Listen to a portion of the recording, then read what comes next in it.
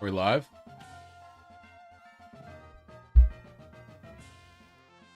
It says that I'm live, but the YouTube thing is not loading.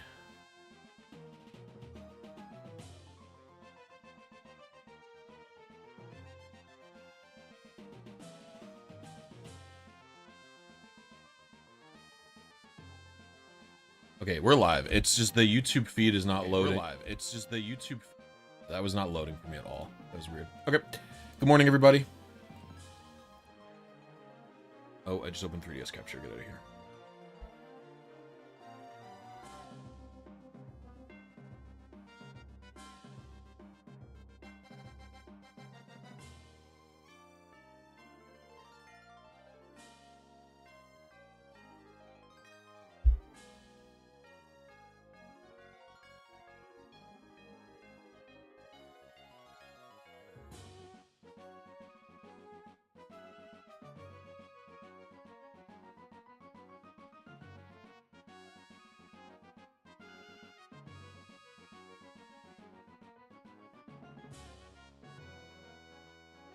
You like the thumbnail? Thank you. It came to me in a Doomer session. I should post this on Blue Sky. bsky.app.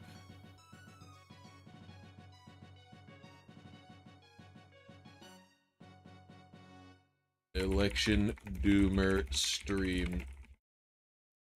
Election Doom avoidance. Come be positive with Pokemon. Here we go.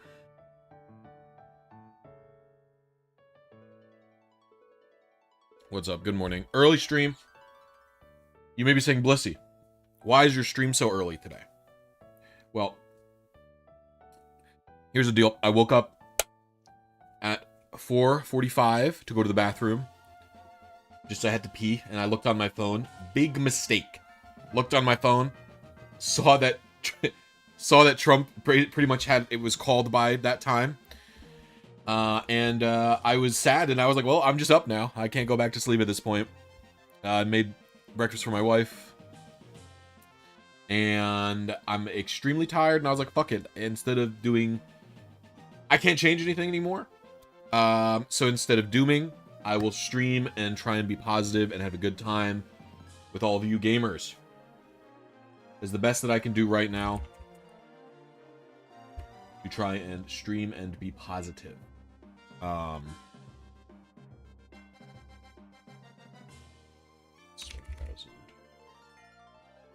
So that's the best that I can do at this point. So if you weren't here yesterday, I'll do a quick explaining. Why is Pokemon Box Ruby and Sapphire opened? Well, it's because I'm going for a very specific Kyogre.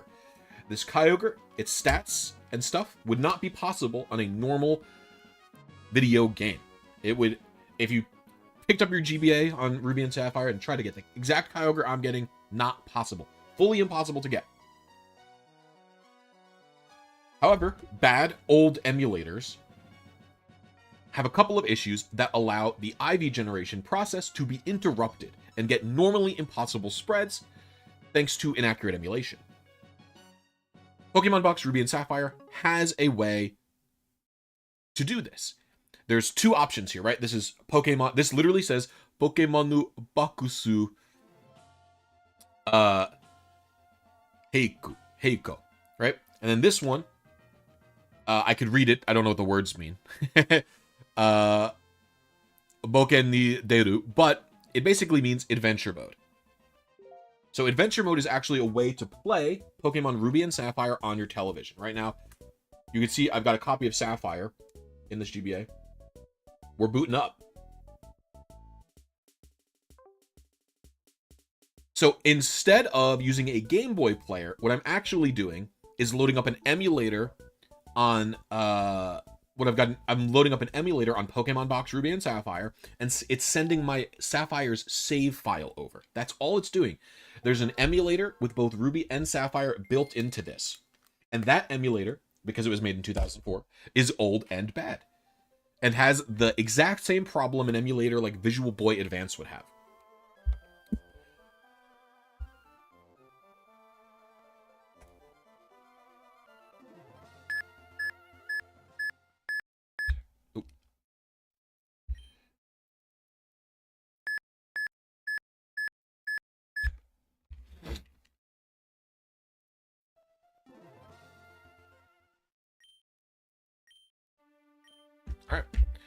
And now we wait. And this is where the eponymous painting is. In addition to that,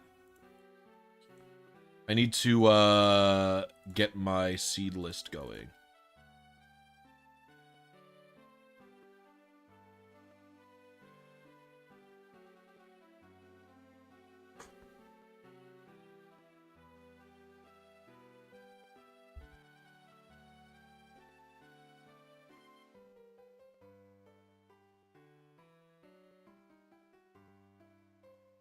What the hell happened with the election? Dude, I literally think like gay marriage is about to get overturned in the US. That's a Supreme Court decision.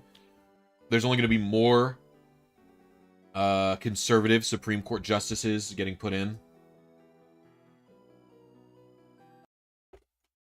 So I'm thinking that's next.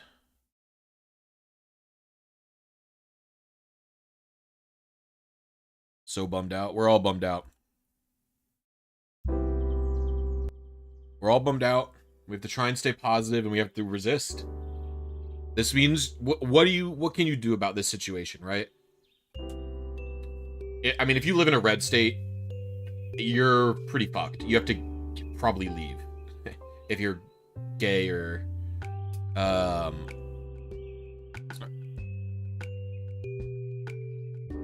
trans or whatever. But if you live in even a purple state, you literally just have to vote in every goddamn local election, in every governor election, everything like that.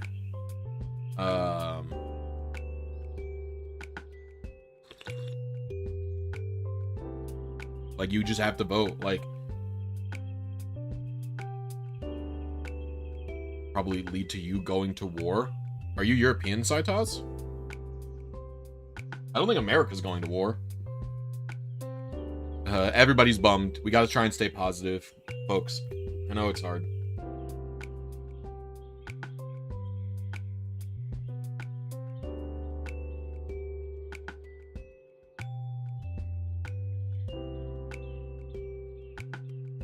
I'm in red. I will continue to fight. This is my home. Yeah, Lithuania? Yeah, I'm sorry to hear that. Yeah, Putin is only going to be more enabled. Vladimir Putin's only going to be more enabled by Trump's attitude toward... You've already seen the attitude towards Ukraine. Trump has already said he would let Putin go wild. You can try and overthrow democracy and people will still support you. The world's a very different place if Stephen Destiny Bonnell releases his January 6th video. I don't think that's true, by the way. I'm just memeing. Oh, yeah, Lithuania is north of Belarus. Belarus is already basically a Russian puppet state, is it not?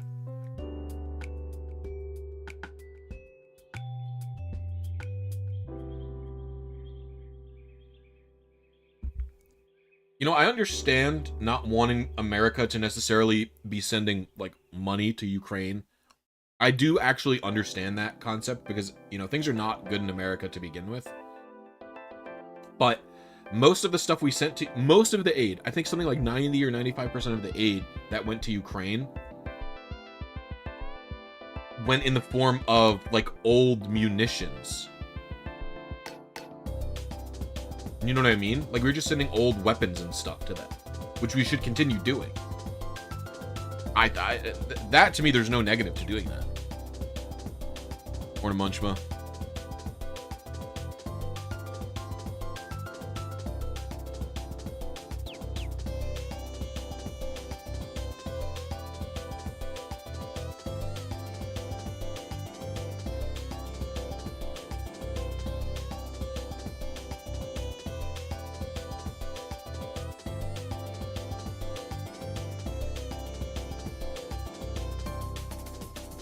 Your rights aren't going to be here for long. I mean, it depends on the state that you live in, right?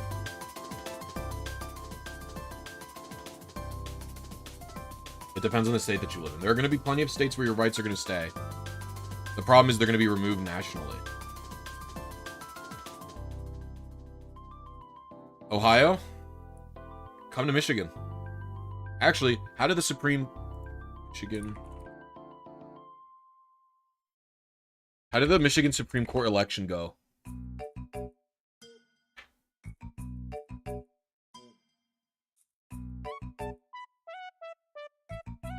The Michigan Supreme Court went well. Kimberly Thomas and Kyra Bolden both won, which is great because that means abortion rights in Michigan are going to be protected. And I would presume if the Supreme Court in America overturns Obergefell,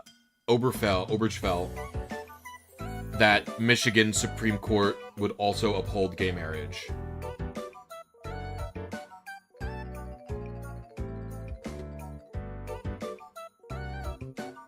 I'm so mad, dude. All these... What if her abortion rights in Ohio? I mean, Ohio isn't so red that it's unsalvageable, Rebecca, so...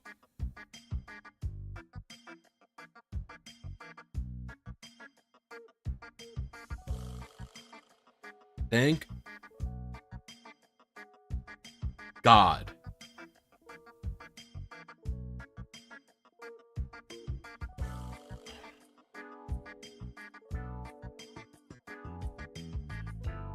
There are some red states that are going to be impossible. Like, this doesn't make any sense to me. Like, we voted for, like, these two very left-leaning justices for our Supreme Court, but then Michigan voted for Trump and for fucking...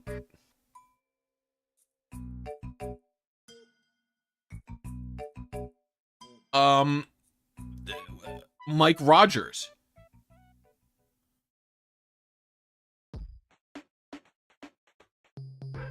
Hope this election accelerates the U.S. into a true socialist state. No, it won't. You are like, you do not understand how unpopular leftism is in America.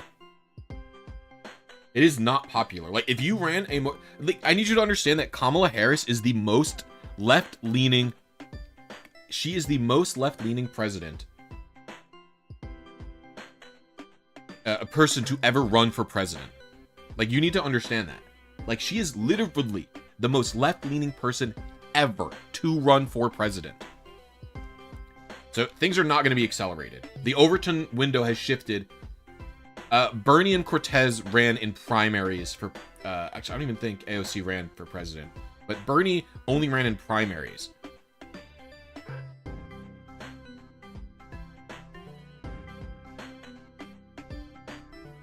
Bernie did not run in a general election.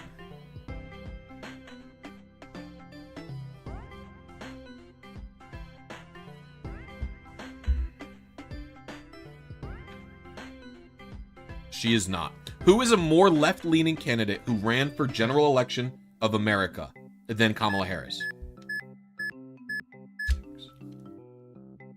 It doesn't exist.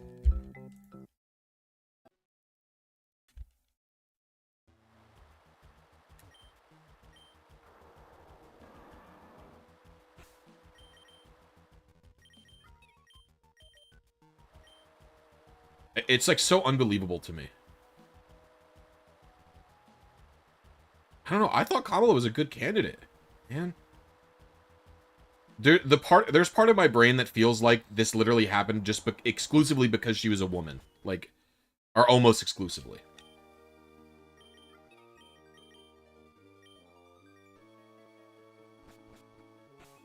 Is racism really easier to get over insofar as elected officials go compared to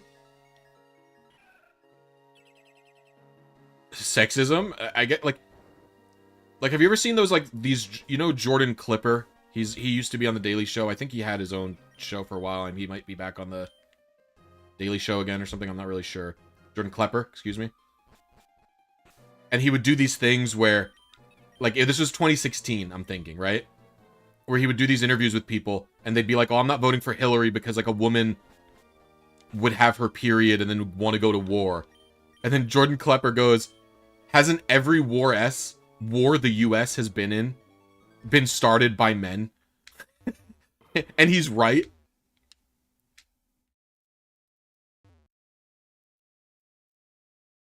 And they still, like, The problem is in part, I think, because these people can't be convinced, and like there is no reasoning anymore, you know? It all came down to inflation. Inflation is lower than it's ever been since Biden took office. Inflation literally only went down. Gas is right now the cheapest it's been. Like everything, all the prices for everything are down, Bobby, you dumb fuck. People like you are so retarded. It's so ridiculous. It's like so insane. Literally, just look at the trend from when Biden got elected, and then literally look at the graph of prices. They've all gone down. Everything's gone down. You are an idiot who doesn't want to look at evidence. Like, it's unbelievable. Trump got handed a great recovering economy from Obama, tanked it with dog shit deficit spending, economic policies, tanked it further during COVID, and then all it does is improve since Biden gets in office, and then people are like, let's put the guy back who made everything worse. It's unbelievable. Like, you literally are incapable of looking at evidence because you are so stupid and have no brain. It's like unbelievable.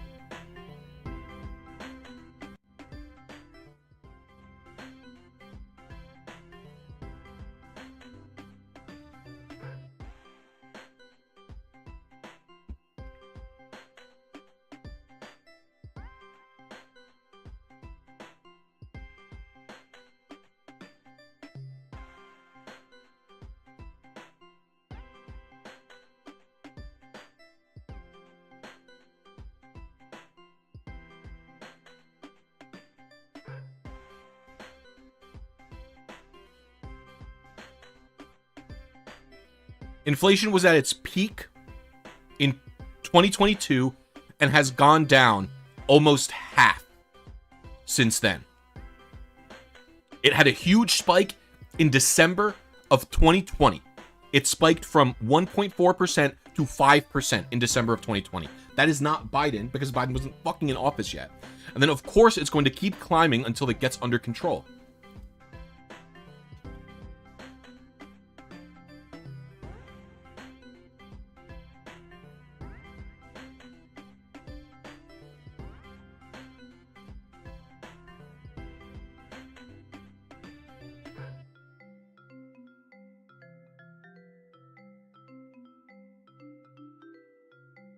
I mean, Trump does cut taxes for everybody.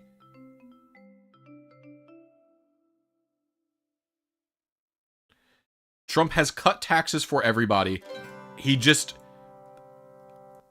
The problem with the way that Trump does tax cuts is twofold, right?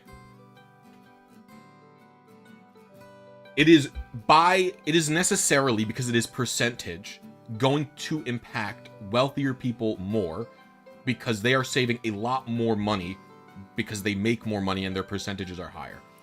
And so, yes, tax cuts will help poor people also, in addition to very wealthy people, but they're going to help the wealthier people more. And then the second problem with doing tax cuts like that is if you are letting companies, and obviously Dems are guilty of this too, but if you're letting companies and people like Amazon and Jeff Bezos and Elon Musk, if you're letting them avoid paying taxes or paying less taxes, you are giving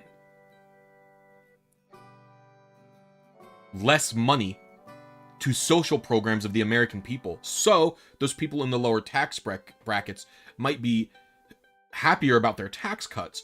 But then the problem is that all of those people are going to need social welfare funding.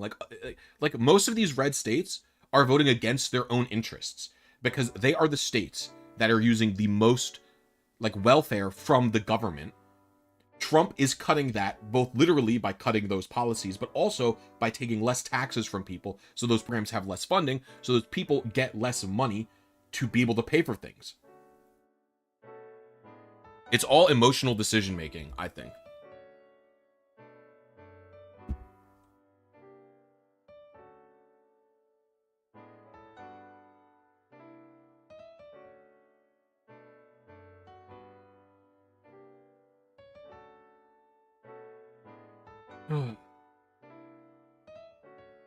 I really hope the tariffs don't happen. The tariffs are going to be... If the tariffs happen, it's literally a disaster.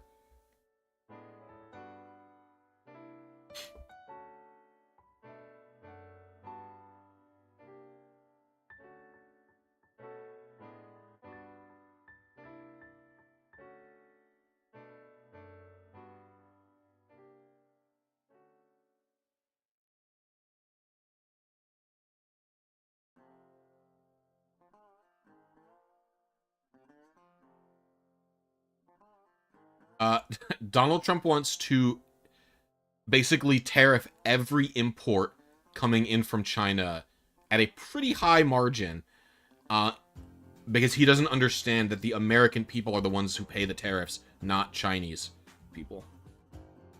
He literally, like, thinks that China is paying tariffs. It's, like, unbelievable. Aren't you supposed to be a businessman? Trump doesn't know what a tariff is? I literally think that if you asked Trump to define a tariff, he couldn't do it. I don't think that's a joke. Kazan, I can't believe our state went red.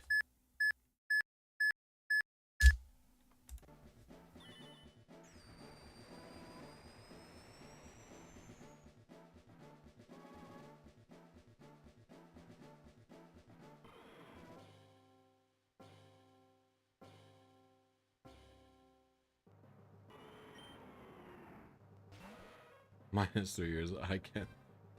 I just meant in this election specifically. I actually think Michigan going... I don't even know if I want to even talk about this. I'm pretty sure Gaza is why Michigan ended up going Trump, which, by the way, it makes literally no sense. If you were upset about Palestine and then voted for Trump because you didn't like the Dems' position on Palestine, I have bad news for you. For what the Republican position on Israel and Palestine is. I have a rude awakening for you. And never forget that Donald Trump is the one who accelerated Netanyahu by moving the fucking embassy to Jerusalem.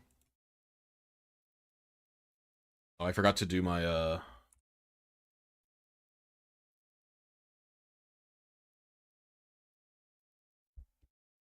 Yeah, Rod, I'm sure you would know. You're a fucking Texan. Although Texas actually pays its dues. Is this not docile? Yeah, my favorite part is, since their economy's on the recovery now, the Republicans are going to be using this as, like, a way to say, this is bashful. To be like, look at our...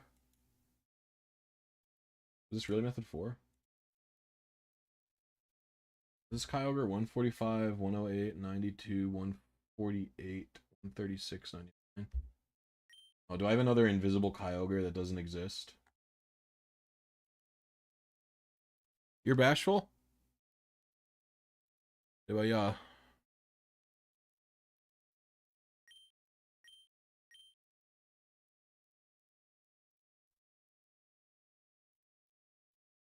Well, I have to look at my old timer from yesterday to make sure I have everything set up right.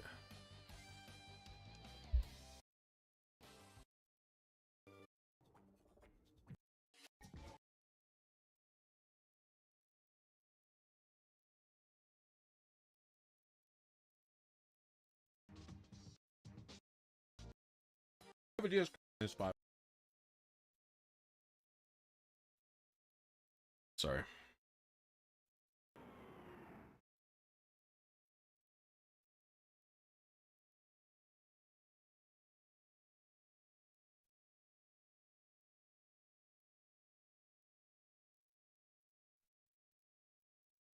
Is Eon Timer not doing something right? Oh, do I have it on the wrong... I had it on custom.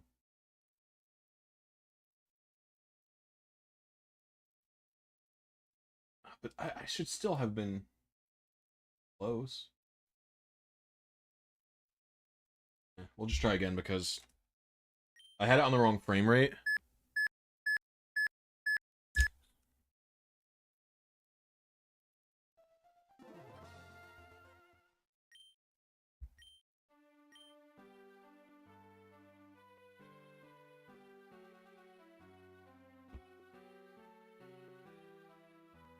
Don't blame third-party voters. The thing is, voting third party in the US is a protest vote unless you have a third-party candidate running at a local election, right?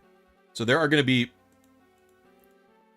there are going to be local elections where you could maybe get like a libertarian party or something like that. Like those two parties really are only siphons for presidential elections.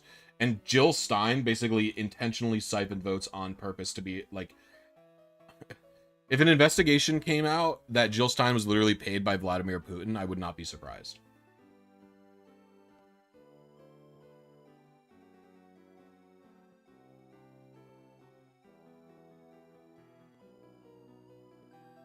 Do I follow Pulse on B-Sky? I do.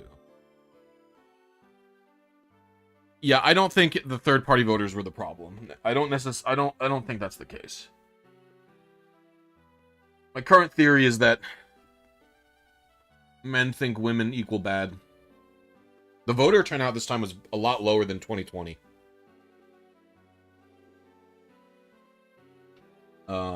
There's 26 million less people voted than in 2020.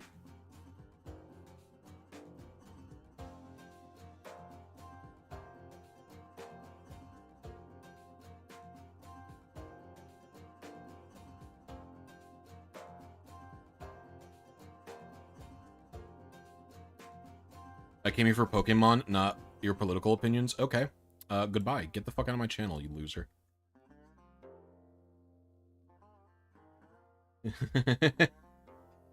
Someone has not watched me very much if they think that. I have been probably talking politics every single day this year on stream, I think, probably, right? You know, the problem is politics can't very easily be separated from like real life or whatever, if that makes sense. Like, you don't have to necessarily talk economics every day or anything like that.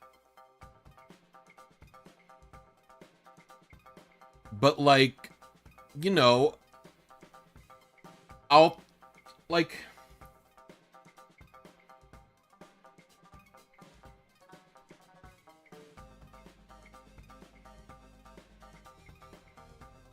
I don't really know how to say it.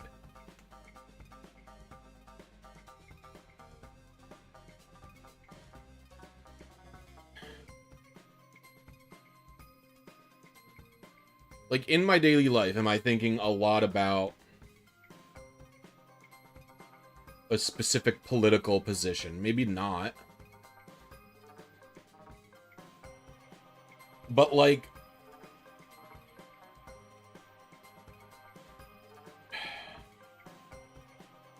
people will say, I'm not here to hear your political opinions. And like, yes, the way I'm talking right now is overtly political. I'm talking about policy, I'm talking about Supreme Court, I'm talking about presidential candidates or whatever, right?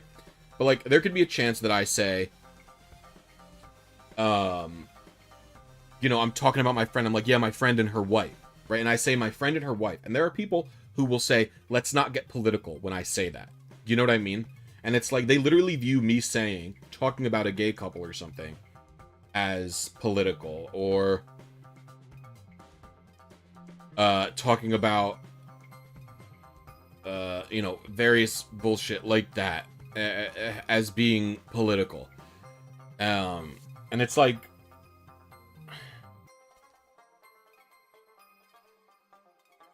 you people are delusional.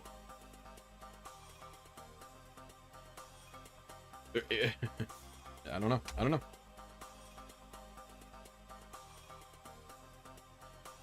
It's like, I wasn't being political by talking about gay people. I thought we were just pretty much chill with gay people at this point. But apparently not.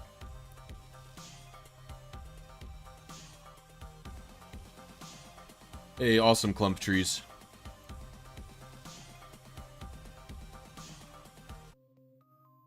I think my initial goal was to not talk about the election and just try and stay positive, but... And I think I'm still trying to stay positive. Because at this point, we can't do anything at the exact moment in time, right? So it's like, what's the point in dooming? What's the point in dooming if you can't do anything, right? Yesterday was the time for action.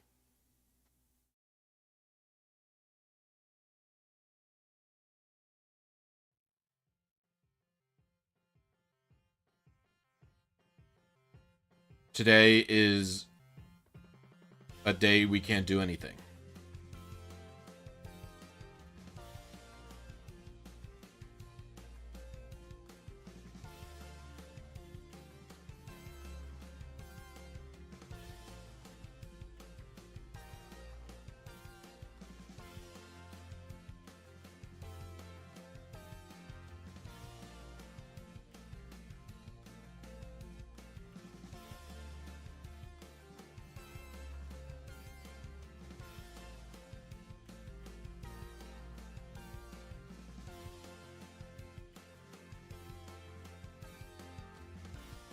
Nish here.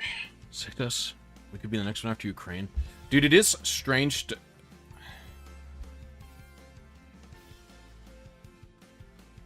People often forget how much of a connection to Finland has to Russia. It has more in common with Russia than Sweden and Norway, right? Even though, like, a lot of people kind of lump the three of them together. I didn't realize...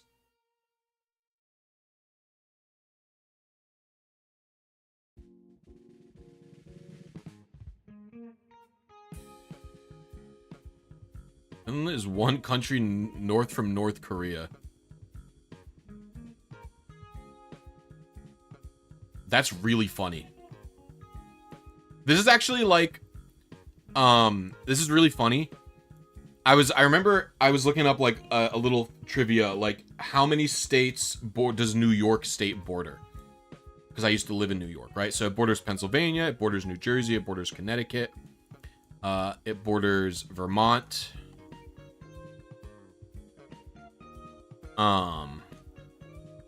Borders Massachusetts. And then it also said it borders Michigan. And I was like, how does New York border Michigan? And it's because it was counting the Canadian border, like Canada to New York. Like, because technically if you leave like Detroit, like if you leave Detroit area, you can enter into Canada and you can go through London and Hamilton and then get to New York. And it was like, yeah, New York borders Michigan that way. It's like the same type of trivia that Finland is one country north of North Korea. Technically, New York borders Michigan if you don't count Canada. Which many Americans, I would argue, don't count Canada.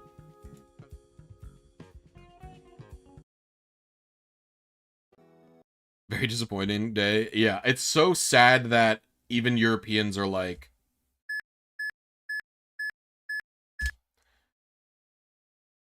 Even Europeans are like sad. Let's lighten the mood with a Snapple fact. Thank you so much, Pinky. I appreciate you. Everybody show Pinky some Blissy love. I will read the Snapple fact after I get to the Kyogre room.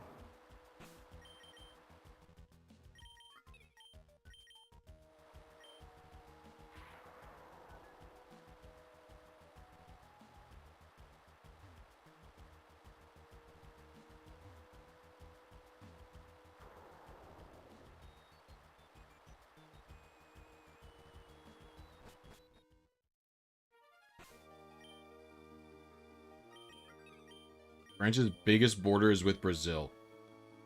Is that because it has one of the islands down there? Thanks for the donation. Plum tree?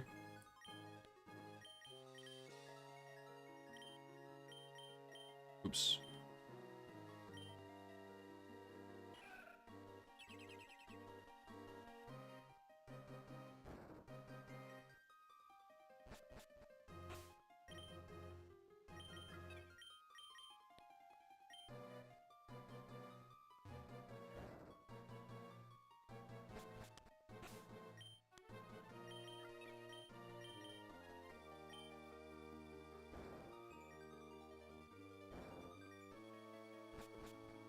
You have to have no space, Felipe.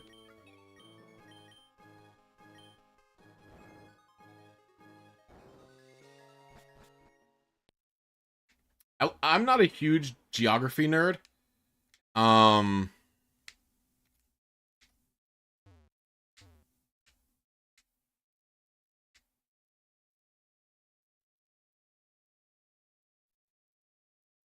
But my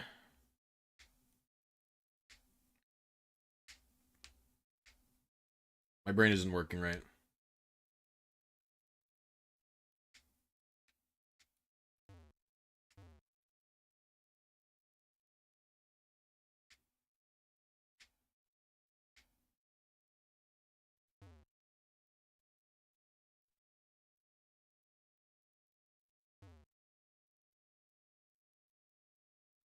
You guys agree with the US's own world ruler police role?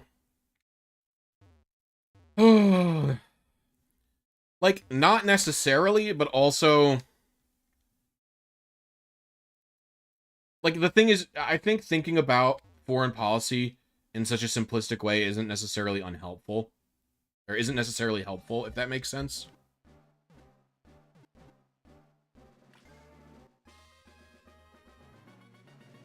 Like, you can't say, I don't, like, so, like, people want to say, you know, I don't think world superpowers should play cops, right? And, like, maybe on principle, that's true. But, like, I actually generally think that we should, America is doing a good thing by supporting Ukraine. Like, I think that's generally a good thing, right? Does that make sense? And, like, I don't think the way we did, like, I don't think what we did in Iraq was good either.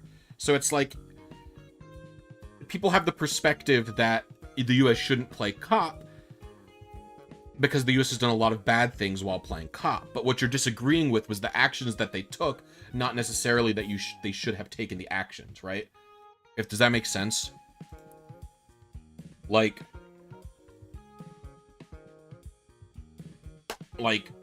supporting Netanyahu equal bad. Supporting Ukraine equal good.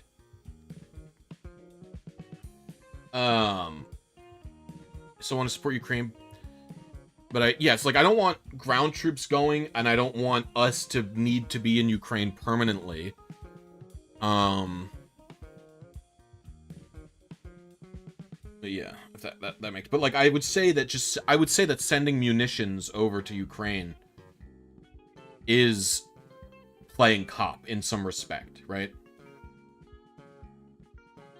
Okay.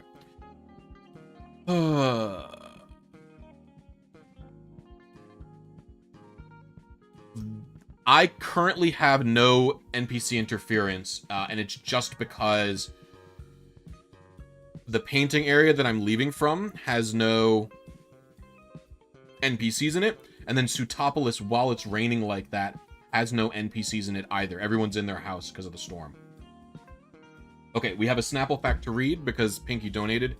Any donations or channel memberships get me to read a book, or a Snapple fact, from this 2004 book of Snapple Real Facts.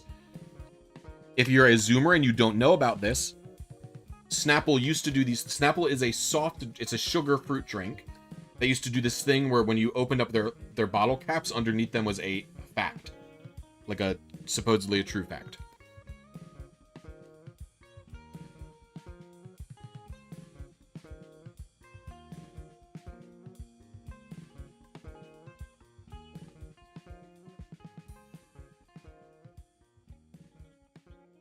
The U.S. isn't doing it out of altruism. They intervene. I mean, I didn't say playing cop. Someone else said playing cop.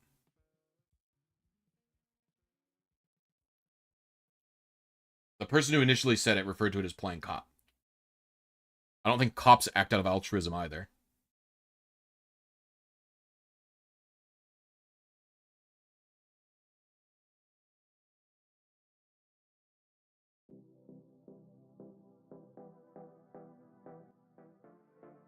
In general, I'm a proponent of, like, globalism, and you're not gonna get globalism without the US intervening in foreign powers, right? Does that make sense?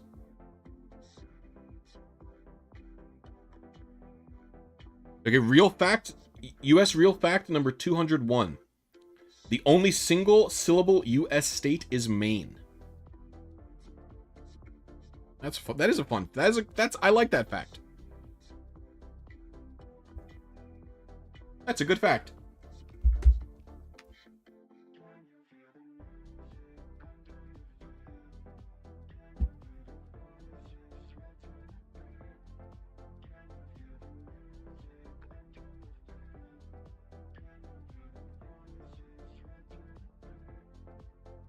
I think the US people need to be much more worried about themselves rather than other people currently.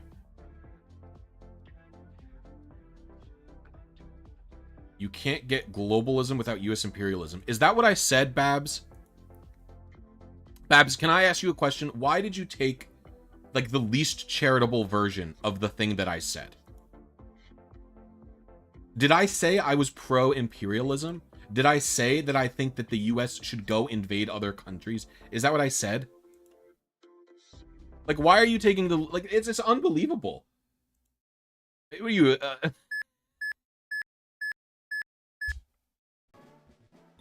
I think that if you want globalism, if you want a single unified globe, you're not gonna get that without world powers interacting and supporting each other in various ways. I think that's pretty clear. Like, you can't have globalism and then also have an isolationist US that won't do any actions to interact with other countries. Like, are you staunchly 100% guaranteed? You are 100% anti the US ever sending military aid in any way to any other country. Is that what you're saying? Because I think that's an insane policy to have. Because that means you wouldn't have supported the US going into World War II, for example, right? And I think we should all agree that it was good that the US participated during the Second World War, right? Like, in an ideal world, there's no military conflicts, right? Like, that's an ideal world is we have no military conflicts at all on the whole globe.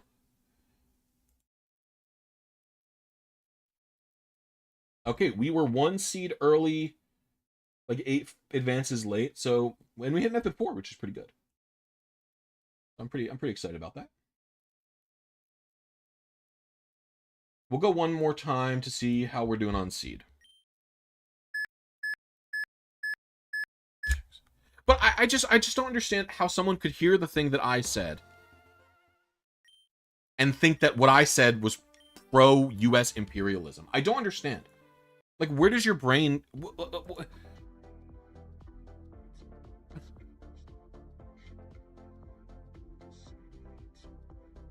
Like, this person has, like...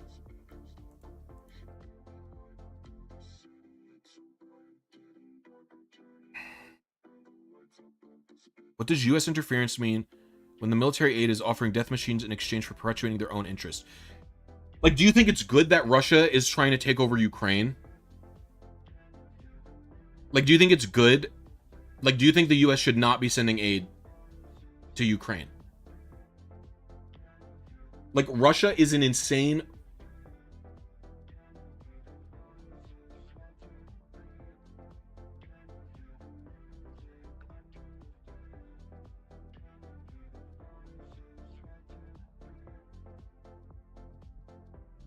I don't understand.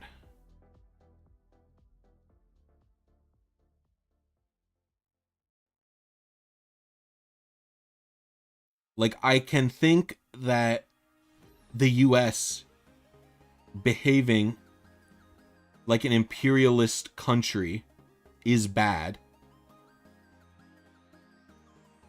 Like, the US can defend a country to protect its own interests, and that also is a good thing, and also isn't imperialism. Like, I would go so far as to say, like, I don't even think, like, what the US did in Iraq was imperialism, but I also don't think it was good. Yeah, I don't think US-backed military coups are good, you dumb fuck. Why would you think that I think that?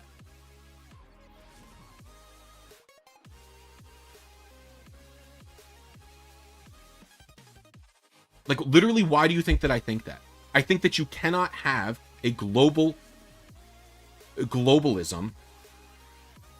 without participating in aiding other countries in various aspects. That doesn't mean I agree with every single military operation America has engaged in.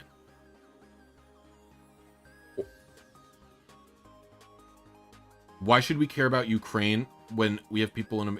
You can care about 2 things at once. Did you know that, Billy Burt? Did you know that you can actually help 2 things at the same time? Do you think that Republicans, who all they do is slash budgets for social welfare programs, care about US people?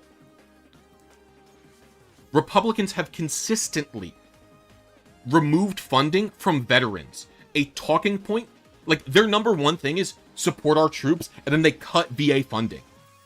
It's like unbelievable. Like, it's like unbelievable. Like, no, I don't think that America should participate in cooing governments. But I think it's a good thing that America is sending funding to help prevent a foreign power. How much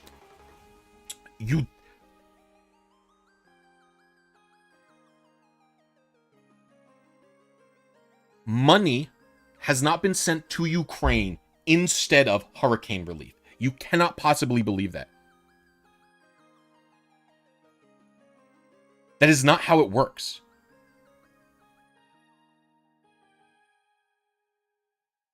That's like literally just not how it works. First of all, almost all of the money we sent to Ukraine isn't money. It's old stuff. So it's like old tanks and stuff. It's literally old weapons.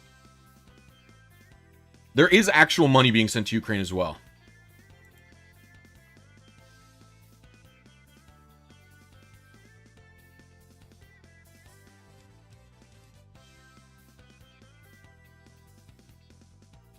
Trump is going to... Trump absolutely supports Netanyahu in Israel, just so you understand.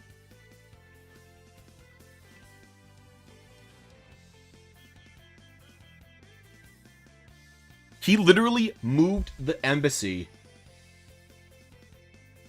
to Jerusalem. One of the most politically charged things a U.S. president has ever done in regards to the Israel-Palestine conflict.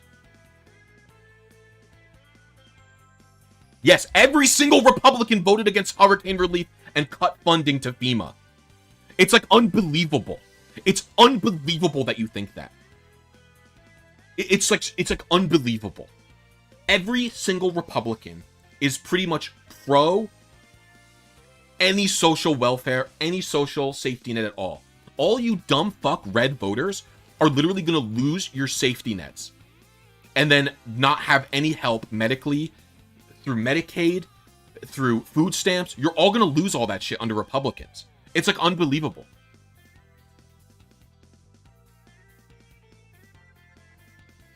From what I understand, these were mostly decommissioned, like things the US was just not going to use anymore.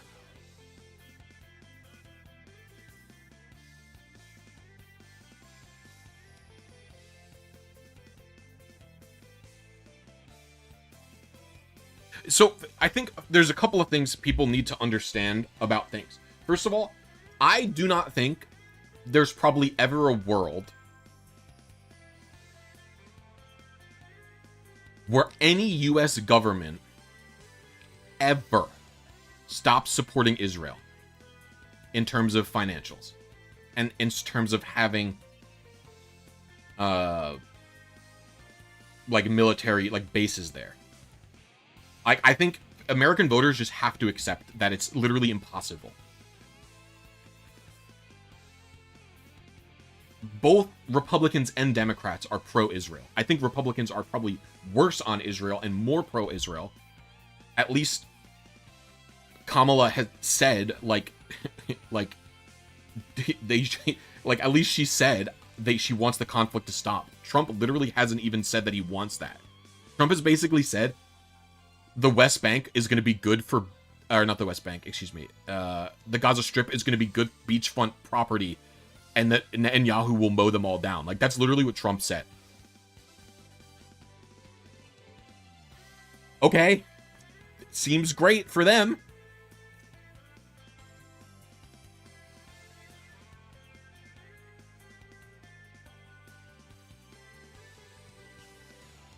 Yeah, Trump literally wants it to be like nuked and then build a hotel. Not nuked, but like carpet bombed, and then he could build the new hotel there. Am I Republican? No. Because I have literally morals. I have morals and a brain. I mean, I have another cup of coffee, but I haven't,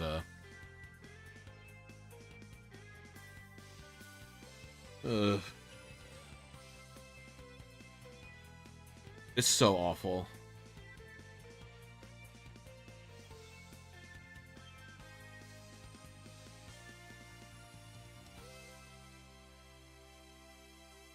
mean, I'm doing okay.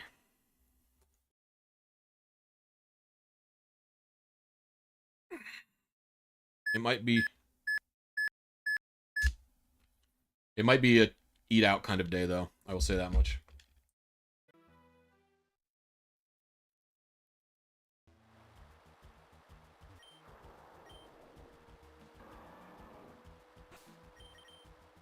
What I'm really the most upset by is this person who thinks that I'm pro-US imperialism.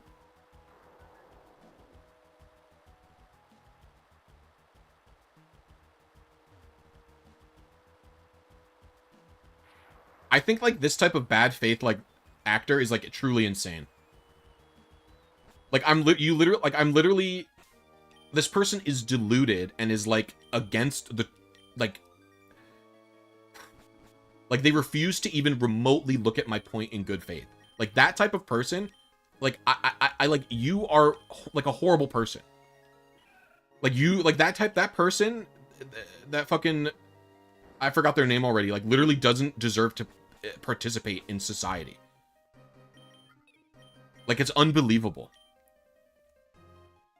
Like you literally like, completely. Oh, we got an encounter. Wow, this is rare.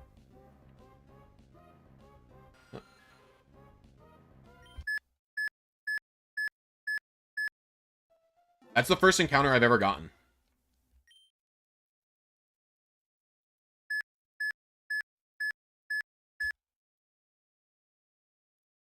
I didn't feel good about that one.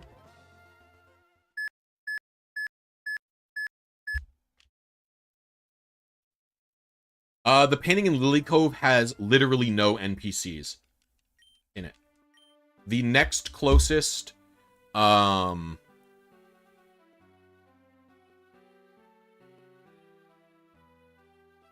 yes, the encounter ruins the attempt.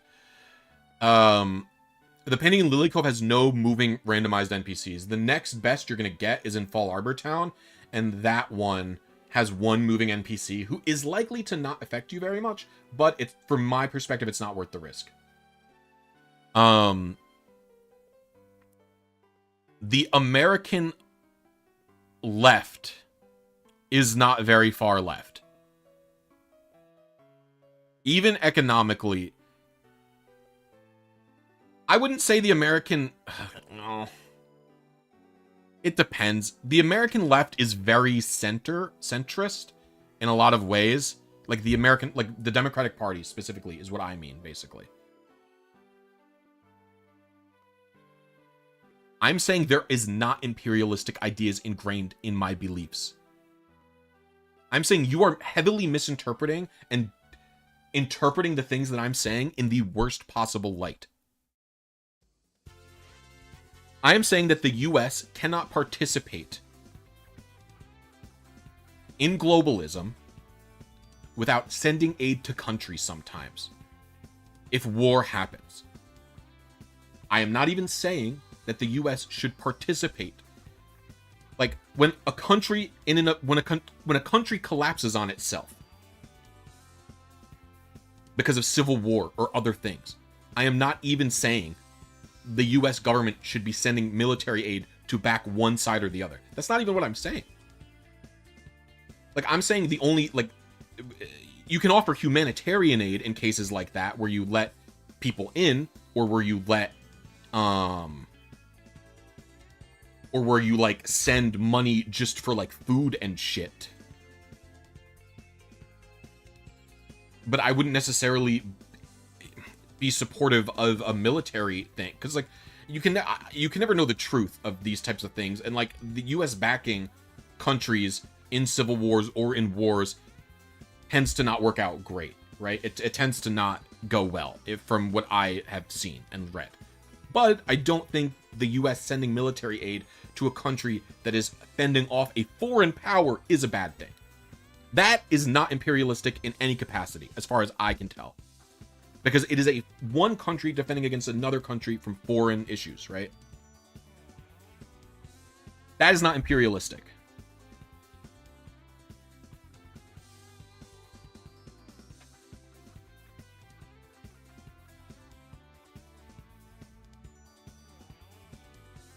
They did. They said they're from a country that America participated in a coup in the government.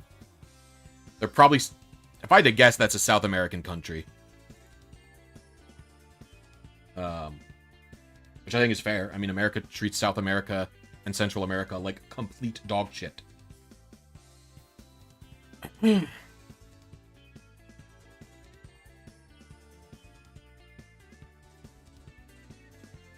did Riley say? Here's the funny thing with Ukraine. If you framed it as funding the government investing billions in U.S. manufacturing, Republicans would be jumping for joy. That's probably true. Wouldn't that have been a really long time ago? I mean, there's a lot of, like, conspiracies about American CIA doing stuff in, South America. I gotta pee, by the way. I'll be right back. I can't have another cup of coffee. Oh, interesting, Billy. So, Billy, what you've done here is, you're gonna get banned now, but I'm gonna engage in your comment first, right? What you've done is, instead of literally listening to any single point that I've said, you've engaged in ad hominem attack because you are incapable of seeing the things that I've said are true. You noticed the things I said are true, but you had a gut feeling. You said, oh, I don't like the things this person says. Oh, their job is to play Pokemon. They can't be educated on anything. Ooh. It's like, well, fuck you, bro. Like, you're just such a loser. Like,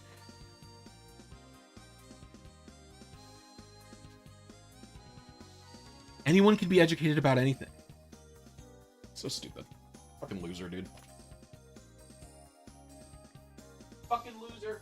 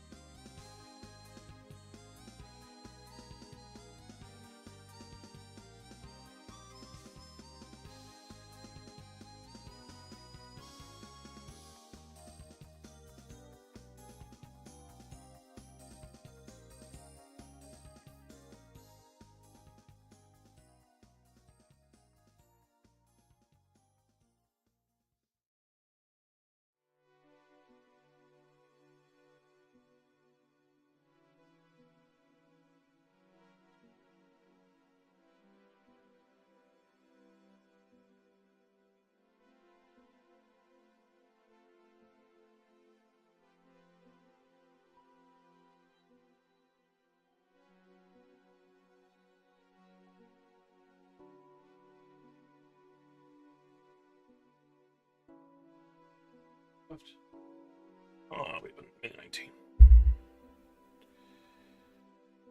Honestly, debating politics with a PokeTuber is pretty sad of Billy. Both are awful, just enjoy Pokemon. Not how it works. Wait, do I know you, Christian? No. You're different. There's a different Christian I know. Yeah, because you are insane. Your responses to the things that I said are insane. You took every single thing that I said in the worst possible faith and then said, like, truly.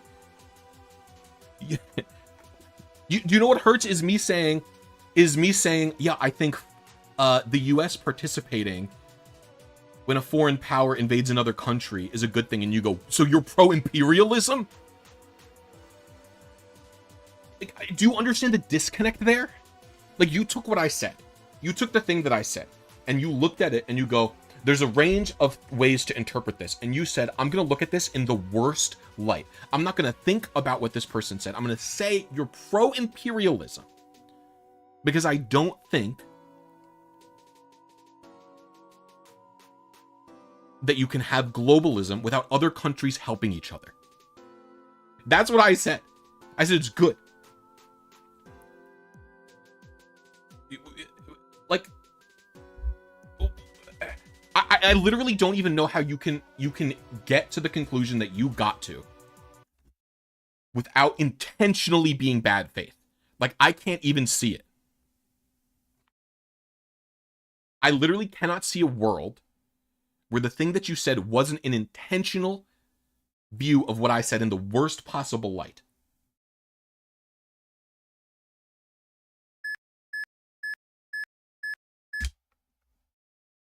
Right? You didn't even ask to try and probe further to figure out what my actual position was. I said one thing that could be interpreted in many ways. As whenever you say anything, it can be interpreted in a lot of ways. And so what you should do when talking to other human beings is, instead of assuming they mean one specific thing,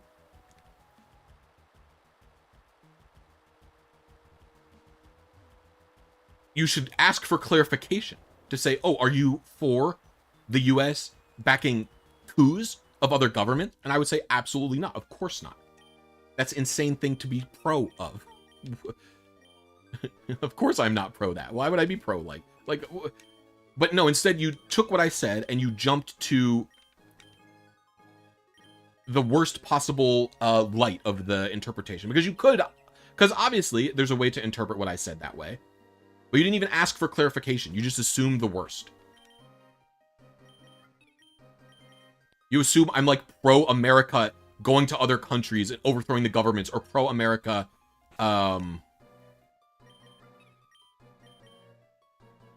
occupying other countries. Like, it's unbelievable. Oh, another one? Can I read Japanese a little?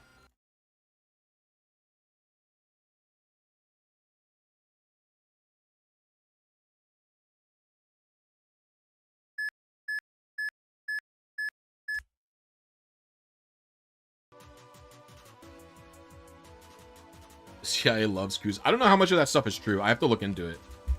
I hear a lot of it, but it also sounds like it's like very conspiratorial. How many coups did CIA do?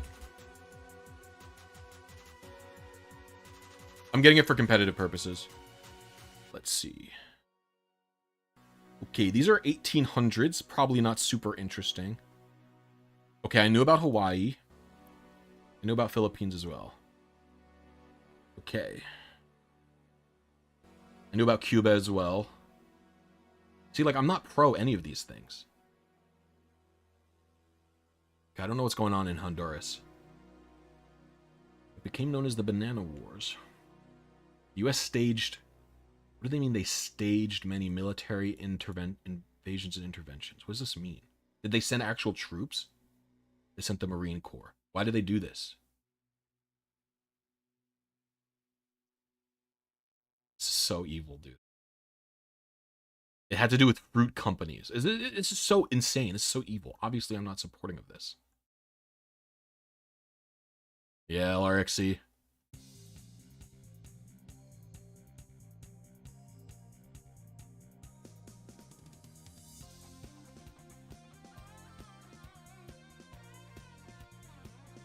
Any chance Trump cheated?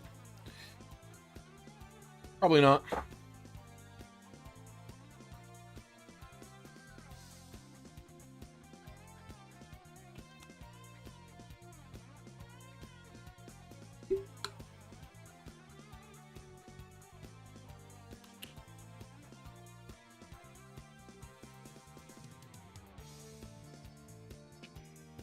Yeah, that's legal cheating, Cobalt. You know what I mean?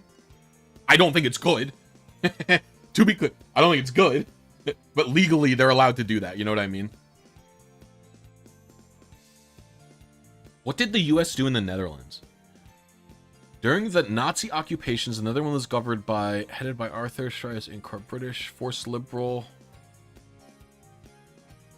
It's hard to say about like a lot of the post-World War II occupation. Like, gut reaction is to say that stuff is bad, but the shit that was going on in World War II was also fucking insane. Like, I'm not well read enough about that type of stuff, you know what I mean?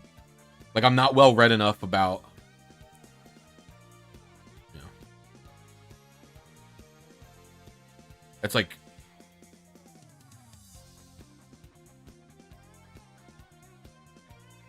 People really weren't watching that, Velo, so I stopped. You know, I have to respond to the way people watch my content. Like, if a stream, to me, an average stream is like 100-ish viewers. Like, we're having an average stream right now. That's my average 100, whatever. If I get to like 150, the stream is good. And then, like, if I'm below 100, it's a bad stream, and like it's not getting enough engagement and viewership and stuff. And like, unless I'm really, really having a good time with the thing that I'm doing, then I'm probably not gonna go forward with it, if that makes sense. Also, my pretzel finished heating up. I'll be right back.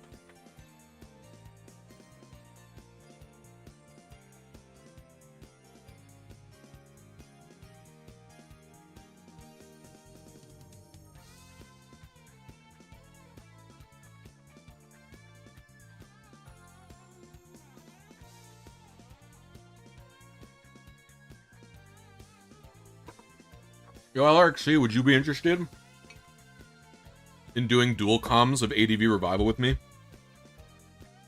You can say no, I won't be offended.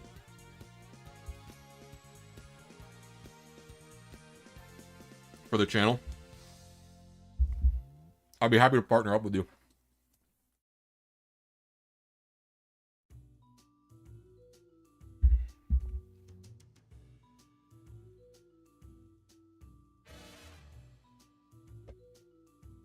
I asked if you'd want to do ADV Revival commentary with me.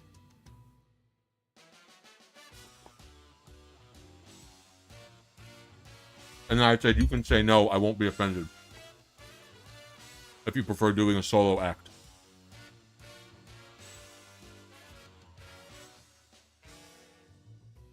I'm eating a Bavarian-style pretzel.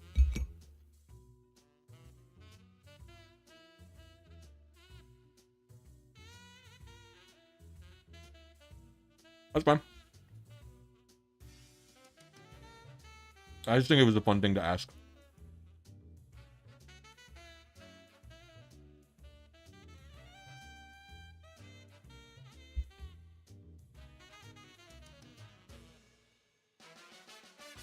I never made a BDSP guide for anything. You're thinking of Pop by Hefe.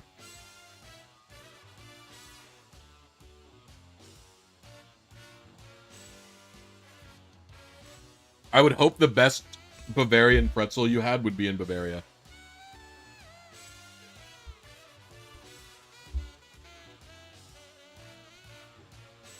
I don't think I misjudged anything that you said.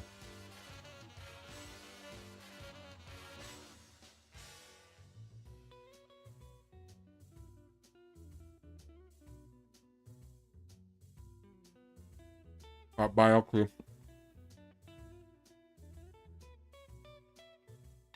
You said that I was pro-US imperialism.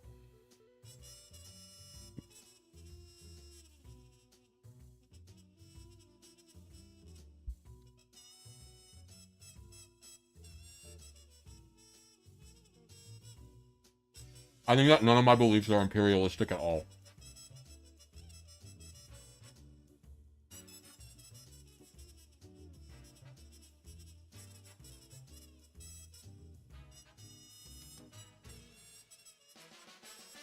I don't know. I don't focus on value, because I don't trade stuff like that. Azor. I'm very much anti-Pokemon value pilled. Like, I think it's a sad world where someone might sell a 0-speed, 0-attack Ursaluna for money, or sell 0-speed...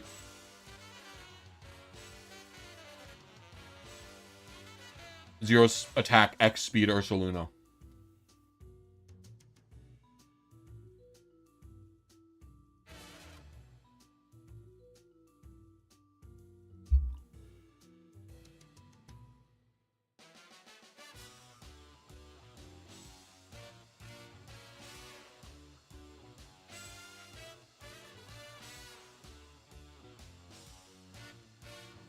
I can be pro-aid and disagree with the way the US engages in the way that it gives its aid. But just know, almost nothing is ever going to happen out of sheer altruism, right? On this earth. An individual may behave altruistically. I think sometimes that I behave altruistically. But, like, a country is probably never going to behave that way.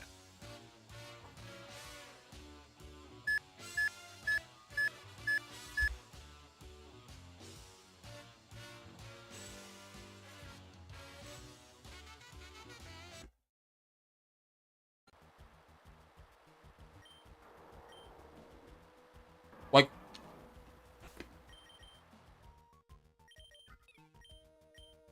as of right now, from what I can tell, the way that we're supporting Ukraine is just a net good. Maybe Ukrainians don't feel that way. Or maybe I'm wrong. That's totally fine, right? Maybe they feel like the strings that are attached to it are bad or whatever, for whatever reason. Right? But what I'm saying with is that I agree with the principle, or, oh, whoops, we're in the wrong area. I agree with the concept of supporting a country in a way. I think it's fine to have strings attached to, even. You can say, we did this favor for you, helping prevent a foreign power from invading. Help us in some way. But I'm not necessarily going to agree with the way that the U.S. engages in asking for those favors, or with the way the U.S. did the aid, right? I'm not necessarily going to agree with that, even if I'm going to agree with the concept of giving aid in some capacity. Does that make sense? Right? So, like, you can show me the way the U.S. gave aid, and you can say, we had to do X in return, or the support that you provided was bad in X way, and I will say, I agree with you, this probably was bad. I'm sorry that the U.S. did it this way. But I do think, like, you have to examine how it's going and how it was done, etc., why it was done. But I don't think that the concept of giving aid is bad, which is generally what my position is. Right? My position is, if there's going to be a globalism, a global, like, I don't think it's good for humanity if we stay having so many countries divided, right? Culture is good, and having different cultures are good. Like, I would never want, you know, people to lose different parts of their culture, but I also think that more intermingling is also better between different cultures.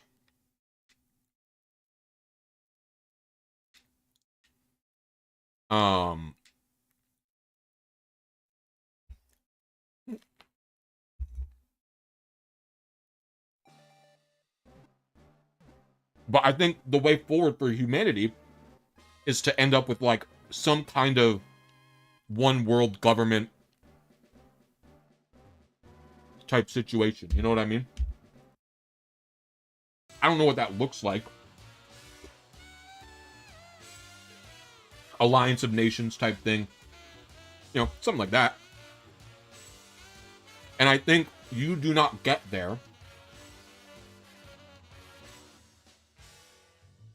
without governments providing aid to each other.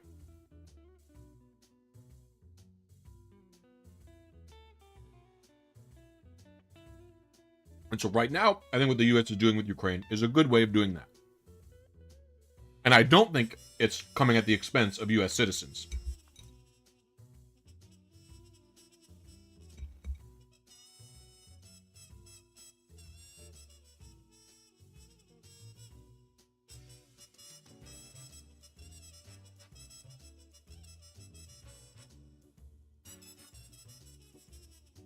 I don't think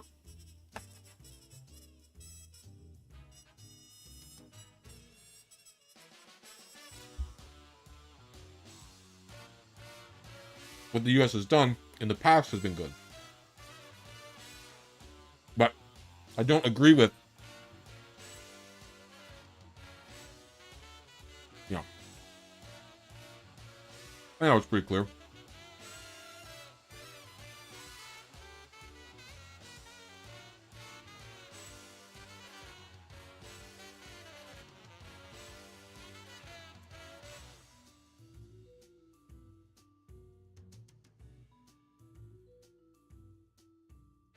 Yeah, I'm sure it wasn't good, Cobalt.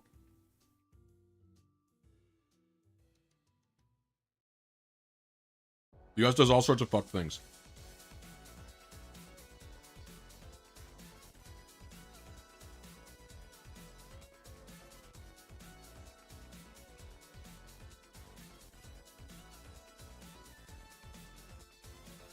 Right, the problem is that the US government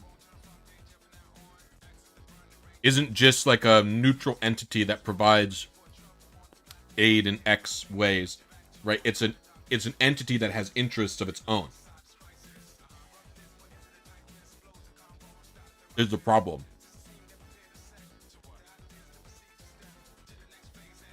And so if you can view it in a good way,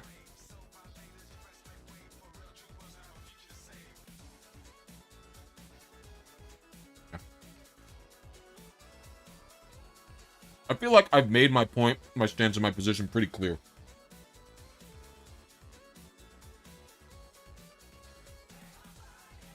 I don't think my position is unrealistic or even imperialistic. I don't think it's either one of those things, to be honest with you.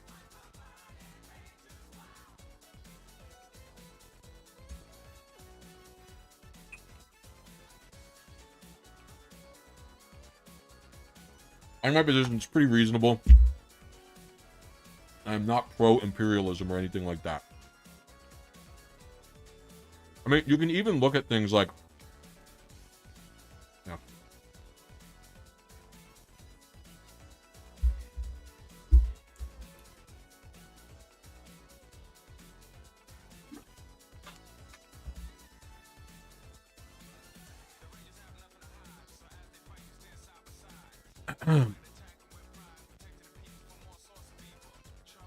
I mean, I think the U.S. should probably... Well, like when you have to look at it like this, right? Any aid to any country from another country at this point is going to come with strings attached. And they are not even necessarily going to be clear strings attached. So, like, for example, like, China right now is, yeah, I remember what it was. It was that the only U.S. state to be one syllable is Maine. That was the Snapple fact. So, like, for example, China has been repeatedly investing in a lot of different African nations. They've been providing them business and, like, infrastructure, and it appears on the surface to be like an altruistic thing. Like, they're currently not gaining a lot from it, right? But in actuality, it's going to make the people of that country very amenable to doing business with China in the future. And so, like, even that position is not altruistic. Even if it's... And technically, there's no strings attached. But they are expecting business to be done with them in the future by the government and by the companies. And you're probably going to get governments in those countries that are going to be more willing to be lax about certain regulations, etc., things like that, right? But you could also say, like, this is probably a net good for society, but it's hard to tackle. I have a hard time tackling things from a moralistic angle like that. Like, it's not easy for me to look at a situation and do that, especially when it comes to foreign stuff. And just because I'm a lot less...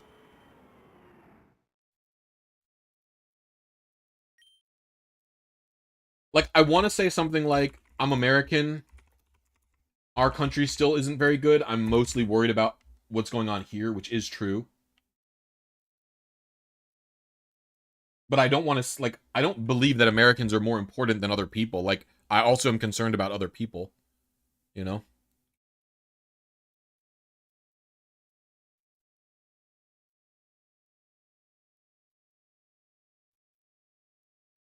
Ooh, we were on frame, but one seed early.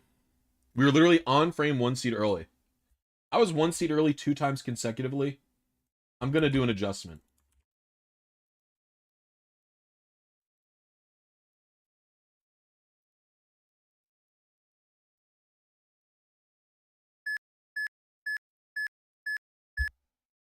Man, Reagan was fucking evil.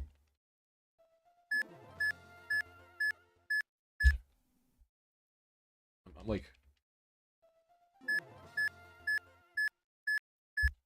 There we go. That was good.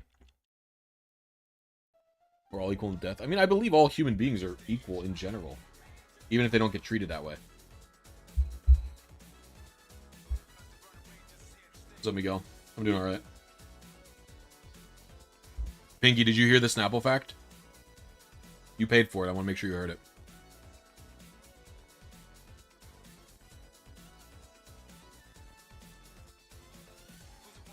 All right, cool.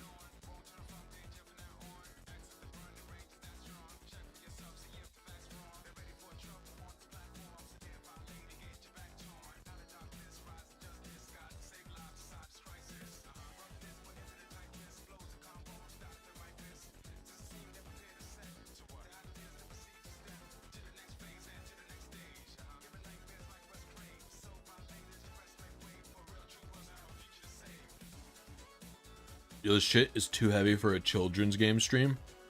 No. All video games are for... First of all video games are for children. Second of all, I don't know. I talk about this shit all the time. First of all, I like talking about politics. It is generally enjoyable to me.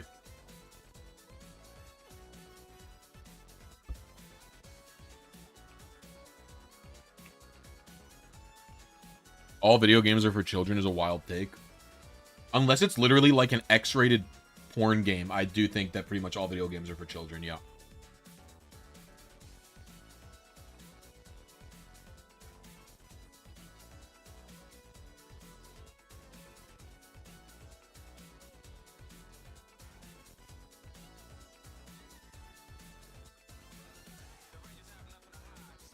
Name a video game that's not for children. Literally, like, when I was a kid, when I was, like, 9, every kid was playing Grand Theft Auto. A game where you go around and, like, shoot and murder people and steal and, like, get hookers and shit. Every child was playing Mortal Kombat, and you know it, BitFS. Come on now.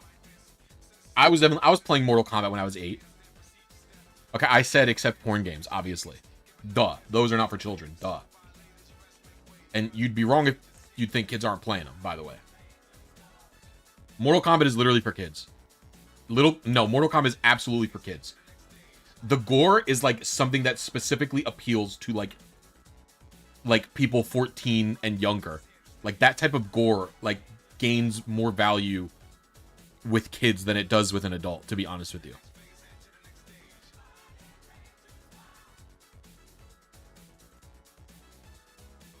I didn't say it was meant for kids. I said all games are kids games. There's a difference. I didn't say made for kids. I said they are all kids games because all children are going to be playing basically every type of game. I also am pretty sure Mortal Kombat was definitely meant for kids. It was literally made... Mortal Kombat was made before the ESRB existed. So, like, it was definitely... Its target audience was definitely kids. Like, the ESRB was, like, fucking invented because of Mortal Kombat. Because kids were buying it and interested in it. And probably it was made for kids. I think every video game is for kids.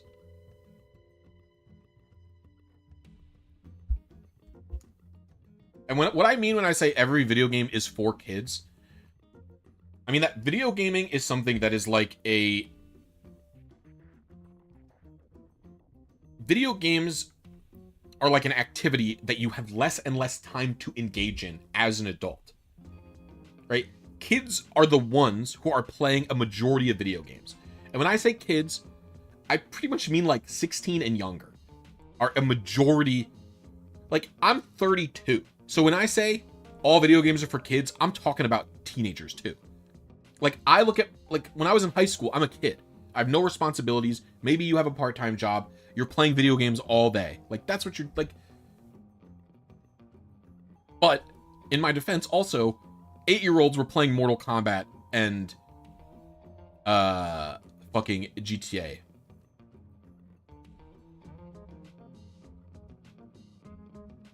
I think literally pretty much all games are for children.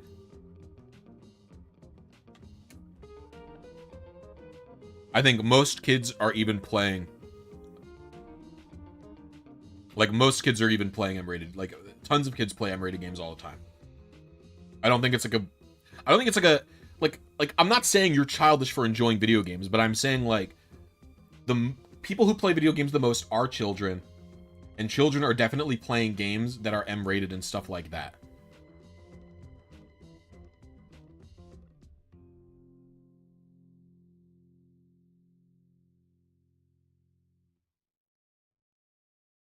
Like, to me, if someone is heavily appealed, like, again, like, from my perspective, right, if you look at a game and you're heavily appealed to a video game because it's got a lot of gore in it, I actually view that as, like, a sign of someone being, like, from my perspective, it makes someone a little more immature. Because it's like, it's a purely superficial appeal, I guess. Like, if I was to play Mortal Kombat nowadays, what would keep me hooked on Mortal Kombat is not the gore, it's the mechanics of the game, right? That makes sense?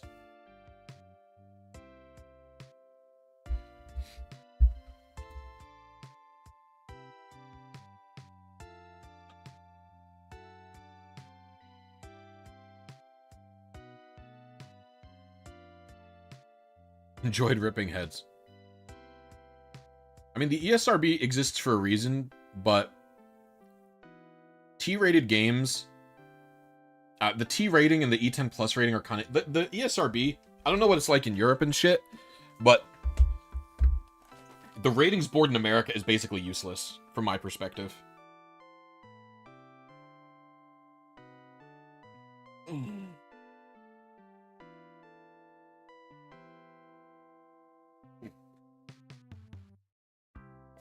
Super Smash Bros. Melee for the Nintendo GameCube is rated T for teen.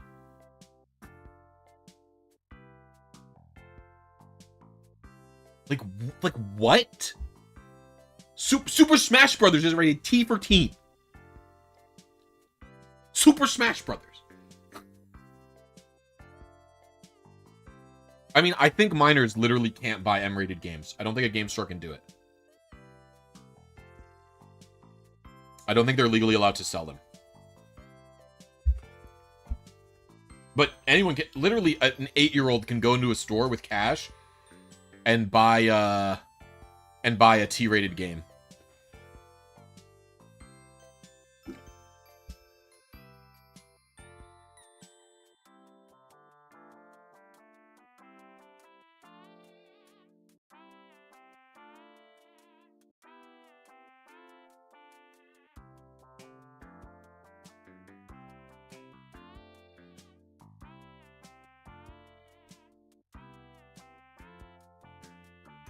I'm just saying video games is something,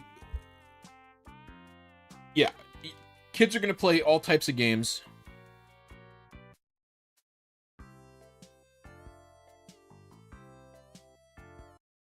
I think basically any game a kid will play. And it's, to be clear, that's like not meant to as an insult to adults or something. Like, my current job is just playing video games and writing about video games and shit like that. Like if I'm dogging on anyone, it's me. You know what I mean? And I'm not trying to dog on anybody.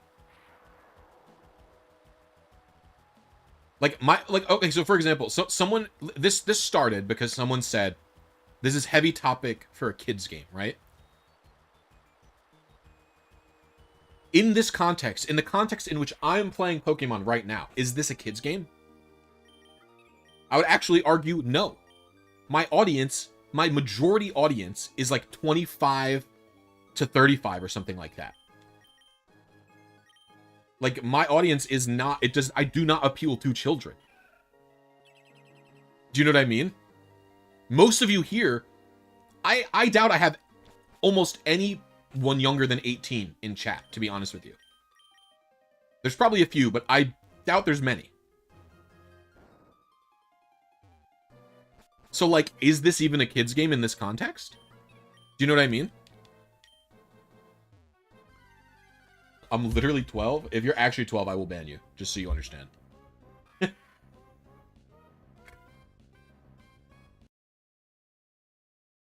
You should not be a part of my community if you're literally 12.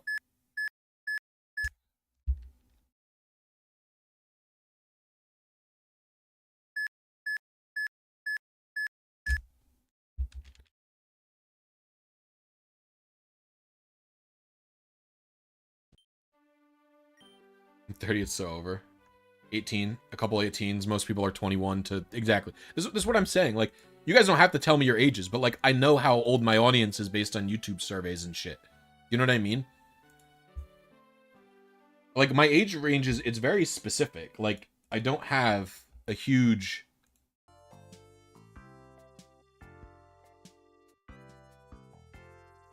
So my point is, like, in this context, would you even classify this as a children's game? I actually would say no.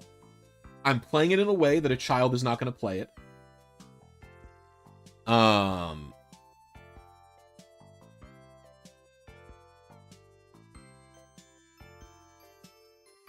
I am...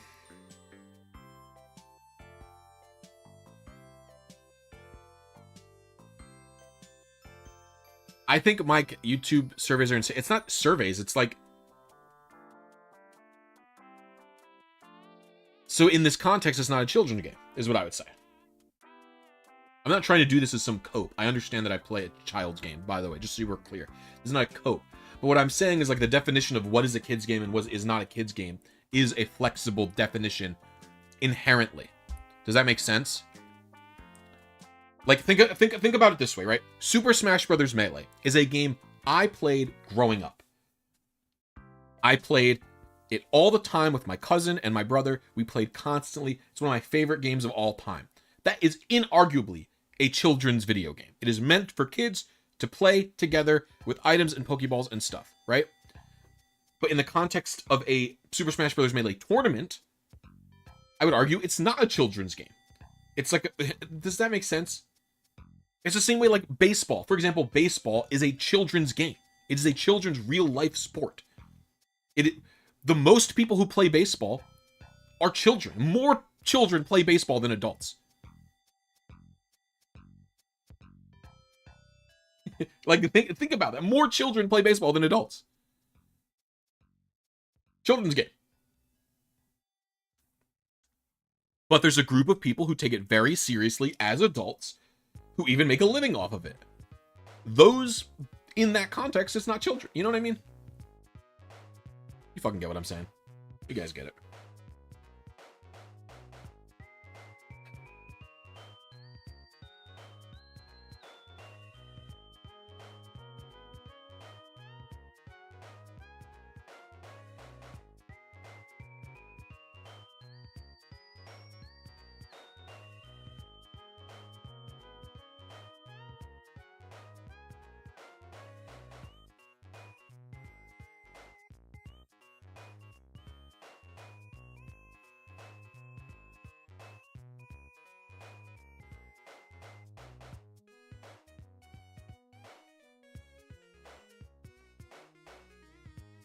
I think there's no kid who completed 7 gold symbols. I actually think it's impossible.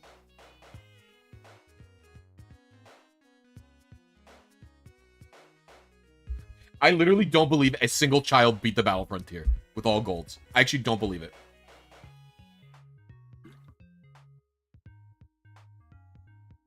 That could just be cope.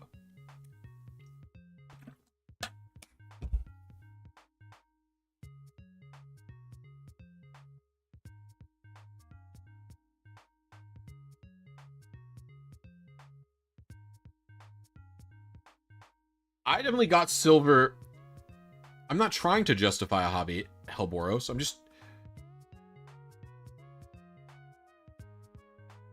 I think it's just it's interesting to examine the world in different lenses and in different frames of mind, right? So when someone says you are playing a children's game, isn't politics after a major US election a lot like a heavy topic for a video game about like a children's video game, right? And what I'm doing is examining the context in which they said that, right? This is a live stream by an adult for other adults. Is the context in which I am playing Pokemon even a children's game? is this experience for children of a children's video game? And like, I don't actually care really what anybody think. I do care what other people think because it's interesting to hear other people's perspectives. But what the fun is for me is not justifying my own hobby. I'm not sitting here justifying my hobby to you. I'm thinking out loud about what are the ways that people perceive themselves and others doing and playing this video game. And like, what does that mean? How does it mean? You know what I mean? Stuff like that. That's the way I'm thinking about it.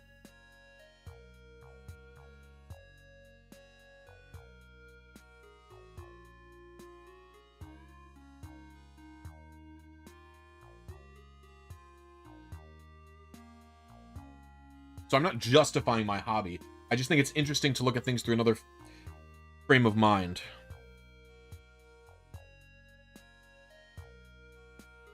I haven't actually looked at any. Oh, you mean like the source code leaks? It was cool. I like seeing the old sprites,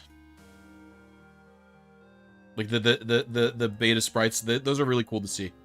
It's always fun to like look at the creative process, I think.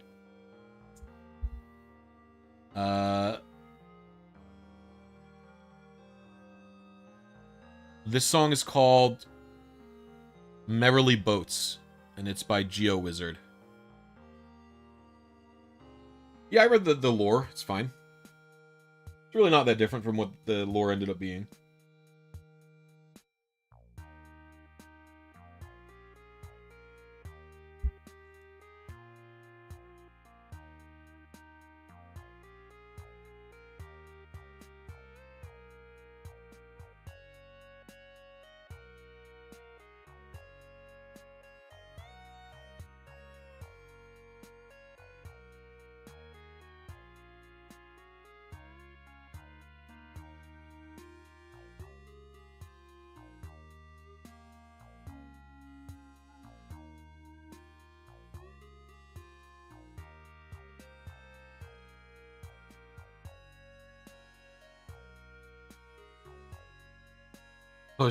I don't think the Typhlosion thing is anything to worry about. I think people are really misreading the story.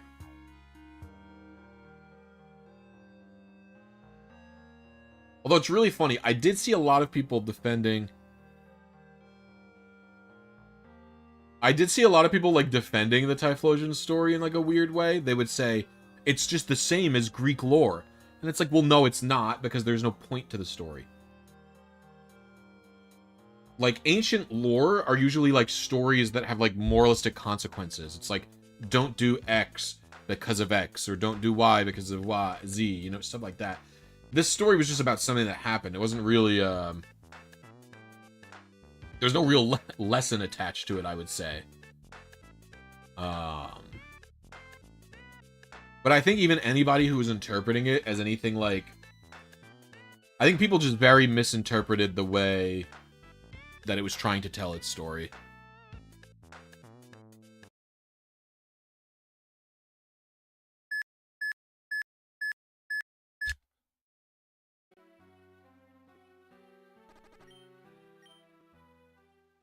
Is there even an adult game? I would say that there's no.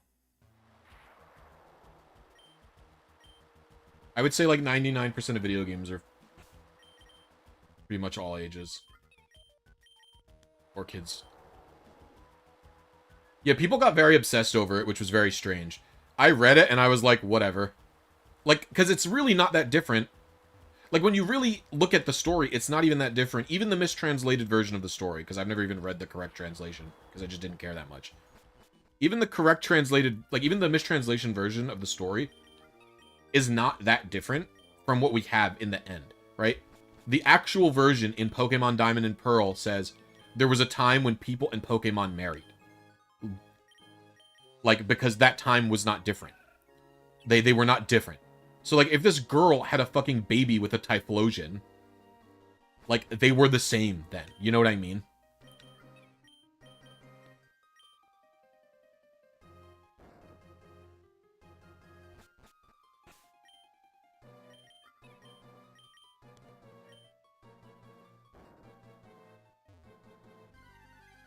Really a battle?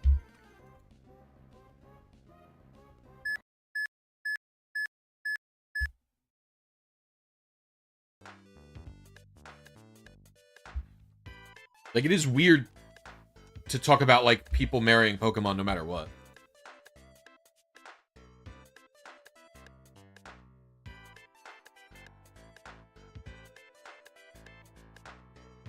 My Swampert is poisoned and at 1 HP. All my Pokemon are fainted, and my Swampert is poisoned at 1 HP. And so I take one step, and then I faint.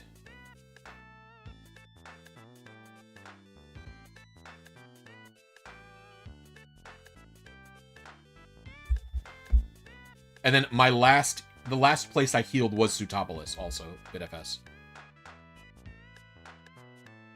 Later, Pinky.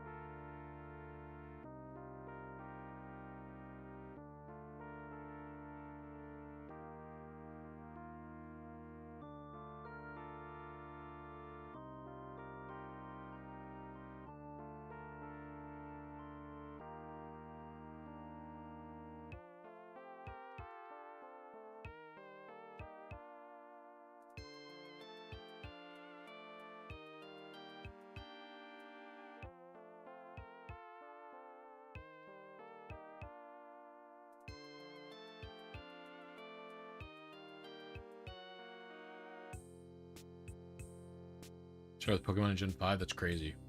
Started in Gen 1, because I'm old.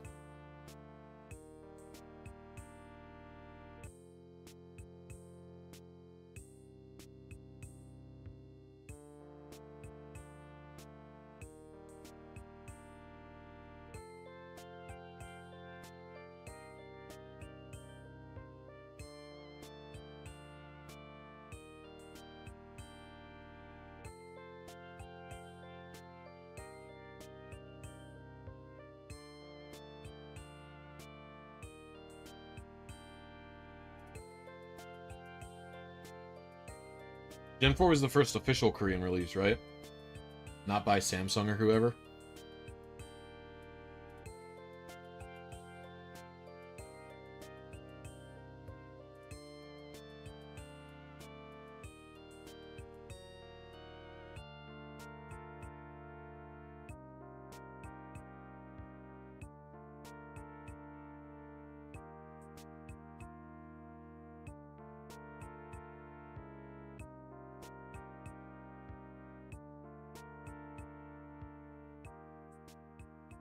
You misunderstand when I say official, right? Korean companies were the ones releasing those products, and they weren't allowed to like work with Nintendo because Japanese imports were banned. So Hyundai released them, or Samsung, whoever the fuck. I believe June when they say Hyundai. Hyundai releases them. Like, Hyundai's the one doing the translations, getting the things, doing X. Like, the product in in Korea isn't the Nintendo Game Boy, right? It's whatever. It's the Hyundai Game Boy, right? So it's not a Nintendo product because Nintendo wasn't legally allowed to sell. So they like had to give the rights to that company to release them in Korea. And so it's like it's a type of licensed / unofficial release, if that makes sense. So I wouldn't call it official in the same capacity. You know what I mean? Like I wouldn't refer to that as an official Nintendo release in the same way.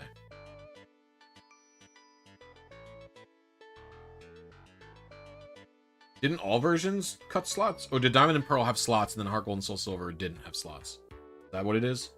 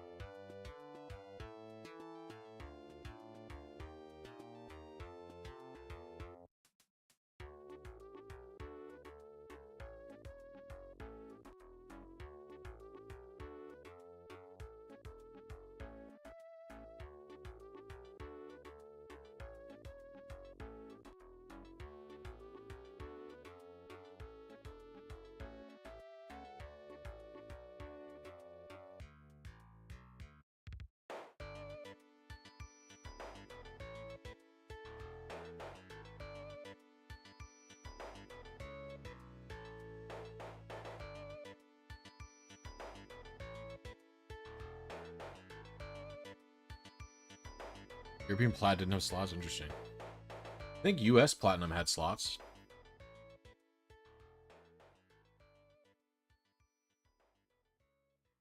Yeah, I have Italian Pearl. I was playing my Italian Pearl the other day.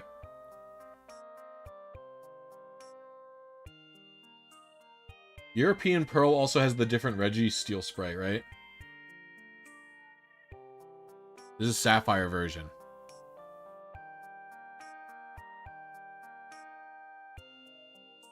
I'm playing on Pokemon Box Ruby Sapphire. Your Fire and Leaf Green are Italian. I want Pokemon Smeraldo. I couldn't find it. In Italy. Fucking Italians don't have used game stores. Motherfuckers don't play video games over there.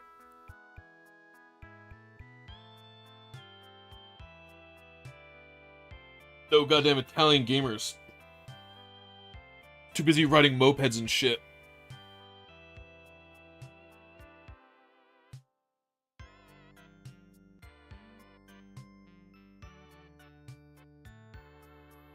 Yeah, it works for this is Pokemon agnostic. It'll work on any Pokemon that you want. As long as the spread's available in Method 4. No, prices for Italian games are cheap.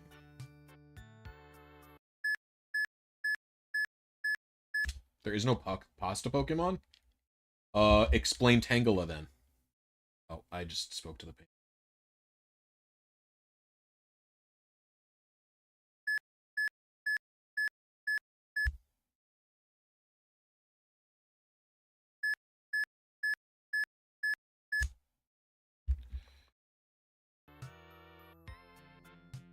And before you say, oh, Tangela is a plant, so is wheat, which is what flour is made out of, which is the main ingredient in pasta.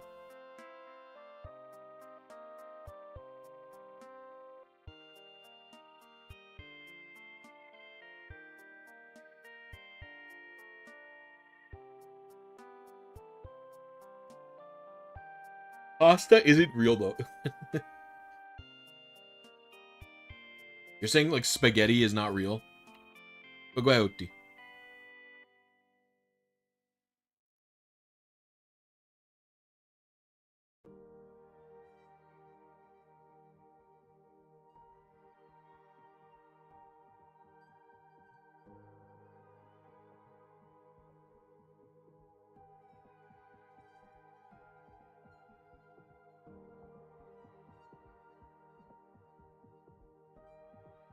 Yeah, Laura.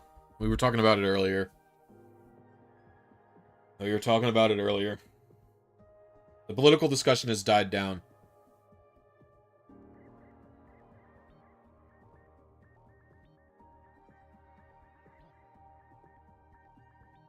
It can't be good unless you're a conservative weirdo. True.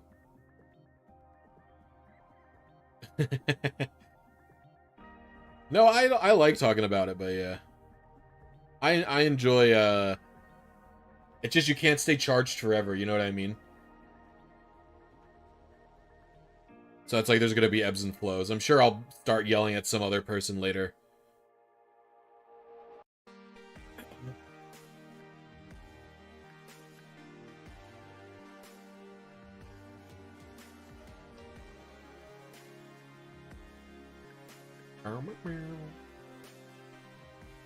Yeah, I woke up very early this morning. I woke up at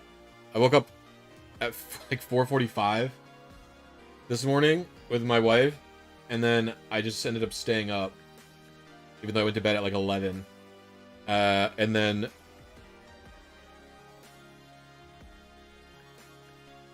I was like, you know what? I'm just gonna stream as early as possible. I don't care if nobody watches. It'll be a good distraction for me and maybe others. I should be back in 1 second. I have to put something in the laundry, but I will be back in like 2 minutes. Sarah, what are you up to?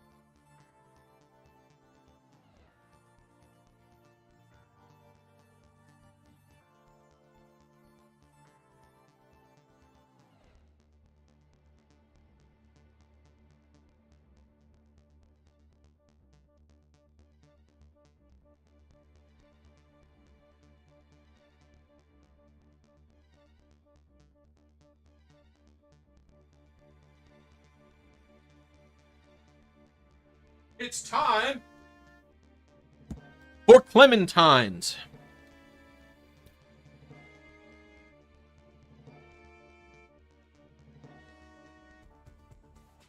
Oh, I have some little oranges.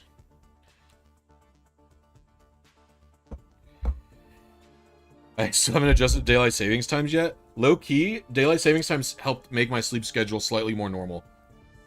I was probably staying up a little bit too late. And now I'm getting tired around 10 again.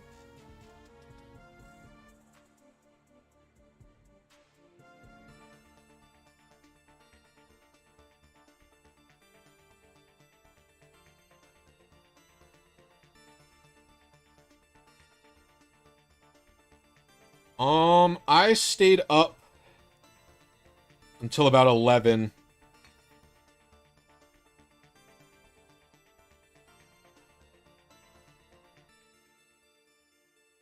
I stayed up until about 11. And it was pretty even. I mean, it was bad in the sense of, like, she had already lost North Carolina and Georgia, but technically she didn't need those to win. Michigan was ahead, and she was behind by less than 100,000 in PA and Wisconsin, and she could easily have made them up based on remaining votes.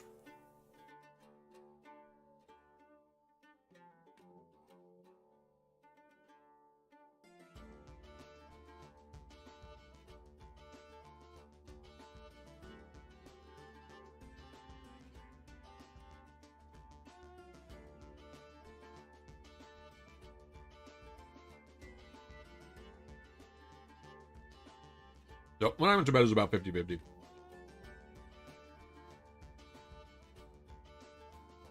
Right now, I don't know if I'm just coping, but I'm just kind of like numb right now. It's sort of still like a denial phase. It's like kind of like an I can't believe it type situation. You know what I mean? So it's more like I'm able to just think, that sucks. Now I'm like...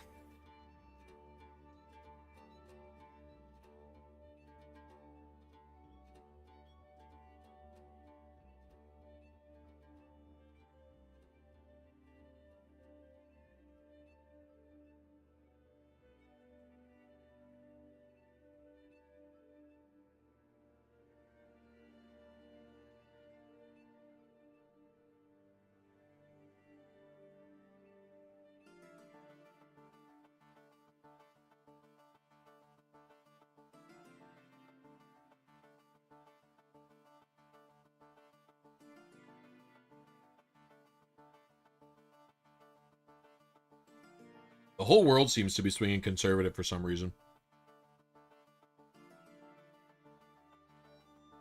I don't know why.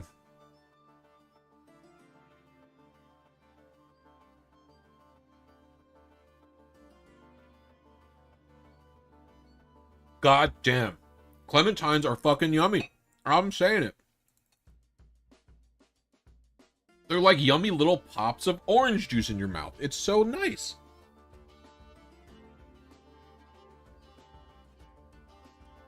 It's such a nice little treat, you know what I'm saying?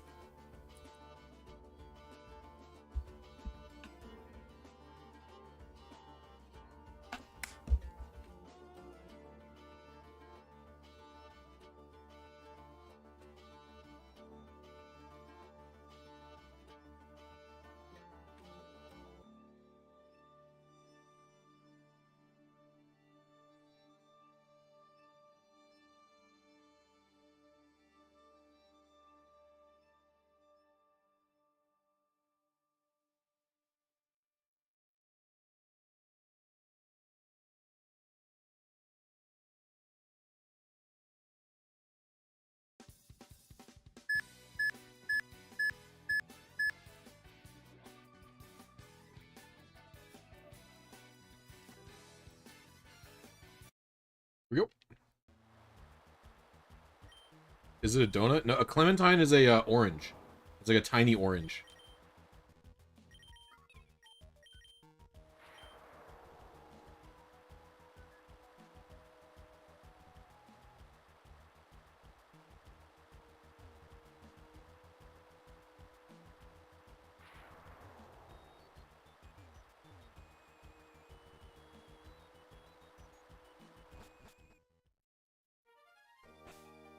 It's a little fruit. Isn't it a tangerine? I thought it was an orange, but I have no idea. I don't really know. I haven't heavily researched conceptually what a clementine is.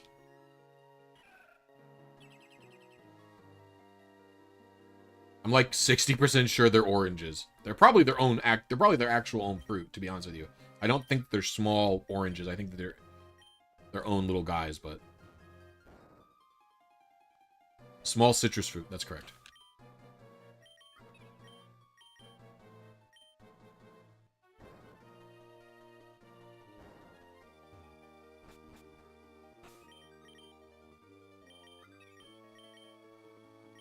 It's so weird how the flutes are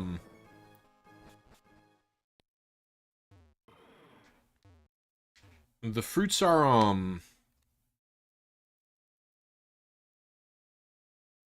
fruits. The flute items, because every time I go into a new floor, I open my bag and I use the black flute. It's so weird how that's considered a consumable item, but you can use it infinite times, right? Isn't that so weird? No, those quakes have nothing to do with RNG. They're script commands on the floors of these places. Are the manips radically different between Ruby Sapphire and Emerald? Emerald's manips are radically different, not because of anything really other than battle records. Since you can save a battle that you did, you can easily jump to the PRNG state. It makes it easier. The issue with Emerald is that you can't reliably manipulate your trainer ID and your secret ID. So you're either using you're either really trying hard to do both, which I think still to this day, no one has ever manipulated their TID and SID at the same time in Emerald. I think that's still the case, but might not be. And then also,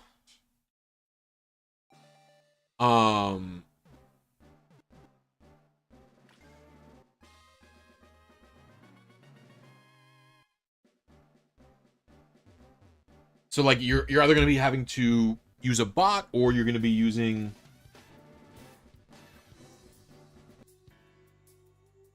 a bot, or you're going to be using glitches to get your trainer ID and secret ID changed, which is what I tend to do.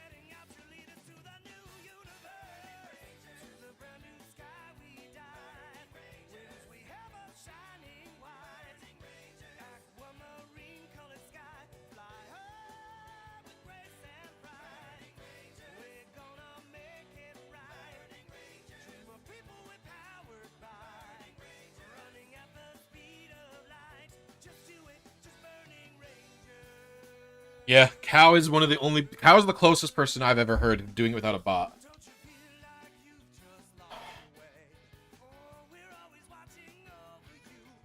Tipped in a secret clips. I'm doing method 4, which is also something that Emerald does not have access to for static Pokemon. Emerald 4 does open up some opportunities for spreads that don't exist in Ruby and Sapphire. They're just not that common. There's not too many spreads that are unavailable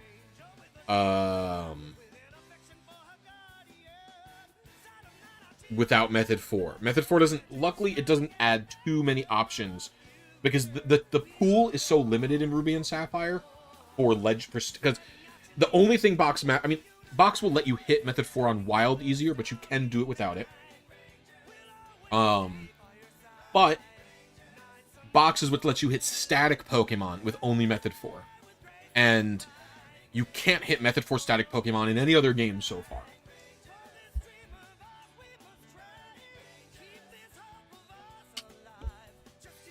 So you're limited to what Ruby and Sapphire have, which is the 3 Regis, Kyogre, Groudon, Rayquaza, and the non-roaming Latias, and then like some of the static Pokemon that are like the Voltorbs, Electrodes, the Kecleons. You could probably get method 4 on those as well. So your pool is pretty limited on what you're able to get method 4 with. But there are going to be some spreads that are exclusive to Ruby and Sapphire because of this. Also, because you can RNG manip your trainer ID and your secret ID pretty easy in Ruby and Sapphire, because there's a decent amount of people who are like fully anti-glitch. And so they will get Kyogre, Groudon, and Rayquaza in Ruby and Sapphire shiny using the painting methods here, rather than doing it in Emerald with the battle record and using the TID SID change code, because they don't like using glitches. It cheapens it in some way for them, which is also fine, right? For Ace stuff, I tend to prefer not using the PRNG jump codes. It takes a lot of the skill out of it for me. I didn't mind using the Ace codes, but the painting stuff has come a long way in terms of preventing NPCs from interfering with you. So it's become a lot more about skill than it has been about luck. So I might be doing the SID changing codes a little bit less. But we'll see.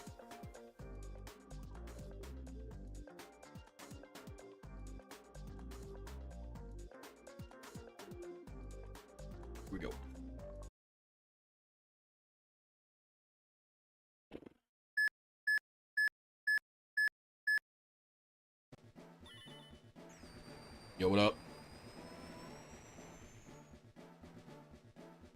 Is that a symbol flips bit, Professor Beatus?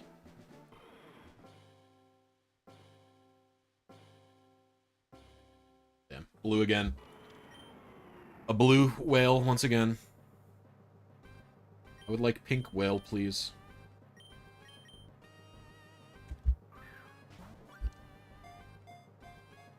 Well, let's see where we landed. We haven't actually gotten an attempt in a while because I hit wild Pokemon a couple of times.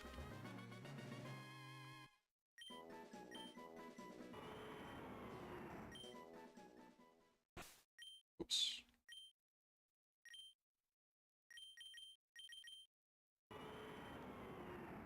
$45. It's quirky.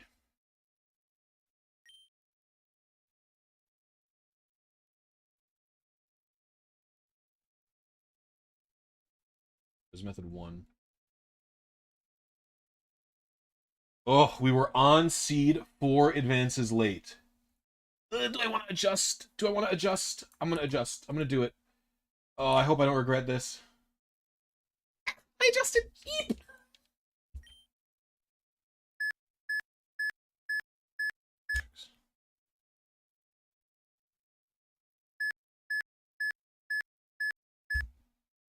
You can we can talk politics here. I'm not afraid or nervous or unwilling to speak on the politics of things. Like, I'm not. Like I said, I think the conversation just kind of naturally died out. We moved into other stuff. You can only scream about it for so long before you're just like... You wonder how Blisy pronounces... I say Perla.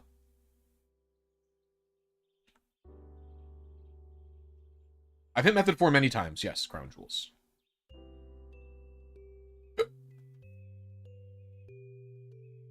That was the closest I got was method 4. It was 1 seed early, 1 frame late. Method 4 was the closest I've gotten so far.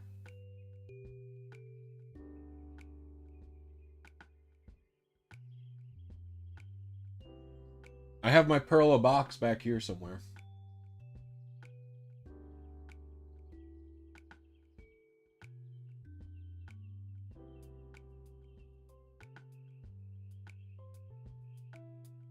I mean, you shouldn't have to leave your country, you know what I mean?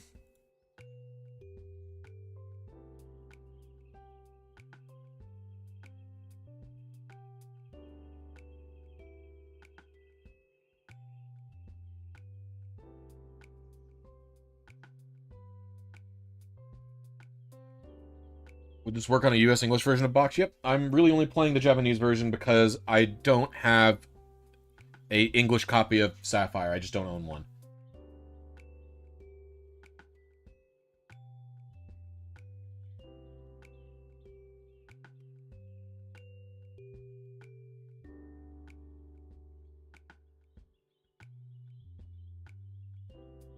I wonder how the explosion team is determined in the game since it's random in the European versions of Platinum. What do you mean it's random? Explosion TM? Explosion, TM, Diamond, and Pearl. TM64. TM64, Diamond, and Pearl. Well, how do we get it? Alright, so in Gen 4, you get it. It just says it's a Veilstone Game Corner prize.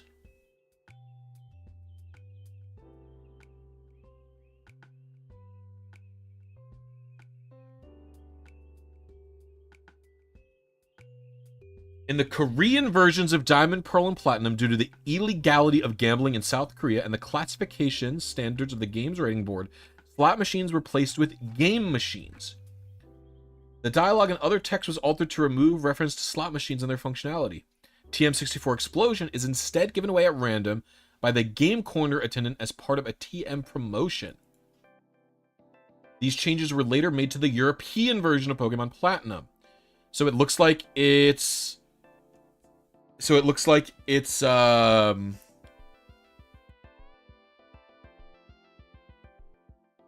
in Pearl. You can still get it like normally.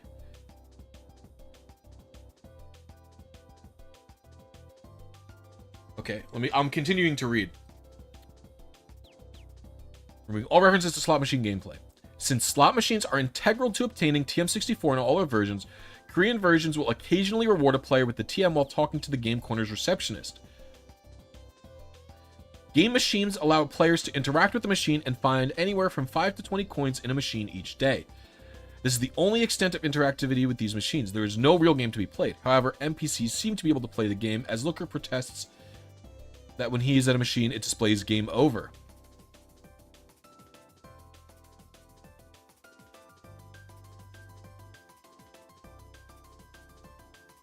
That's actually slightly better for team building than it is in, is it a once a day? Can, like, you save before it?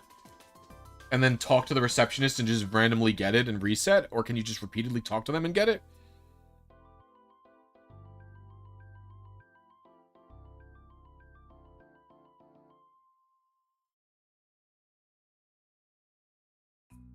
It's kind of good if you can save before them and just talk to it to get it. And you could do that every day. If she doesn't make you save, then you could probably get explosion TMs faster. It's so annoying, explosion.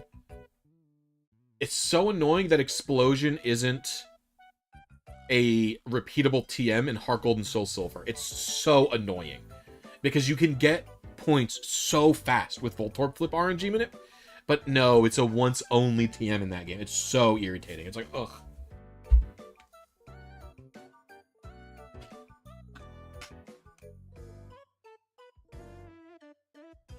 They probably didn't spend a lot of time coding it. It was probably like a quick patch.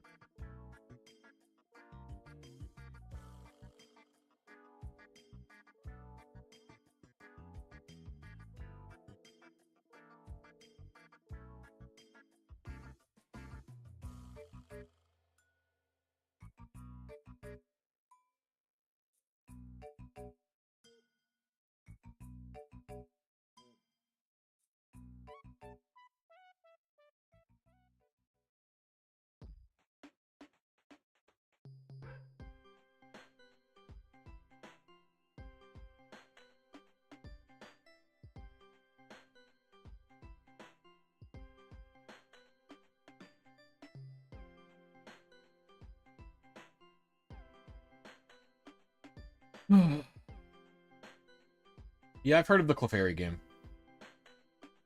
The RNG Minute Voltorb Flip, do you have a video? No, my friend Bruce, aka AB Twisty, has a video on it on their channel.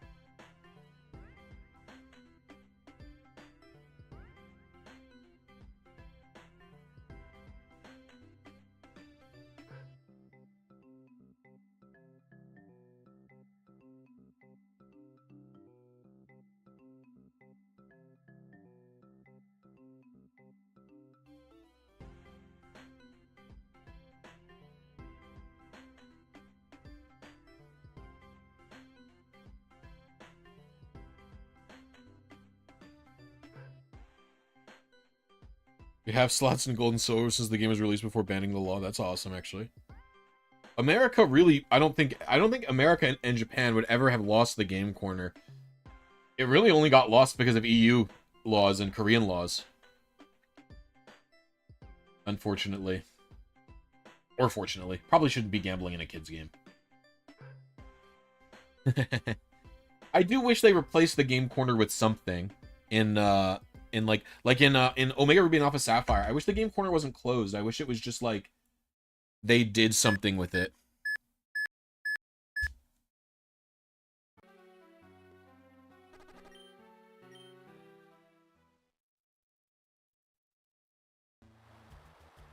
There weren't game corners after... Oh, plat, you mean, yeah. Well, I don't know if it's called the game corner in Heart Gold and Soul Silver, but Voltorb Flip, I think, counts as a game corner, right? I think you should count Voltorb Flip as a game corner. It operates the same, get coins in the coin case by playing a game. And it's actually probably the best game corner, because it's a game of skill instead of luck. Right? You're not just playing roulette or frickin' slot machines.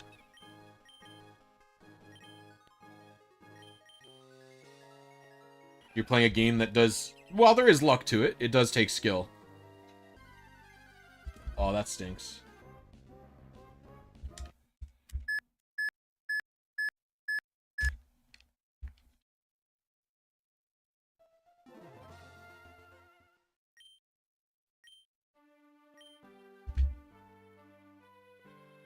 Ugh, a wild battle there, stinky.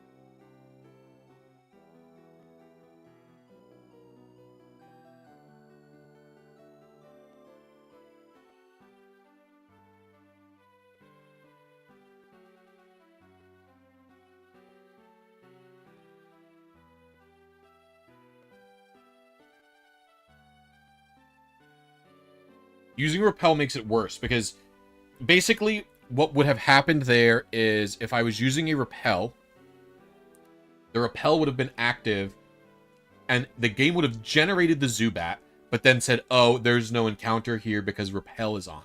So it generates it instead of having the Repel. It generates it anyway, which causes extra RNG advances. And the goal is to have no extra RNG advances.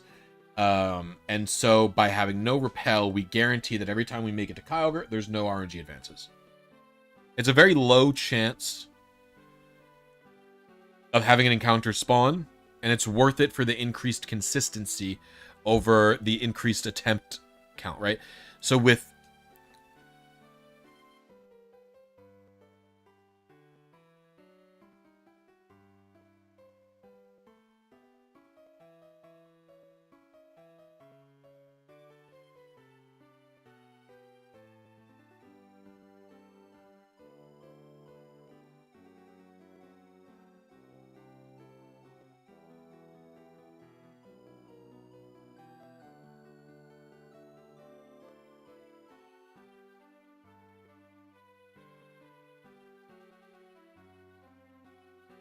Yeah, if Repel's in disabled encounter generation, then there'd be no point to use all the other stuff.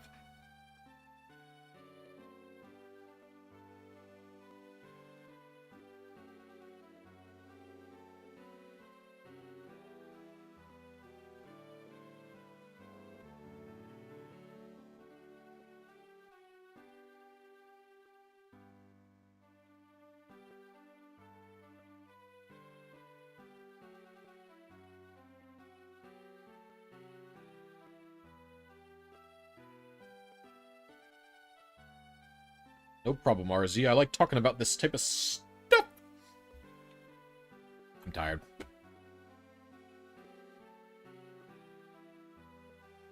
Hey gamers, if you're having a good time, please consider hitting the like button. It's free and it helps the stream out. We've been over 100 viewers for a long time now, but we haven't hit 100 likes, which is like, damn, you guys don't like me? Dang, dude.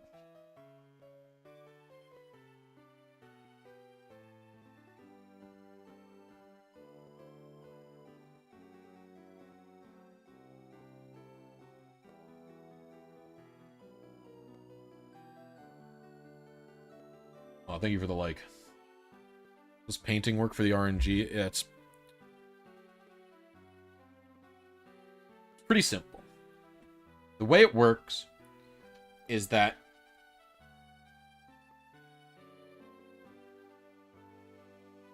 the GBA draws its screen from the top down. After it's done drawing the screen, it actually draws, I think it's like 44 lines of space after it's finished drawing the screen. It draws 44 lines of screen in code-wise that never gets rendered. That space is called the vertical blank. Whenever the game gets to the vertical blank section of the screen drawing routine, it increments a counter, a hardware register, by 1.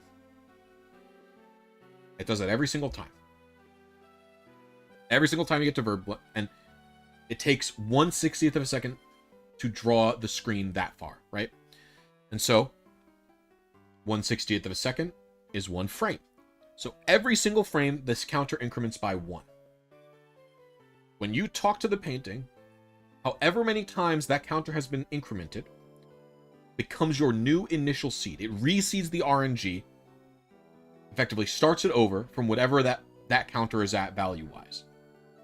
So effectively, if you wait here long enough, you can pick whichever seed you want, from 0 to FFF to FFFF. So you can get whatever 4-digit hex seed that you want as your initial seed here. 0 to 65,535, aka 0 to FFFF, right? Why does the painting do this? Nobody knows. It's clearly not a glitch. They programmed it to do this, but nobody knows like what the purpose of doing that is. And so by doing that, normally Ruby and Sapphire with the dead battery have a seed of 5A0 only. But by talking to the painting, you can change the seed. And by changing the seed, you can use that to get closer to spreads that typically would take quite a while to get to. This Kyogre spread would be millions of advances in the future. I would have to wait days, potentially even years, from position seed 0 until I could get this Kyogre per attempt. Whereas, thanks to this painting, it's only 28,000 advances.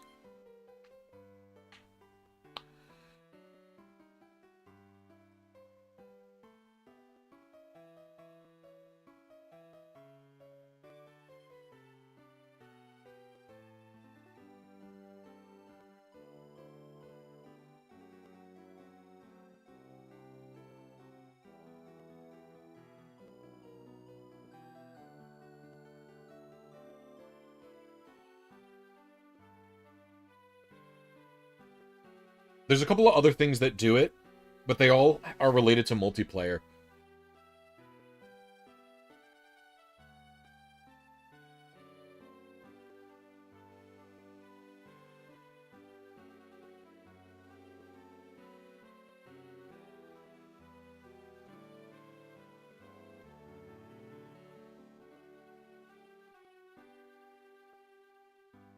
But the painting is the only useful interactable, I would say.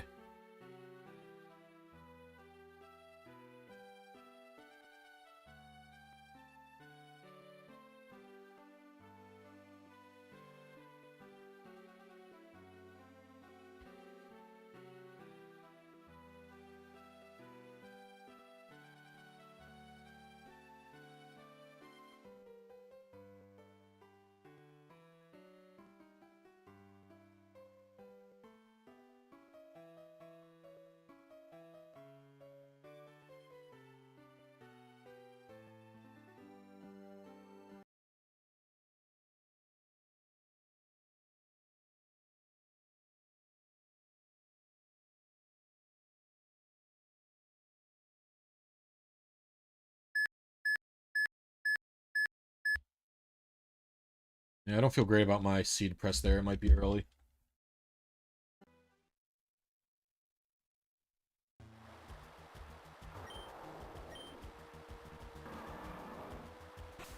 Which DLCs, June?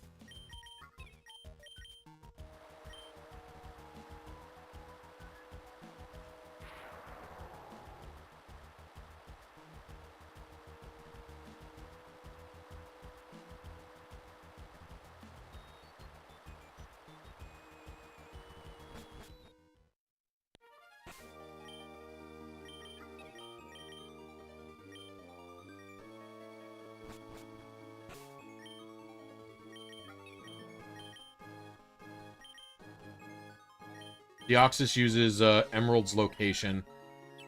Jirachi is channel Jirachi. Is this the same Zubat too? That's crazy.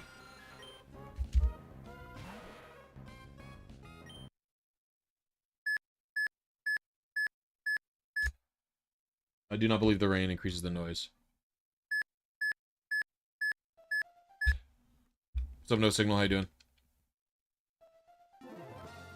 It's alright. It's to be expected. Put on the music again. I can't believe we listened to the museum music the whole of last time.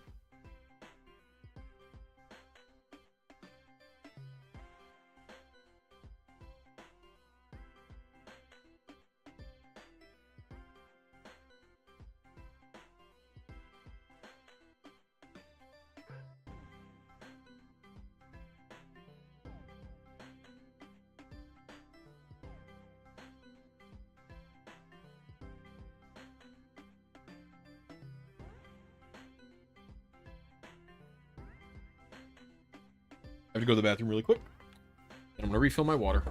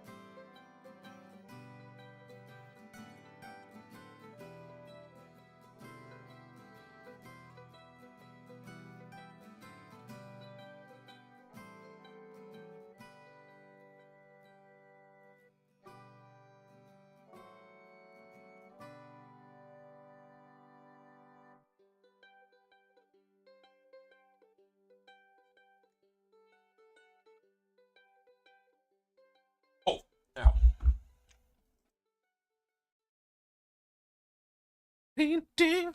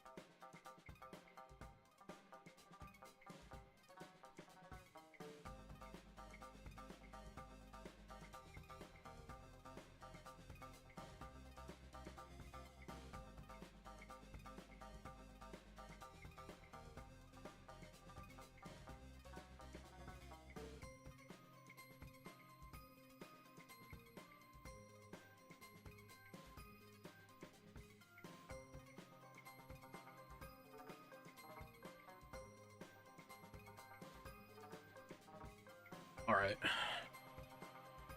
Yes. I have a video tutorial on how to RNG. I mean, it's not, I don't think it's a Pokefinder tutorial, though.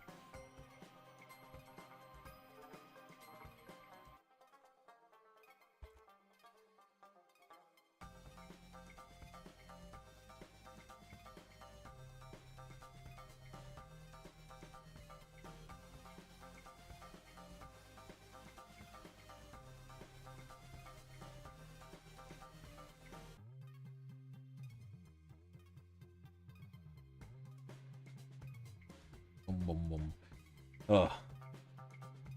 We're at the, alert! We're at the low energy portion of the stream where I'm distracted and doing other stuff.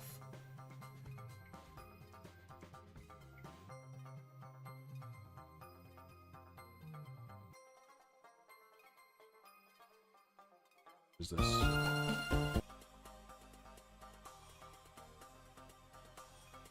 You? A comedy. What is this? Now? Who did RNG in this? This is Mew.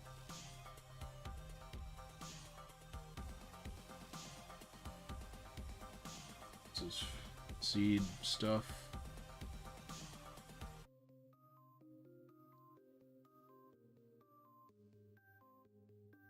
This is like all e-reader stuff, it looks like. I'm looking through my old video clips to see if I saved the video of the Spinda RNG'd anywhere.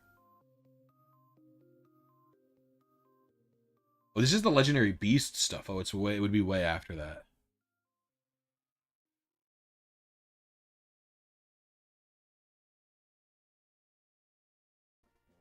It's you other than me, so all of my time.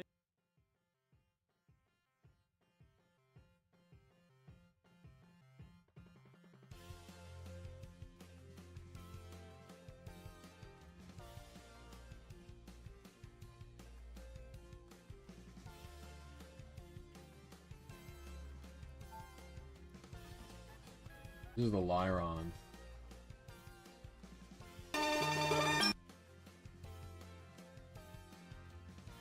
Timer time.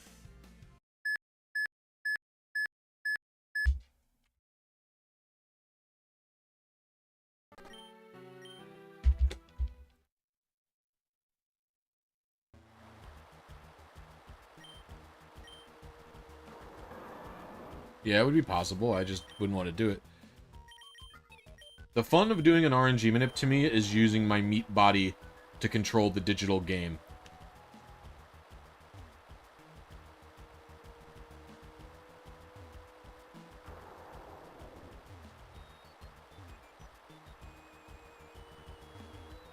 The programming part would be fun to do, but I already have the skills to do that, so it's not a project I'm super interested in, right?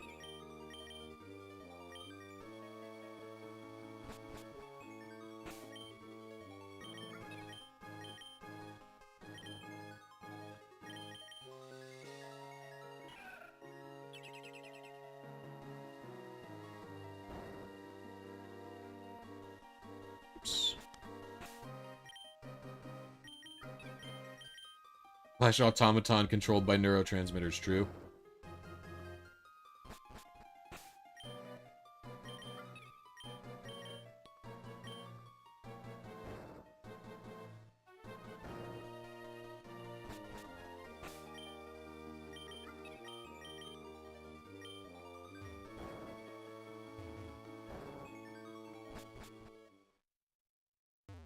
I did a members-only stream of Metroid Dread not too long ago, Cal.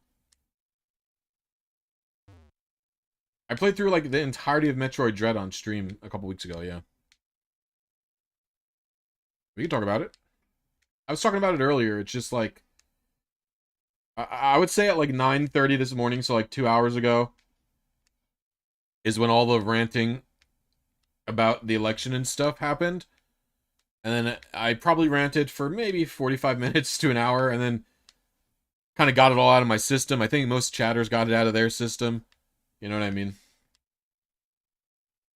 We all kind of came to agreements, understood. Felt like it sucks, and now I'm just doing this. Jack and Daxter stream when? I don't know. I don't really want to stream to 10 viewers. No, Kyle, it is not. Emerald Egg RNG is pretty much done with the, battle... What's it called, man? The, match call system, right? And you could use Spin to verify you got the right PID, I guess, but you don't need to. Match call's usually enough.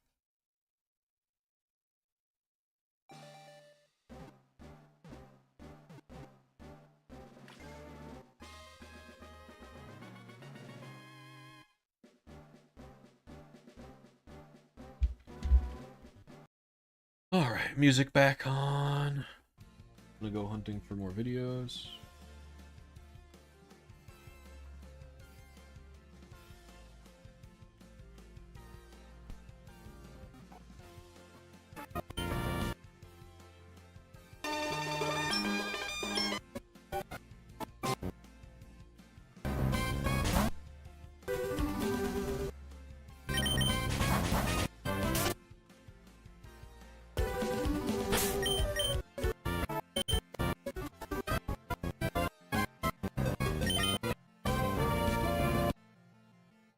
Ah, I think I do have video footage of the Spinda.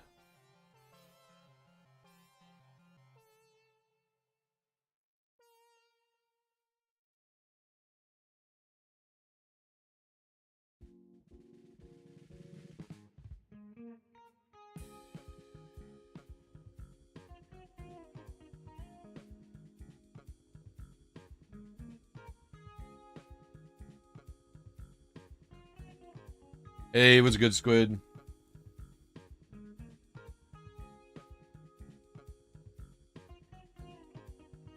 Blisy plays Fortnite when? Never. You will never get me to play Fortnite. I thought you were in Florida for some reason, but you're like in Wisconsin, right? Arduino with inputs only is susceptible to desync? No. Not if you do it. Not if you do it right.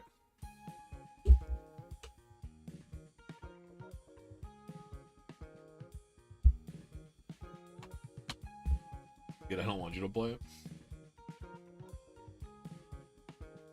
I tend to not be that interested in shooting games no matter what.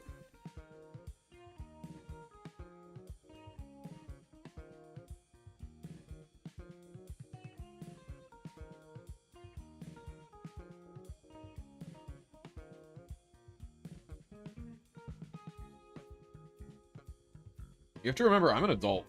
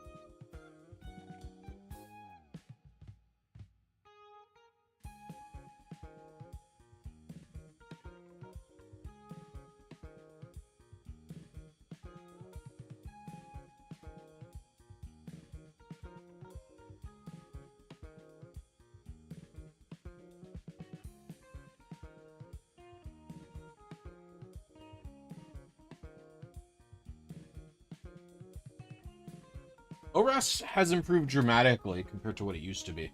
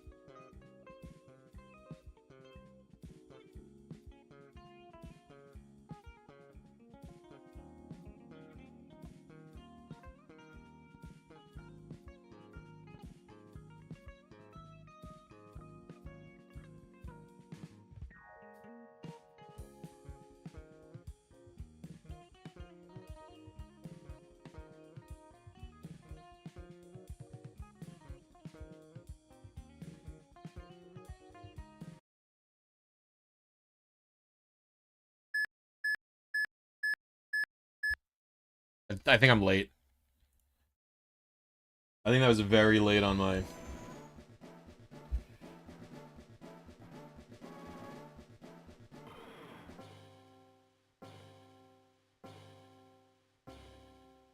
I knew this one wouldn't be it.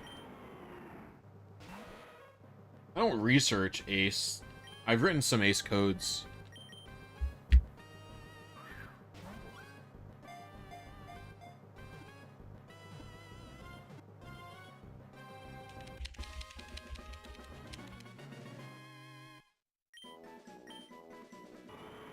This one's gonna be far off. I feel like my button prep. I'm so sleepy right now. Oh, that's sassy. It's like...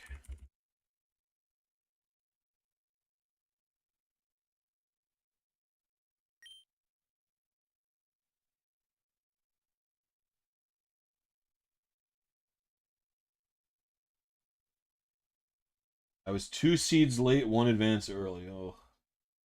Ugh. All crumbling to pieces.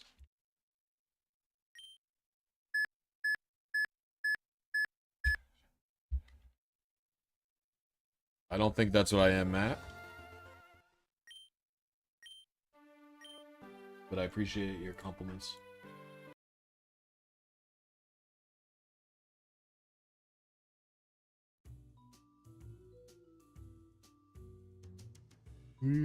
Ah.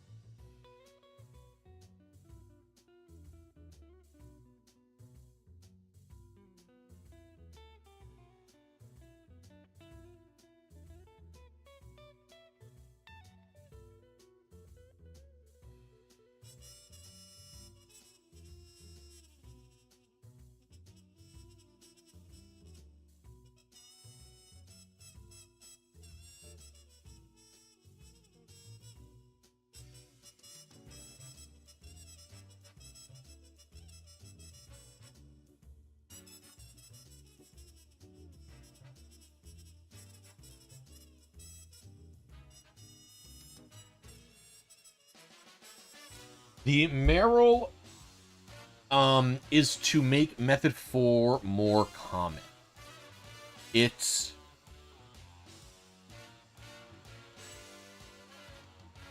the basically method 4 is happening because when the game, if the game is generating a Pokemon. Okay, let me.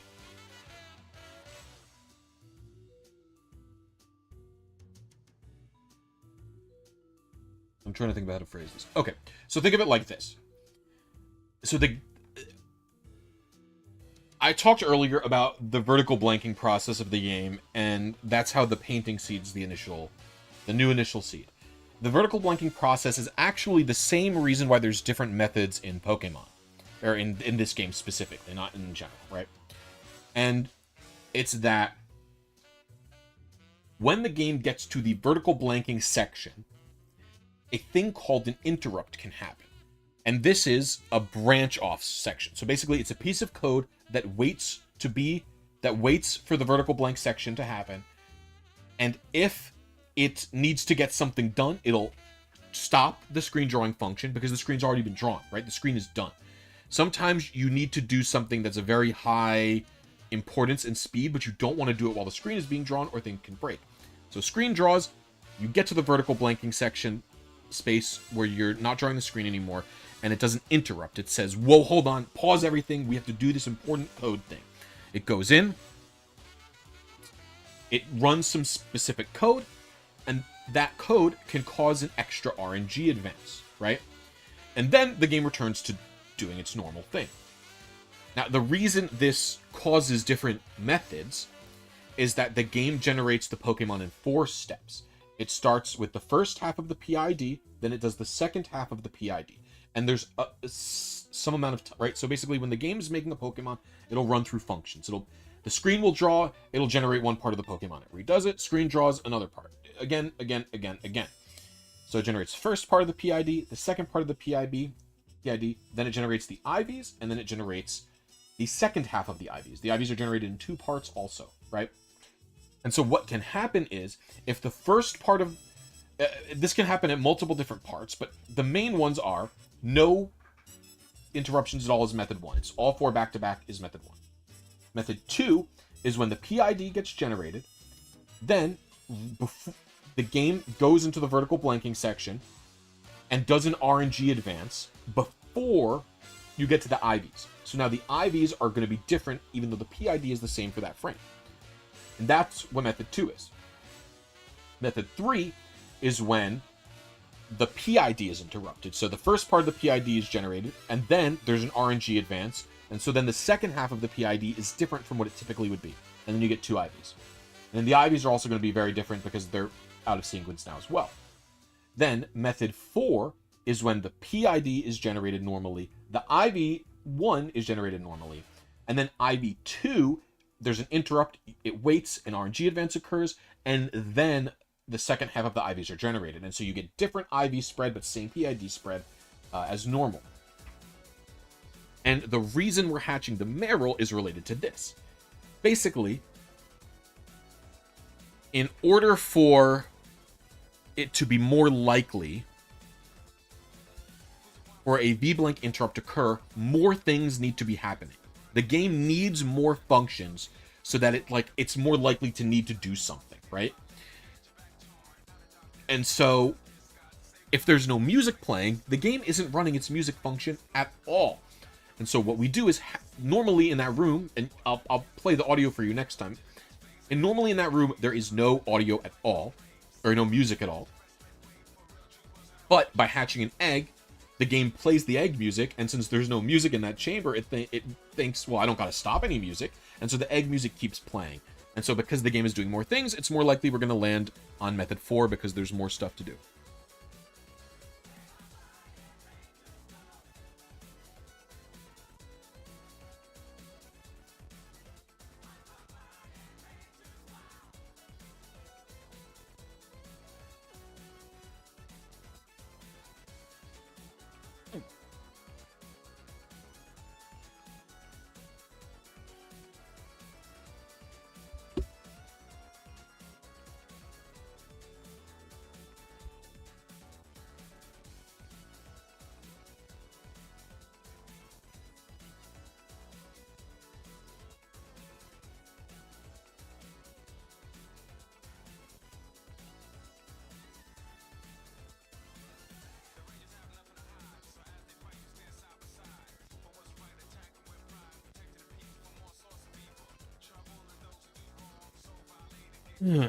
There we go.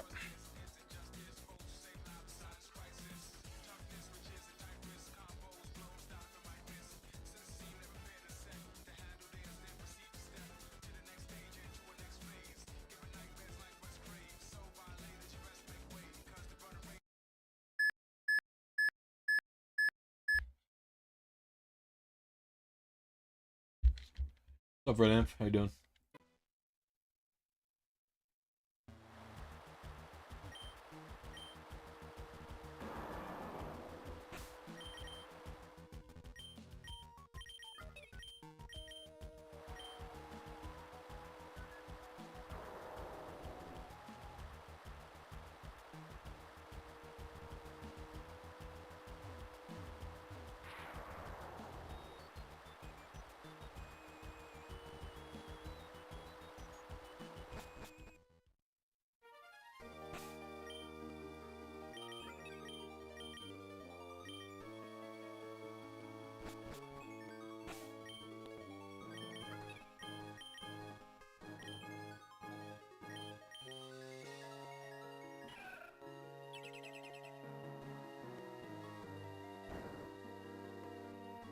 That's where I got the Zubat encounter twice.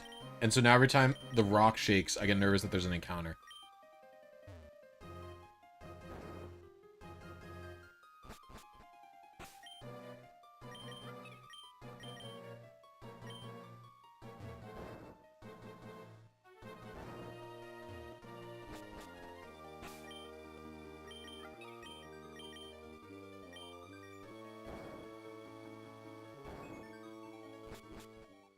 Alright, so you can see this room has no music in it. There's sound effects, but there's no music.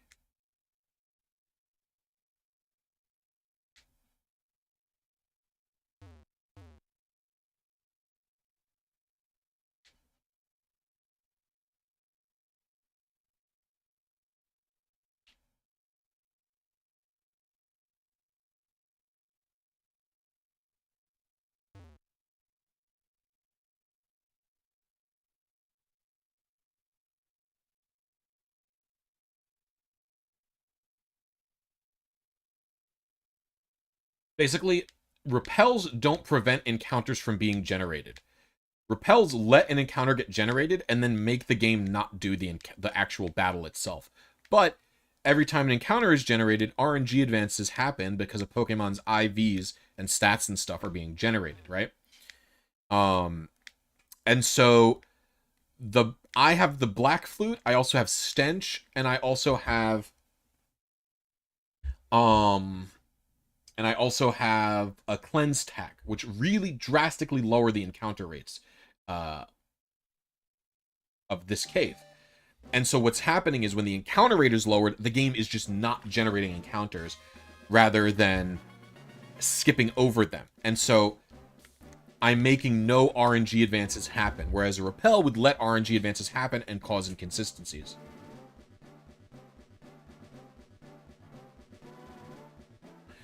You can see that there's no music playing in here.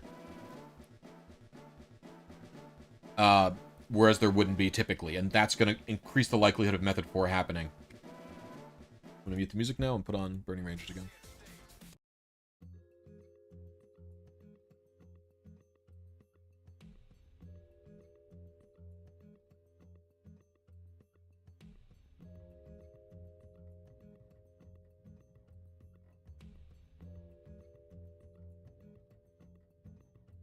I can bike in the cave, but actually, this cave's initial encounter rate is so low that I don't need the bike to reduce it further.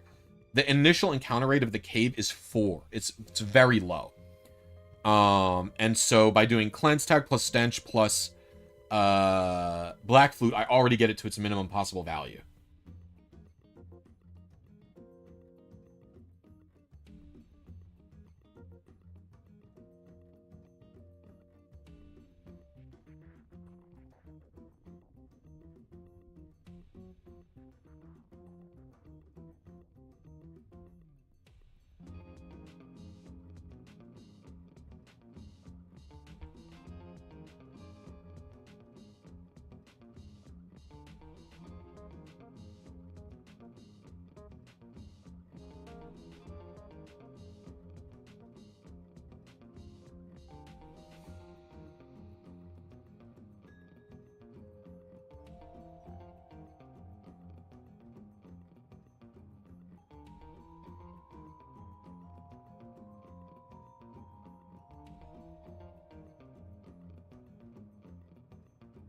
There's no reason to be on a Japanese edition.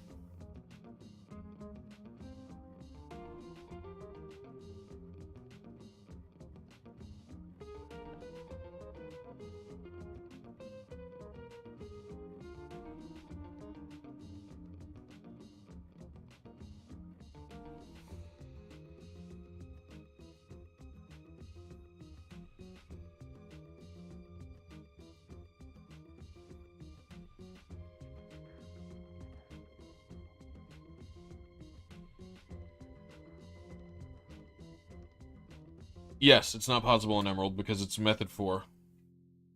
Emeralds can't hit Method 4. Method 4 is only possible because of the inaccuracies of Pokemon Box. For static Pokemon. Wild Pokemon are different.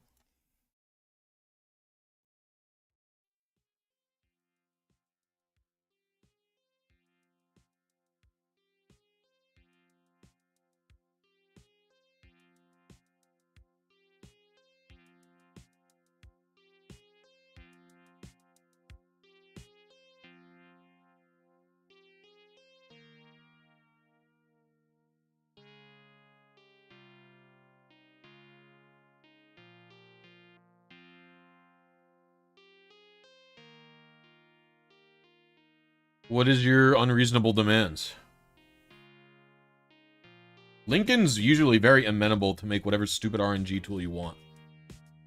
You don't really have to do a lot of convincing for Lincoln. Lincoln likes making stupid shit.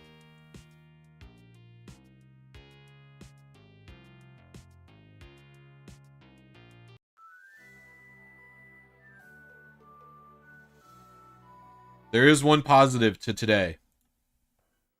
Super Mario RPG, And that's Wii Shop Wednesday. Sonic the Hedgehog, Donkey Kong 3, Adventures of Lolo 1 and 2, King's Knight, Dig Dug, Juman Fu, Harvest Moon. You write this song? League Puzzle Pokemon, Toe Jam and Earl in Panic on Funkotron. Castlevania, Fatal Fury, Ninja Chuchu, Monroe Comet, Razor Blazing, Lasers, Basis Loaded, Mega Turrican, Cybernator, Rolling Thunder, Dynastic Hero, Bubble, Bobble, Double, Double, Dragon F-Zero. I get it, you memorized the song. Zero X, and Donkey Kong Jr. Man. Pausing.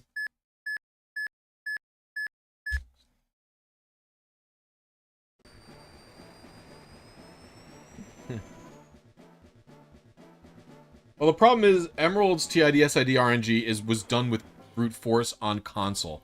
So you would need someone like, you would need me to brute force Fire and Leaf Green. Okay.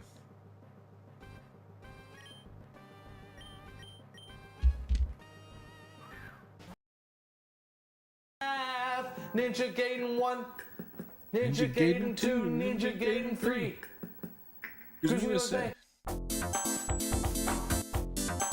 Do I put on the Wii Shop Bossa Nova bait? Listen to some T-dub? I have no fucking idea what that is. Is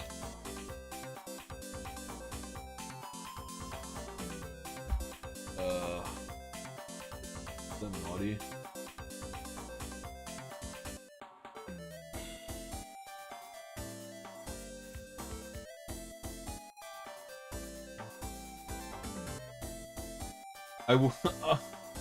I was 1 seed late, 1 advance late.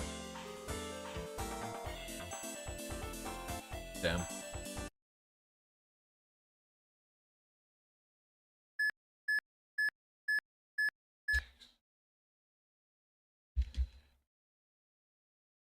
Chat, yesterday was a Russian misspoke about something. I apologize. What did you misspeak about? What are you talking about?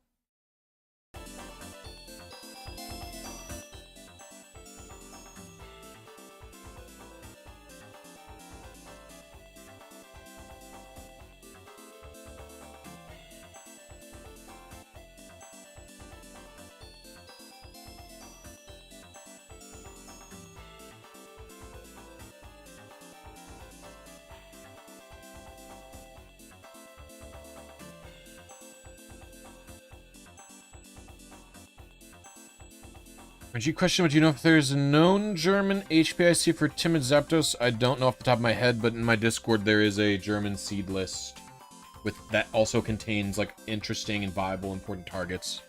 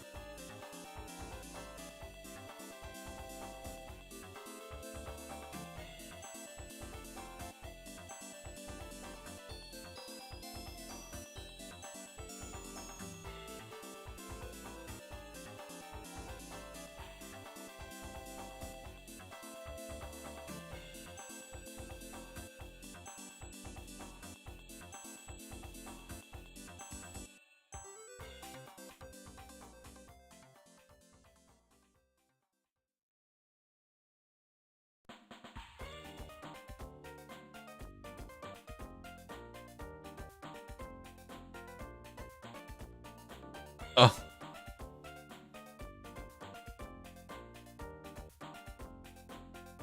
You're fine. Don't worry about it.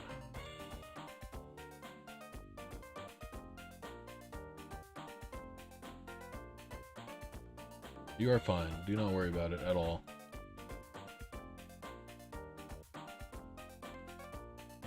I play TCG Pocket. Blizzy? No. It's so funny. So many people, but We Shop Wednesday a cappella. Hold up, gamers.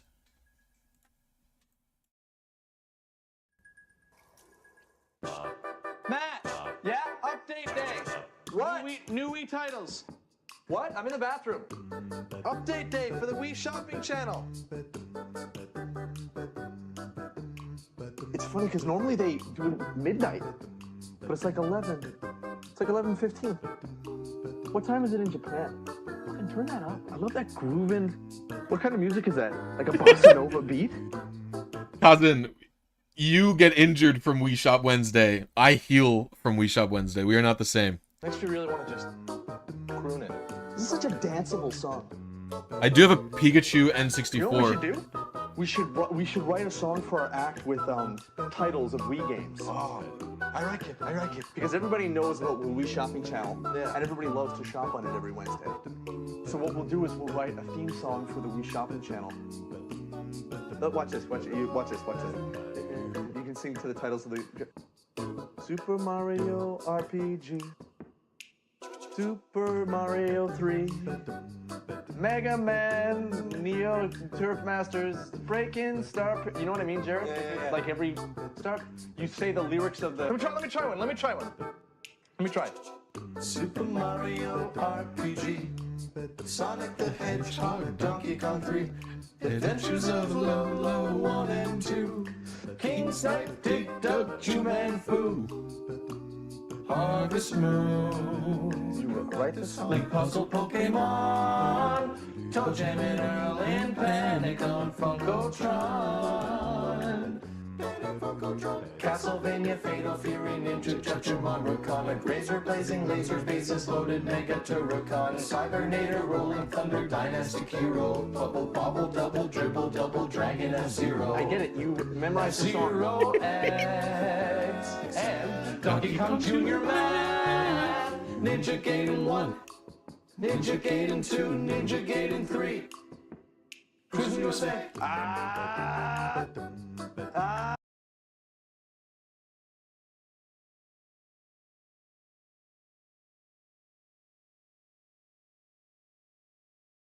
I will say, everyone likes to shop on Wii Wednesday is a legitimately funny line. It's so fun.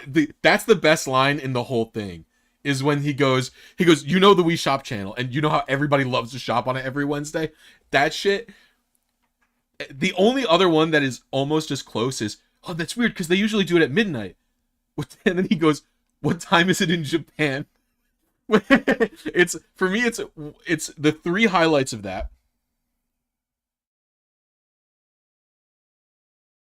The three highlights of it are, for me, are the intro when he runs in and you don't see the guy coming off screen, but you hear him stomping. That humor is like peak Jake humor. You just hear as he stomps in. Then he asks what time it is in Japan, and then he says, you know how they love to shop on it every Wednesday?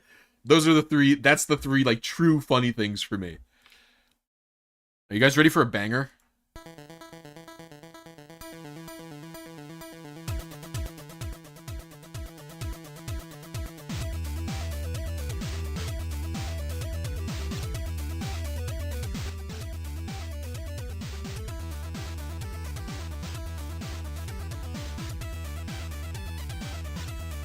It's a little bit of high energy, right, for the stream, but...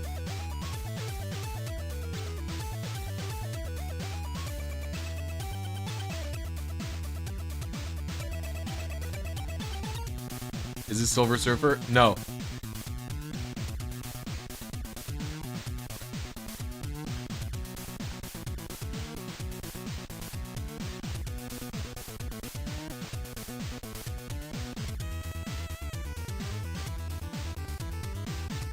Ooh, you're close, Richard, but no.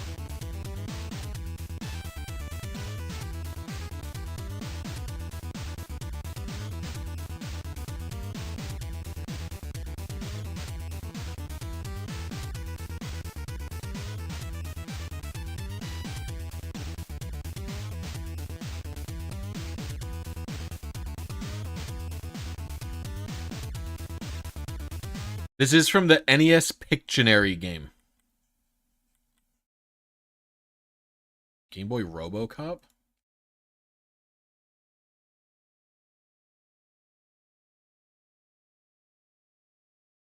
This is the title theme?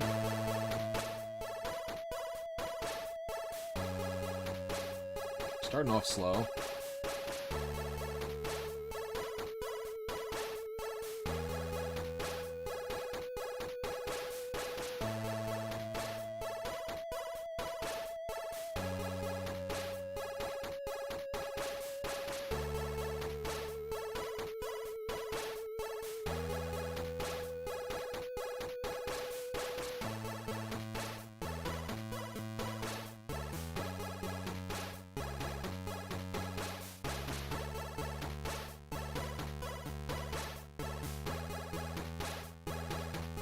Pause for a sec.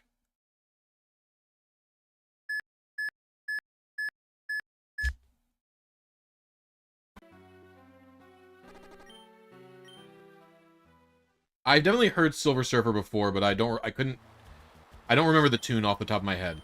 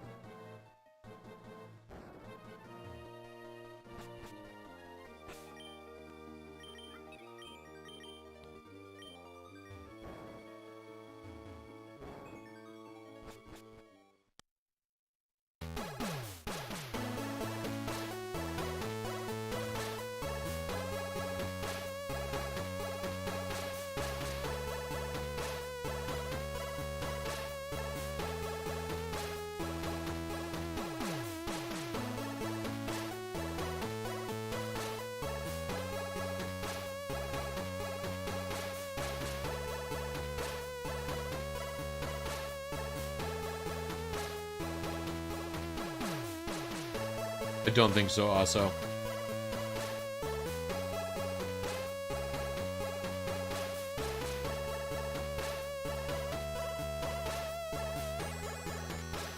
Ooh.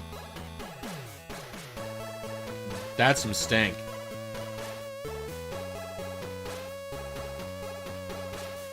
That little keyboard solo, like the little keyboard, like, step down, that was really cute.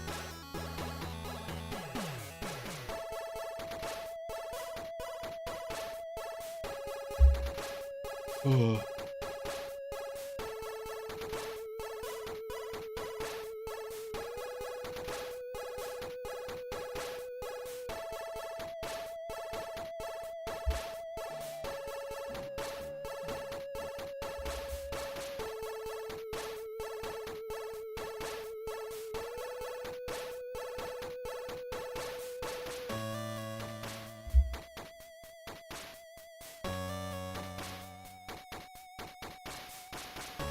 Why is this so long? That's good. It doesn't really go. It feels like it wants to go somewhere, but it never goes anywhere.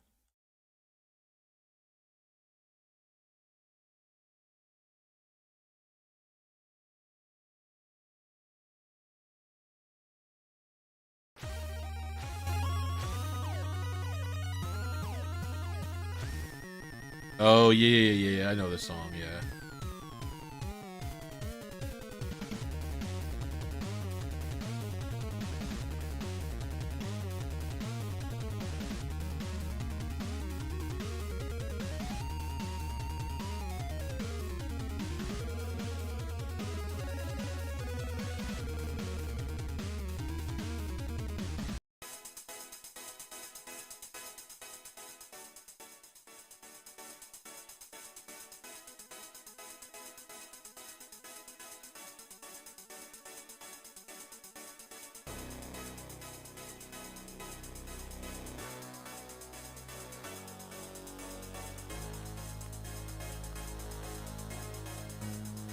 Yeah, this is Plock.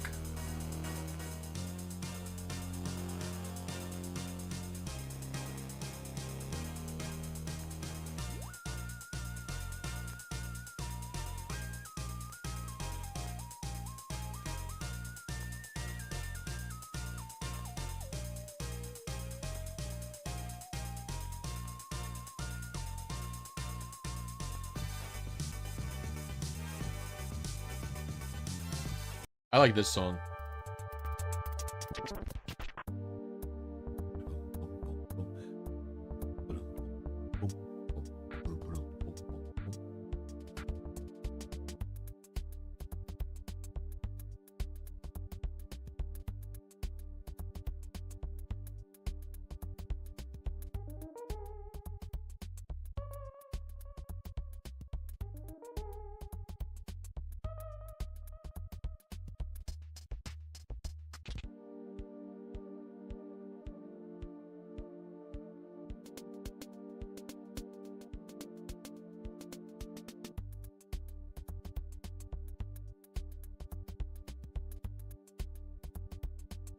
Shantae GBC game over screen.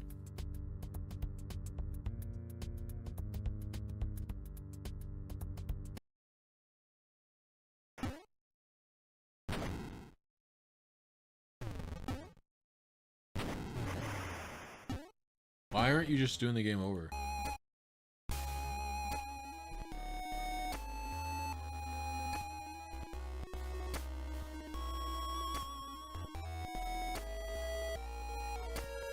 Yeah, that shit rips, of course.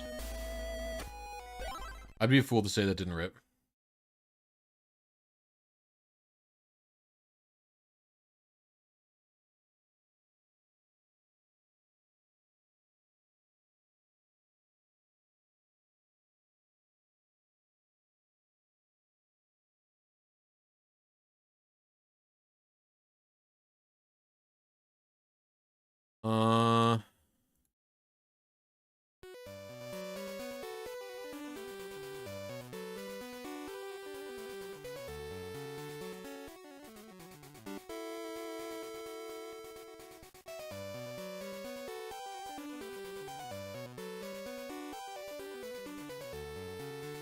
I used to do that for the Jump Superstars credits.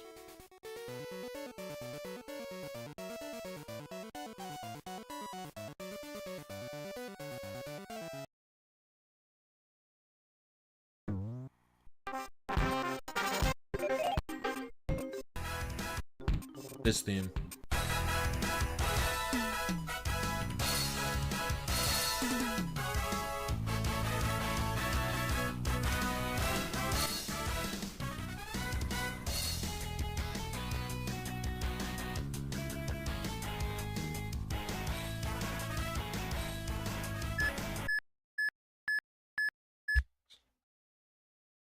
We'll listen to it after I fail this Kyogre.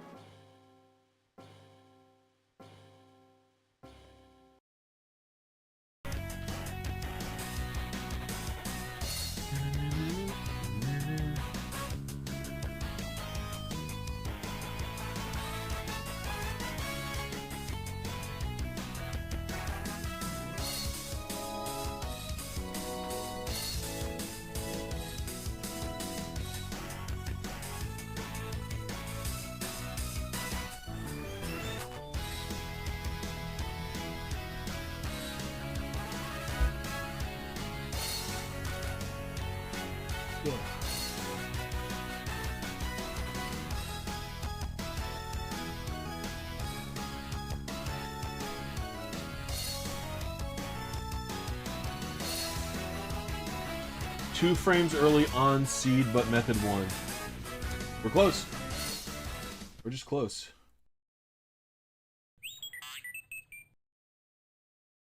We are simply close.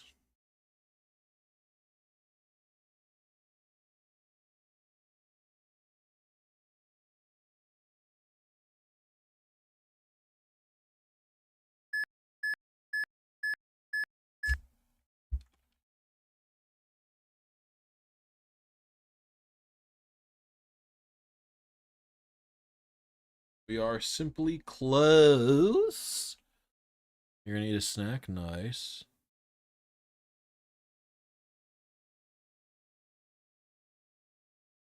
We can watch my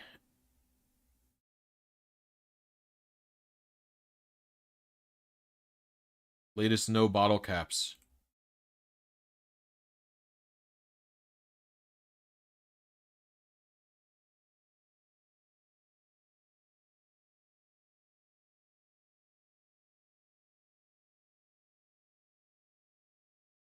Add a window capture.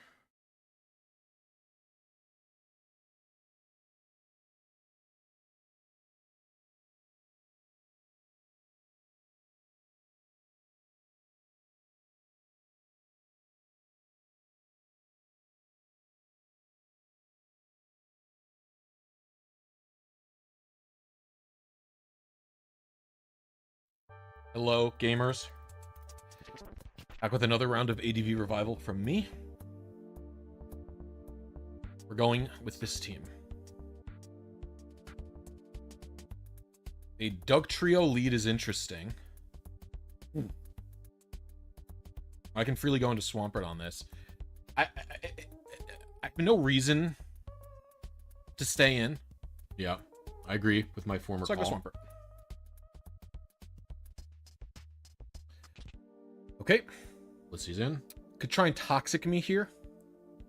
Yeah. What are you gonna do about it, Jake? I think I Focus Punch. I feel like Metagross is a better Toxic. Play. I don't think it's got a grass move. Yep, they're Wishing. Okay, Focus Punch worked. I doubt they're Protect. So I'm gonna Pump here, expecting something to come in. Bad play. Very greedy. That's... I should just Focus Punch again. It was free. Focus Punch was free. I feel like I go into... What? It went second? Counter? I get owned by counter. That's right. Ugh. Yeah, I should have just gone meta. Wish. Sure, their move. Sure. That doesn't matter that much. I can get a sub off here. Sub is fine. HP Grass. Can't defeat that. This doesn't threaten me too much. Toxic. I guess got once by subbing. I can't believe they soft-boiled there. I guess it makes sense. No, because they would have soft-boiled then. I don't want to get anything toxic. That's why I'm doing this. Oh. So concerned about toxic, I should go meta. Go meta. I'll sub one more time. Very greedy. Losing Charizard health. Alright. I'll go into meta. Good job, Jake.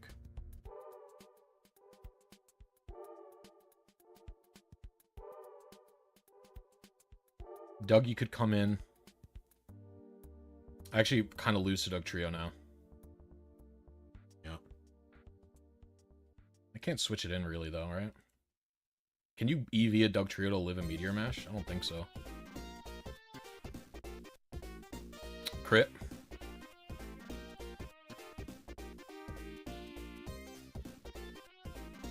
I'll go for it again. If I can get an attack raise, I can get an attack raise. This is okay. I'm in a pretty bad spot into my low here.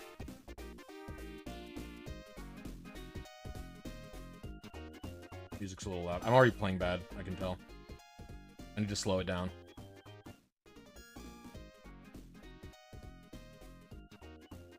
No attack raise? Come on.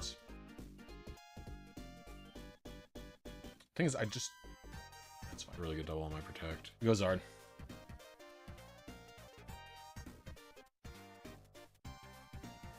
I feel like sub here is free rather than going for... But I burned all my HP previously.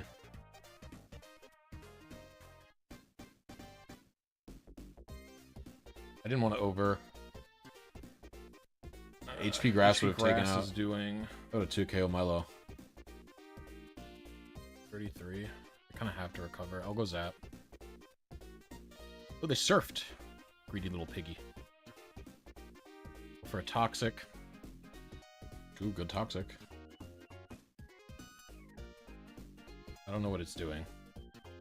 It's gonna get like Wish. You get Rock move. At this point I had not. I don't really know what's happening here. I did not correctly identify that this was a stall team, even though there's a fucking Dugtrio Milotic forage trace. I didn't identify it yet. I truly don't know what's happening here. I think they don't want... I think they're afraid of this.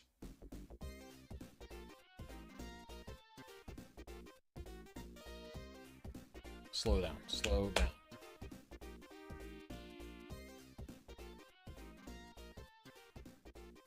Tyranitar looks decent here. Agility past Metagross looks good here as well. Agility past Metagross does not Zard, look good. every Pokemon on my team looks good. I didn't expect counter Blisy.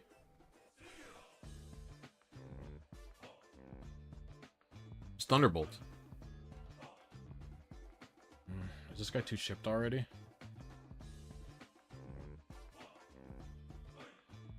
I think I go into Zard.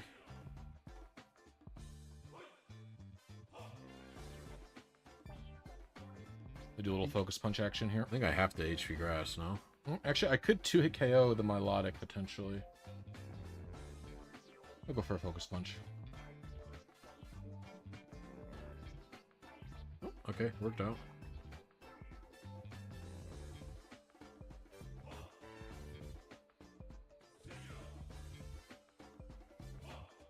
Stall out my HP. Out of HP Grass there, bro. They're doing this every time. I have to call it out eventually. Yeah. I don't know if this KOs me if they stay in. I hidden power here. Oh, that KOs? Oh no, that was such a piggy move. Great, that was a biggie move. And I had to...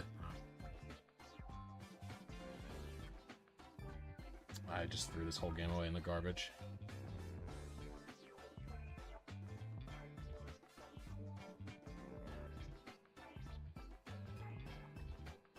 You go Metagross here, I think.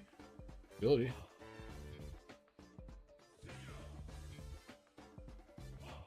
Almost want to say I should go T-Tar here. Your Seismic Toss, what's your last move?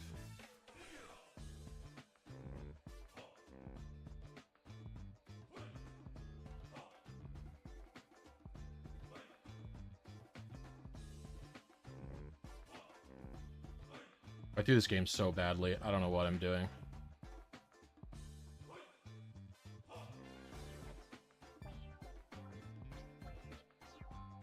Yeah, you have to DD up. I should have DD'd a third time here. Because I'm Lum.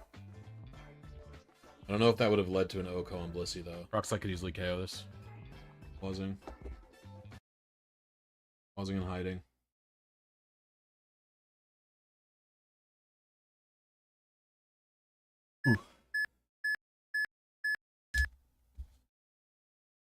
Felt like a good press here.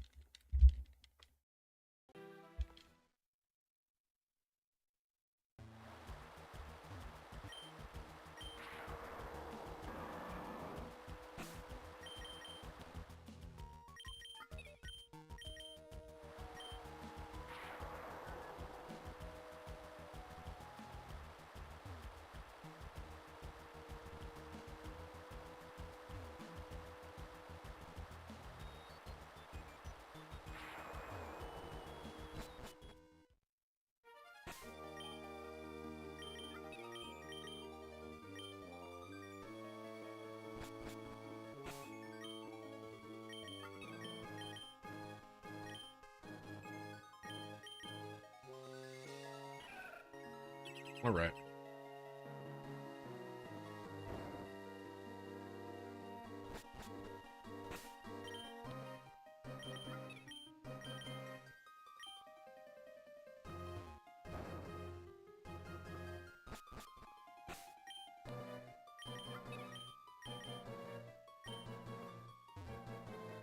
I just like ran a bunch of extra steps.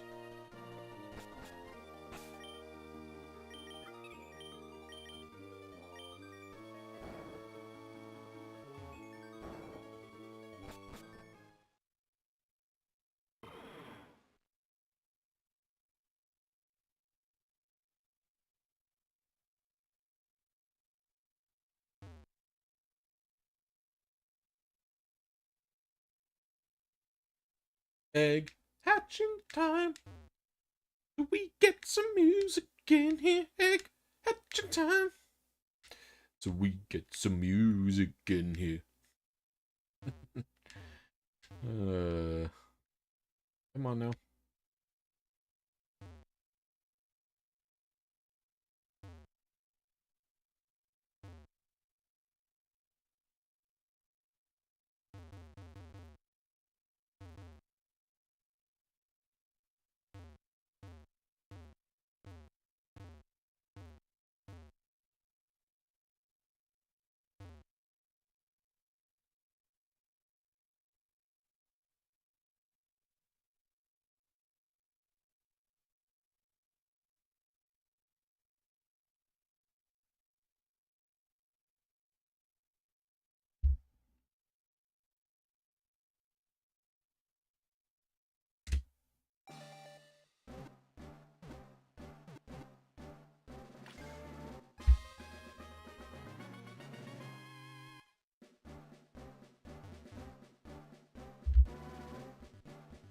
Alright, back to my no bottle caps. So I got a flinch there. Technically didn't require that flinch. Well, EQ here. Can't go for a miss. Because I would have lived a Thunderbolt. Oh, his counter, though. I could Faster have than died the to a trio. counter. Not gonna KO Fortress, but we get a flinch. Earthquake. That's just an instant win.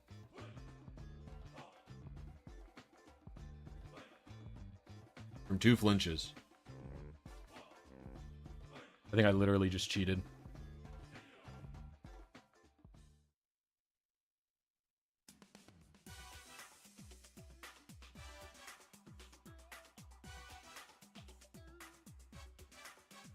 Depends on what their last is, but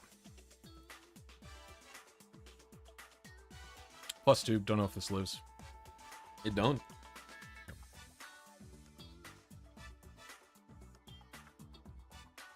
Earthquake should be a KO.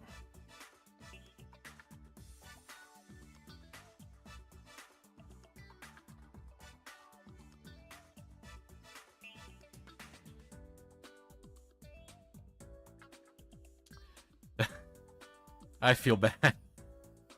I feel bad. I played poorly and I got bailed out by 2 flinches.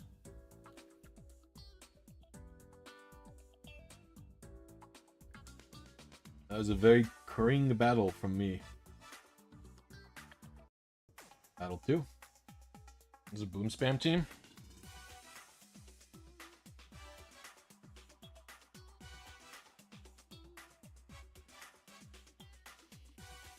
Earthquake doesn't KO me, I don't think. Bleach mode. Alright, we'll go Skarm here. We'll do a Roar Magneton check. This might be a boom moment. Just do a little bit of scouting. Oh, I remember this game now, actually. Okay, it's a special offense team. My team has nothing for this Raikou.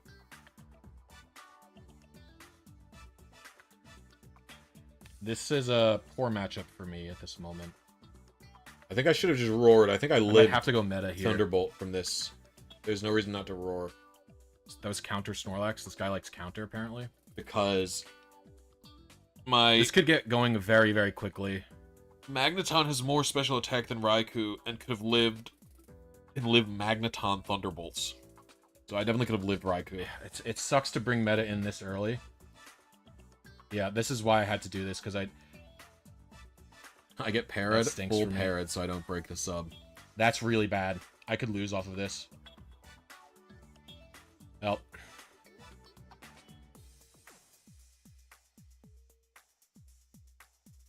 It's fair from last game.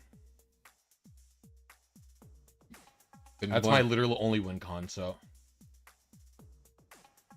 I'm not. This could be HP Ice as well.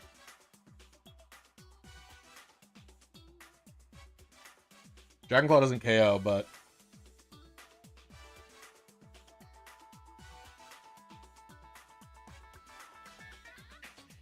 little break. Bang. I'm literally just out of steam. I could technically beat the Raikou with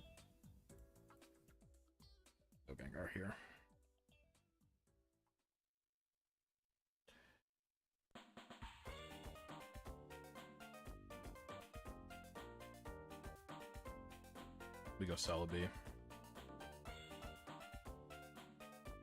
Double into Gengar on the Charizard, yeah. Like, I have to. I don't even think I want to hit KO with Thunderbolt. You Shadow Ball or Psychic?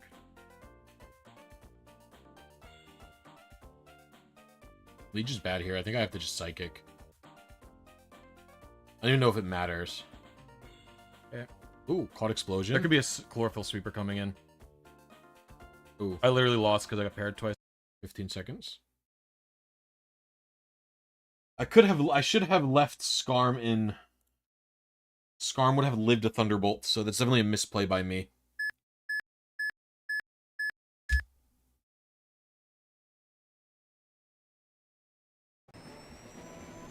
I gotta go to the bathroom.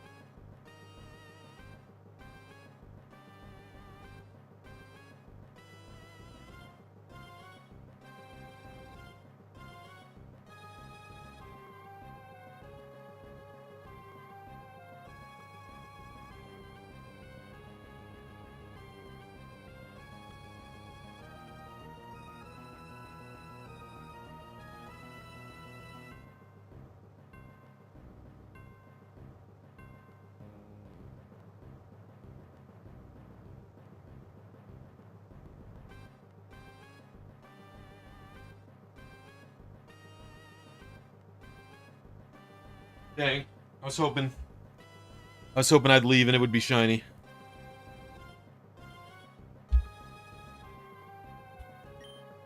I was hoping.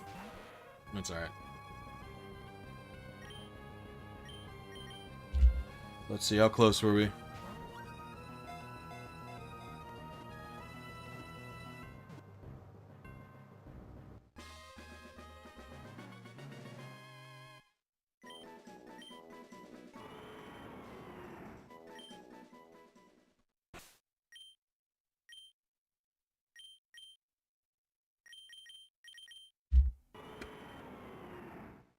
Hasty. Different hasty one.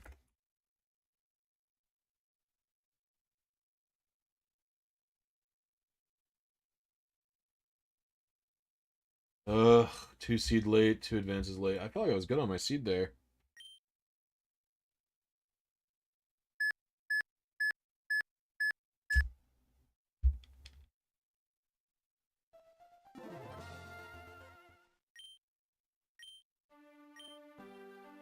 Let's finish watching my ADV revival match. But I won last game because I got 2 flinches, so... Raiku's faster than this. Kind of have to go Celebi. Psychic doesn't even help because they could just go Zard.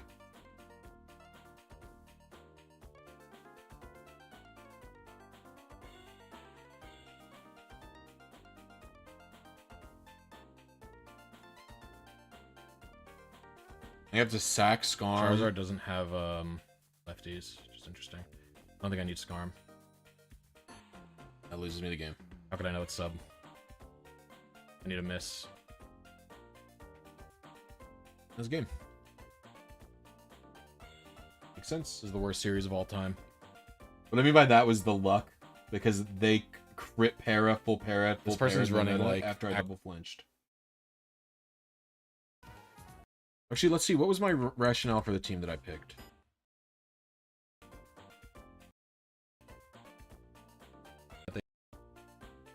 This person's running like actual stuff that is different and that they built. Oh yeah, their teams were not standard. Was what I was thinking. Do I want to run like a Superman team? This person hasn't been running spikes.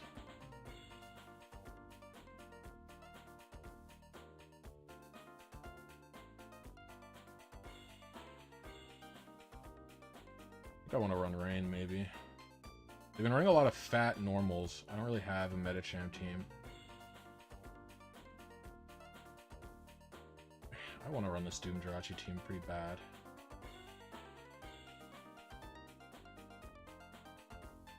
Yeah, let's do it. Why not?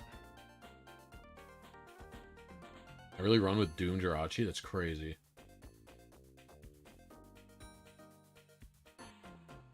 Running with Doom Jirachi is a little bit bold of me, to say the least. Past me hydrates, current me hydrates.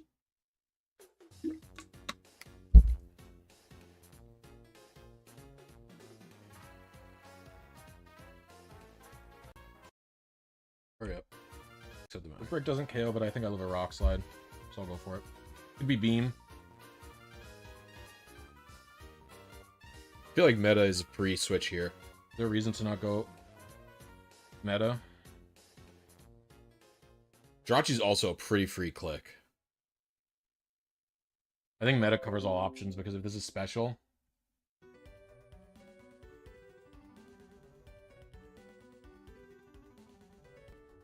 Oh, that was a bad switch for me. Free wisp for this person. Suicune makes sense because I can rest it. I have HP grass, but I'll surf. I'll just surf. It's a big crit. 84? Oof. Oh, that means they're very threatened by this thing. I'm gonna have to get an opportunity to rest it, like, ASAP.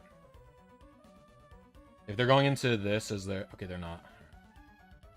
We do a rest. Wait, no. Wait. We get Blisy in on this. We get this thing on Blisy.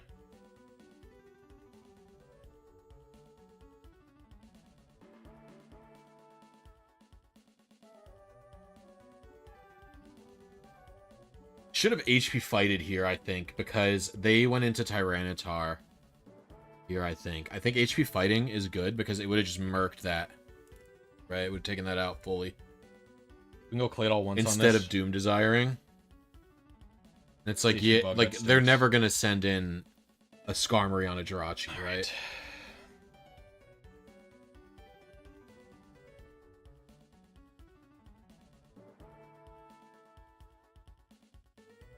I want to get Suicune in.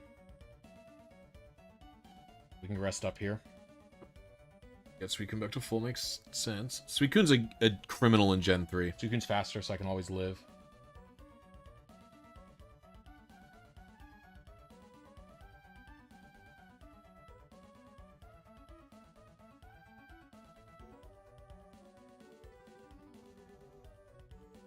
I'm gonna Fire Punch. They know I'm Choice Band, but they don't know that I have Fire Punch. Wait, why? Does this not have a thumbnail? They scouted for it. I realize this doesn't have a thumbnail. Whatever. We're done watching it anyway. I know how this one ends. I just play a normal game. Let me switch to put music. Well, I'll put this music on.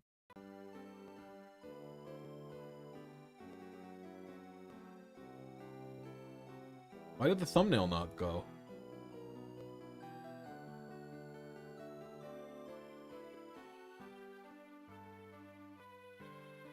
I definitely uploaded the thumbnail. Okay, there's that. That's there.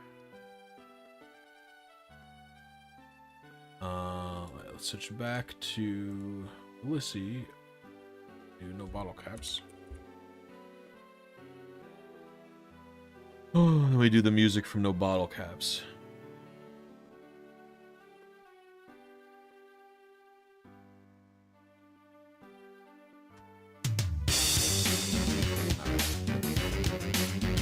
It's loud.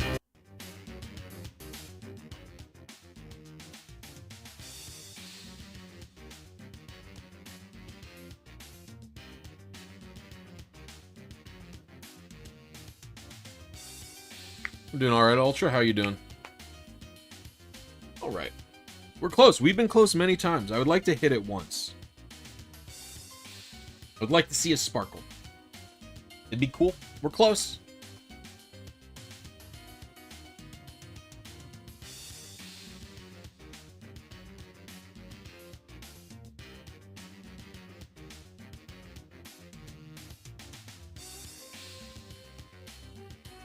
Nice, nice, nice.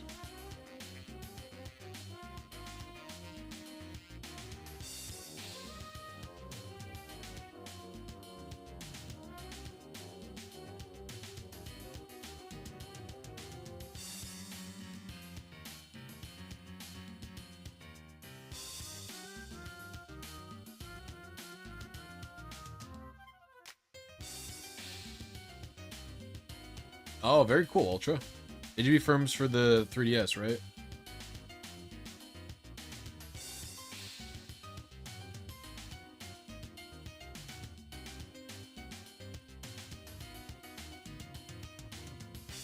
Missing by a hair. I've been 1 to 2 frames off multiple times today, Jeff.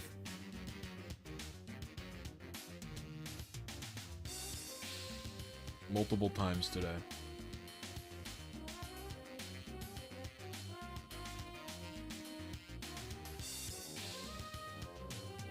Do you like the thumb? I think it's a cook.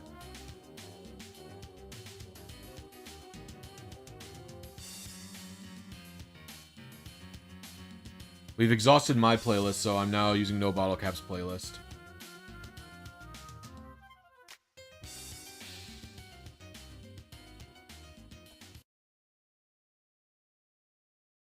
Woohoo! Oh.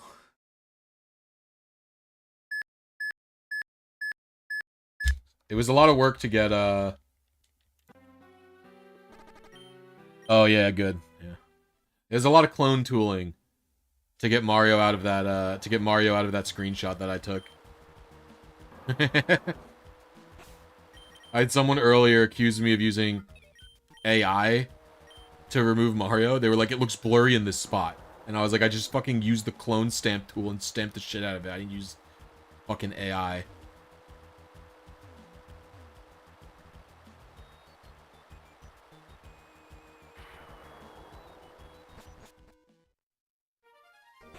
We've also gotten multiple encounters today.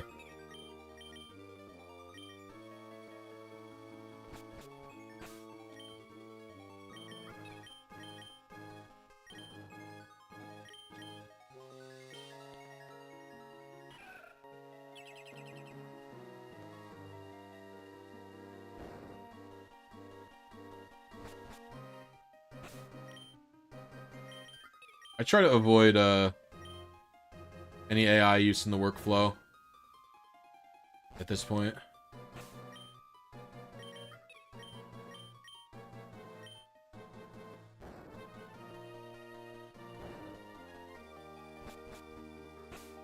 I don't even use ChatGPT anymore.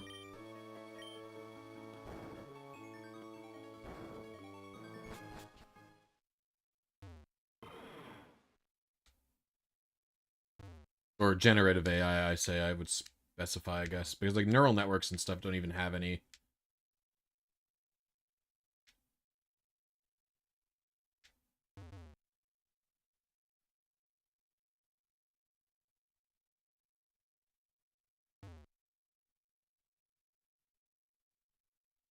Gen 6? Depends on your target. Or out of 10? It's still a bit inconsistent because of the lag, so I would say it's, like, pretty annoying still. Maybe, like, in terms of what you have to execute as a human, it's low. It's, like, whatever, similar to Gen 3. So, like, a 4. But the problem is there's so much inconsistency that's just straight up out of your control. I would say, because of that, it's probably, like, a 6 or a 7, just because of how unlucky you can get without any... There's nothing you can do about it, you know?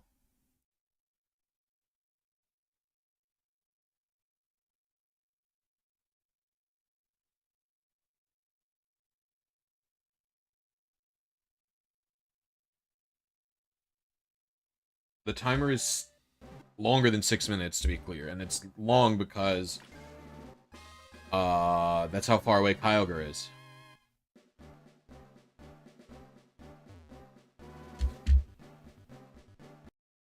Wario World back on.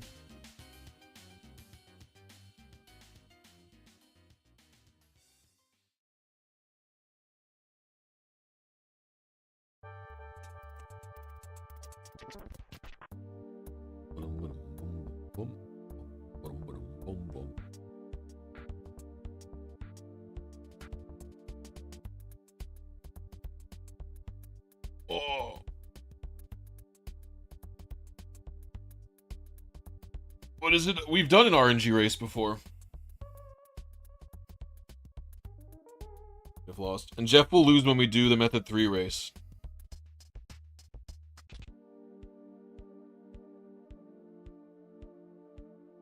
should make a video out of the race.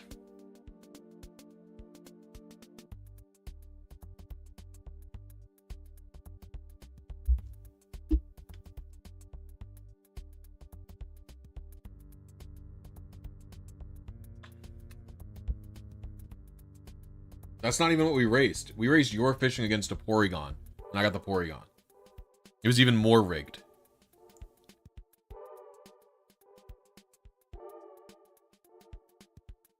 Also, fishing in a cave shouldn't be any different than fishing outside. I don't think the NPCs move while you're fishing, so it doesn't really make a difference.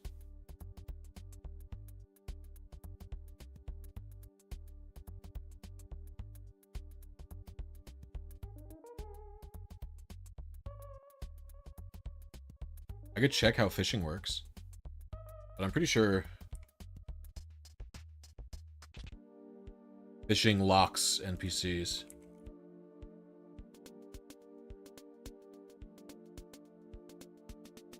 They move in between casts. Oh, well, you should only be doing one cast, no? Isn't that part of the problem?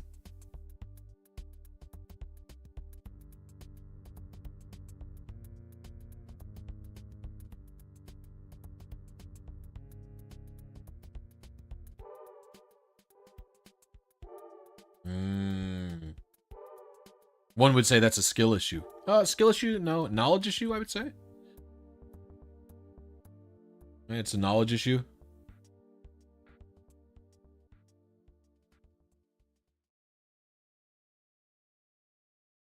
I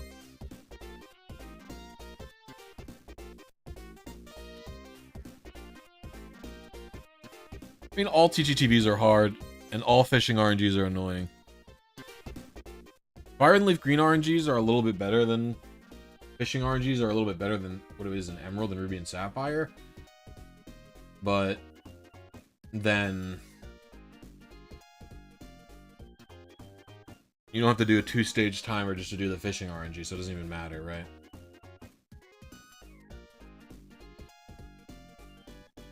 Three TGTVs in one day, shortly after.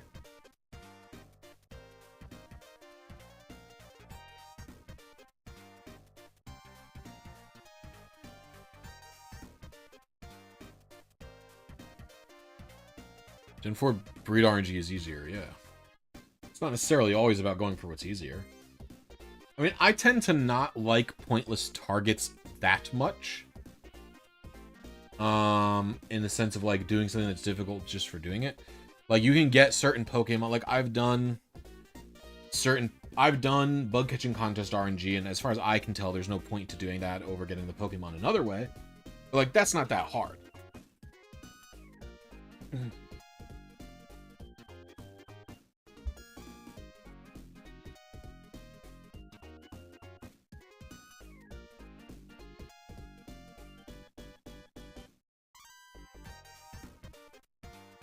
Yeah, well, emulators don't typically have the good seed lists, so you have to just use the old-fashioned way of seeding, which kind of sucks, but I would say that's emulators players' fault for being lazy and not actually doing the proper research. Here we go.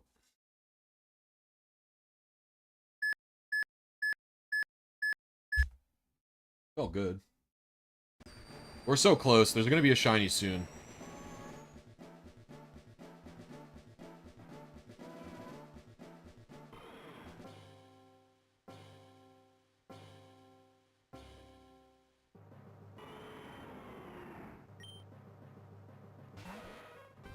I mean, if I was using an emulator, I'd probably just RAM hack. Like, if you're going to use speed-ups and save states to get to a specific PRNG state and then wait, why don't you just fucking open RAM Viewer and type whatever PRNG state you want? They're all available. You can hit any PRNG state, so does it matter? You know what I mean?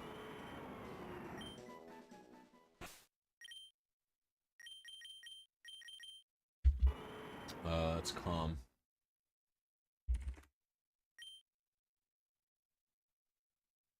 86, 142, 158, 96. I think I've hit this Kyogre before. Maybe not. Oh, 158, no.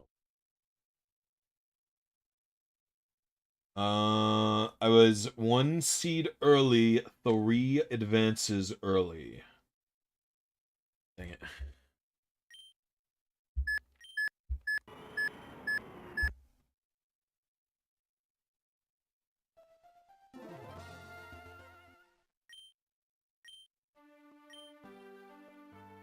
Music.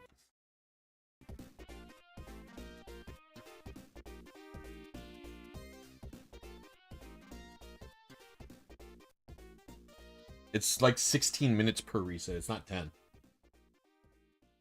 It's 2 468-second timers. It's not easy.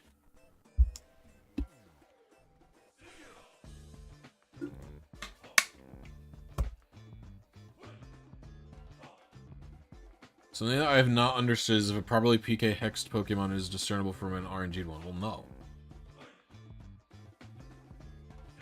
Yeah. People just don't know how to PK hex perfectly because since they don't play the games, they don't understand how the game works, so they don't know how to hack them, right?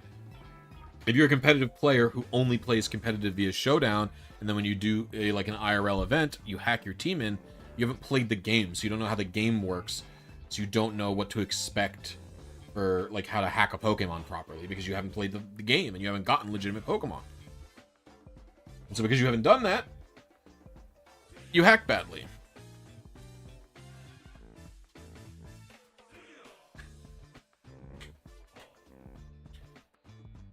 Again, I don't think it matters that much.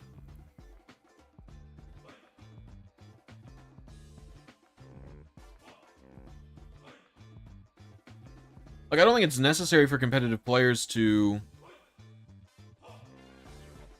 learn that stuff. Like, all the competitive... Like, I'm never going to be a good competitive player unless I grind Showdown and grind competitive, right? PK Hex's legality checker does not cover everything because it's too insane. Like, it is... There are too many things that can manually go wrong to cover everything.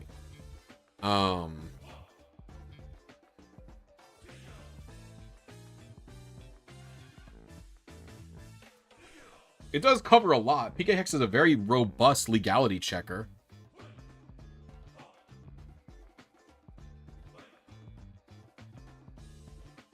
No, you can control everything manually with PK Hex, pretty much.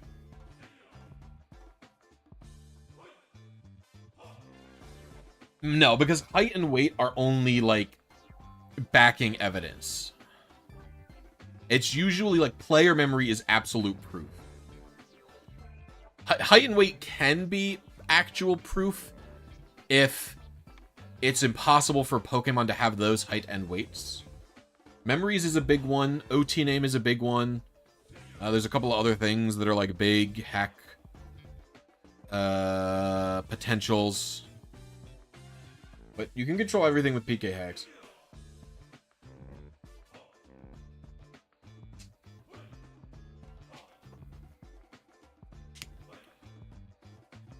Yeah, trash bite. Trash bite angle.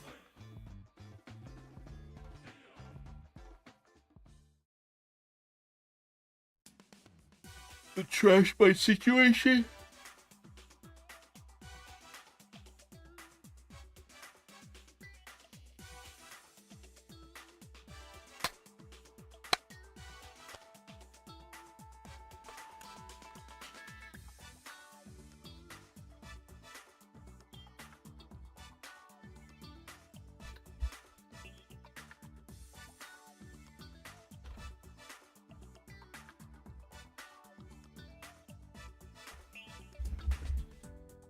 Is an OT an issue with eggs? Yeah, there are cases where players have been, they had like illegal OT name issues with eggs, even though that Pokemon was fully legal. And they would still get like it would still be considered hacked, even though nothing they did was illegal. It was just an error from Nintendo's part, which is pretty embarrassing, I would say. Like, if you're gonna have hack checks, make sure they're right, you know? you're gonna have hack checks. Make sure you're actually checking the hacks.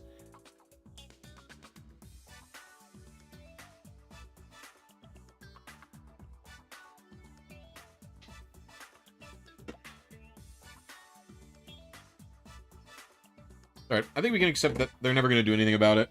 Really. Really, the biggest issue is probably that the next Switch is not going to be hackable, probably. Most people expect it to not be...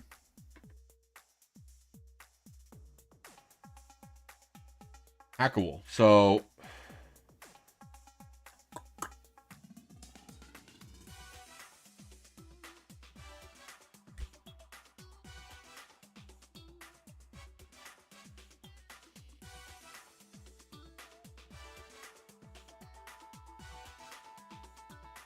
If that's the case, I mean, maybe there will be mod chips for it, and then mod chips could allow people to like properly data mine and hack check and stuff. But would you hack Pokemon from previous generations and send them over? The older you go, the more likely that is to work. Like if you hack a Pokemon in from Emerald, it's going to be harder for them to hack check it because it doesn't have all those extra variables like memories and stuff. But then you have to have all the tools to trade up a Pokemon all the way, which I would say a lot of players don't have, actually. There's this misconception that people who are competitive Pokemon players have every Pokemon game and every console and every...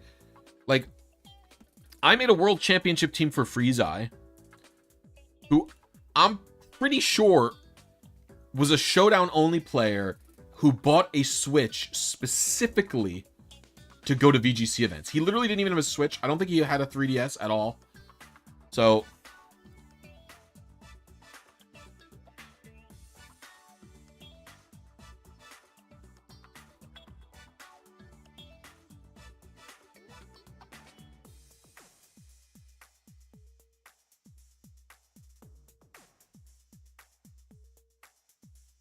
yeah, if you didn't do the transfer previously, you're kind of horsed. And eventually the transfer is going to be impossible. And it's going to be a limited pile of Pokemon. Right? I'm going to trade up 6 different Landorus's from old games into home.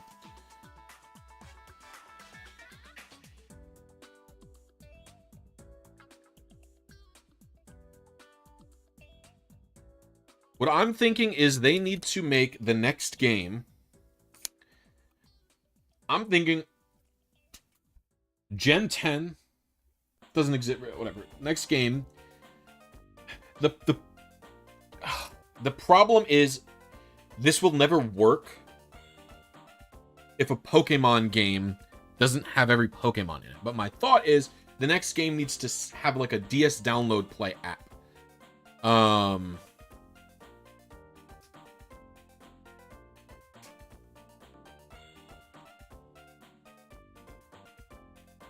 And so you can extract Pokemon from a save file directly without needing Pokemon Home or Pokemon Bank. But since not every Pokemon is going to be in every Pokemon game, then we have a problem. Indeed, we have a problem. Compared to, you know, what used to be. Pretty good. Damn, I did half of my licensing exam on break, and you're still hunting this Kyogre. Could show that RNG manip isn't some magic solution. Yes, sir. A lot of people think that RNG manip is just like an instant frame 1 thing. I mean, you know, the funniest part is even if you RNG manip a Pokemon and you get it in 10 minutes, like, you still have to EV train, which takes and level up, which takes a long time. Like, EV training and leveling is not easy.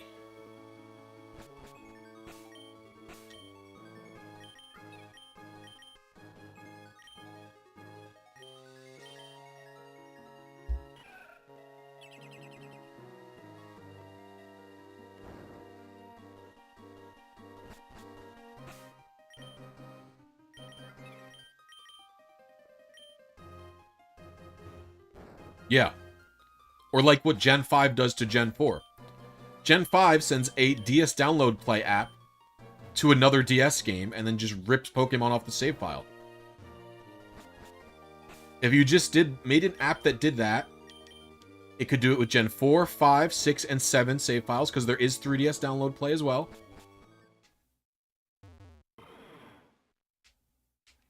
And then it can just extract from any of those save files.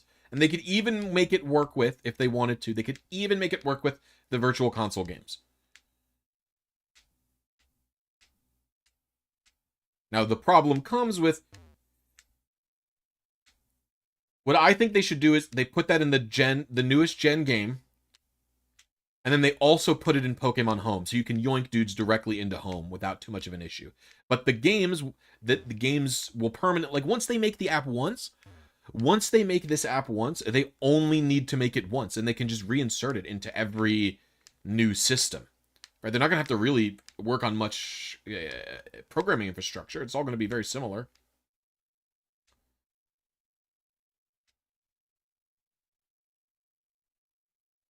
Branch is a useless dogshit piece of garbage. It is like literally a useless piece of software.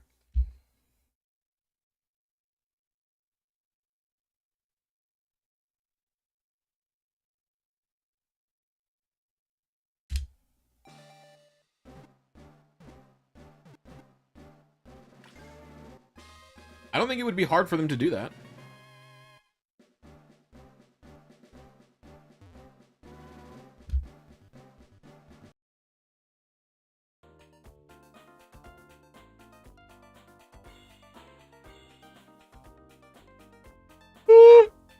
Excuse me, I'm yawning.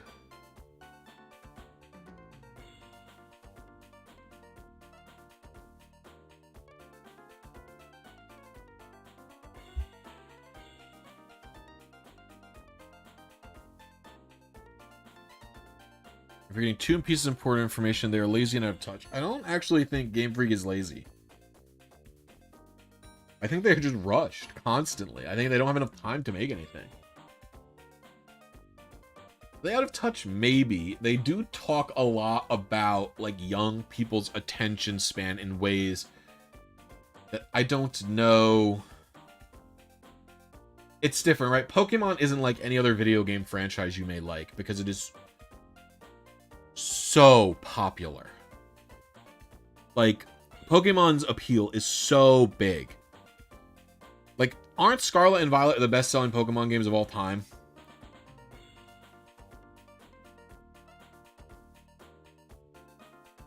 Like, how are those holding young people's attention?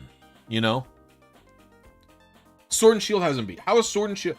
Like, they're talking about being worried about attention spans. But how is Sword and Shield better than previous Pokemon games? I don't think it does it. Like, I don't think there's anything about Sword and Shield that do a better job about holding your attention span.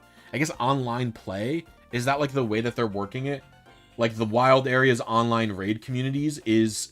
They think that's a better post game than doing Frontiers and stuff.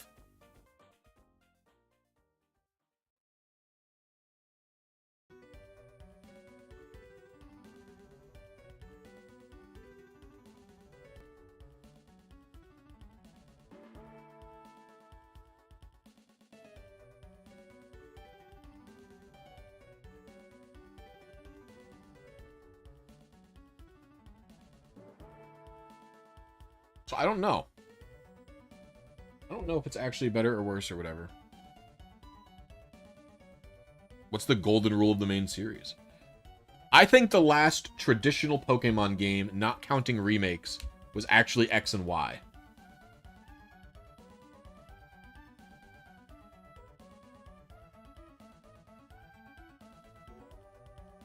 And it's pretty much exclusively because of route design.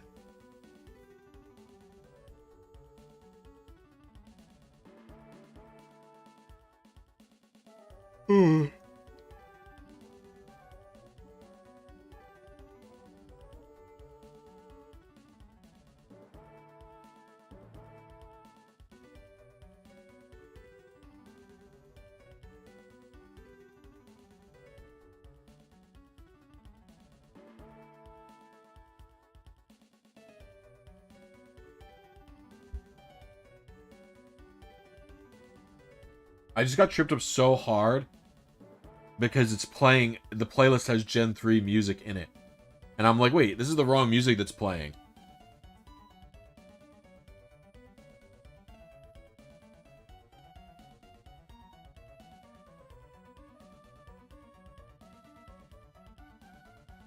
Only 2 games that released after Switch that wasn't a remake?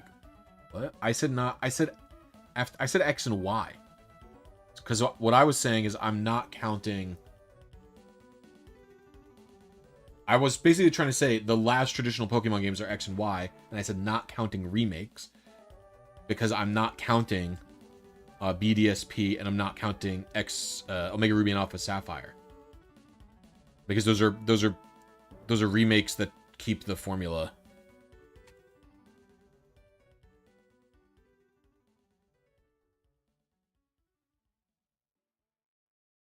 I do think PLA is one of the best Pokemon games ever made.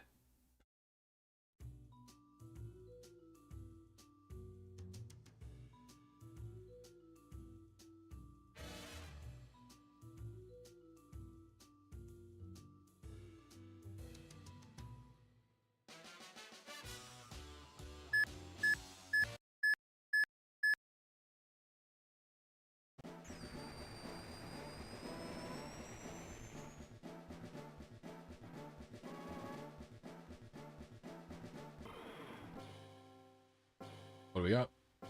It's gonna not be shiny, as usual. PLA with real battling would have been peak. PLA had, I mean, I think PLA's battling system is fine. I just wish they had online battling. I actually don't mind its battle system for a single player.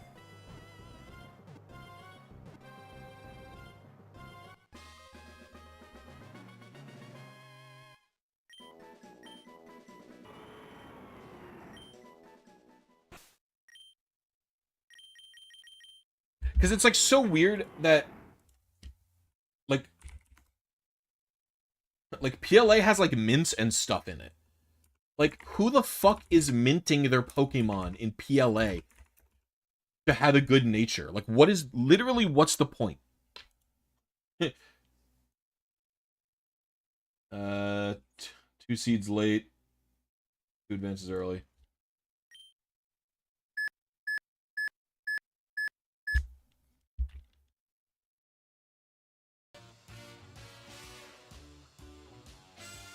PLA doesn't feel unfinished to me. It feels almost like a demo, though. Or like a proof of concept, maybe?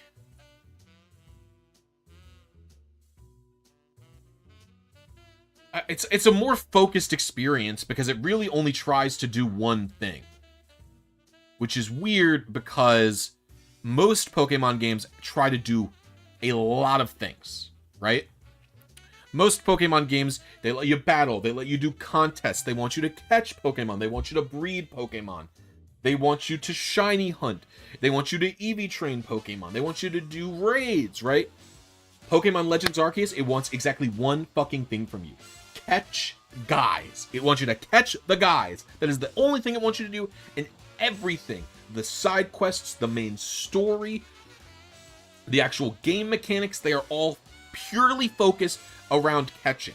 It's to the point where the reason the boss battles in Pokemon Legends Arceus are why you chuck bags of food at people. Like, if you ever think about why that's the case, it's because the way you chuck the bags of food is the exact same mechanics and controls as the catching system. It is all literally built around that weird, it's like a third-person shooter almost, where you're slinging Pokeballs at people. It is literally only about catching the guys. That is the only thing that game is about, and every decision they made is to facilitate that one mechanic that they have, where it's fun to dodge roll and throw Pokeballs. And so it's a very different feel from a normal Pokemon game because it's really not trying to do too many different things. Which I think is a good thing. I think it does it well, and I think I like it a lot.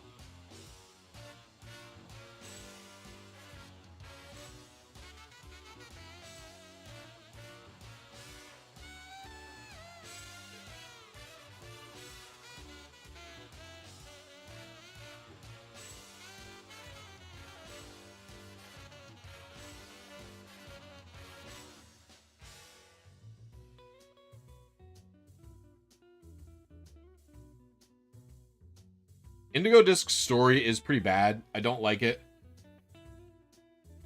Scarlet and Violet has...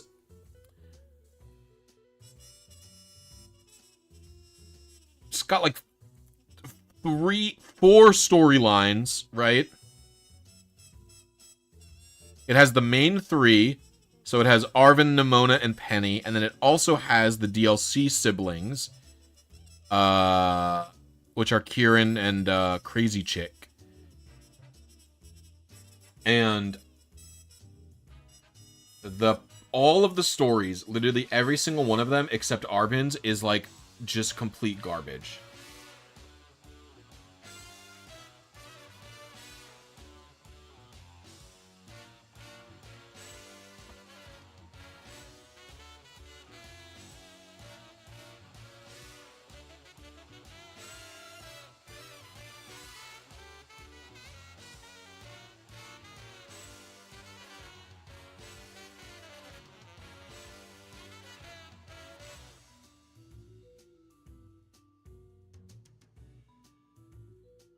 The battle tower is, in fact, played out.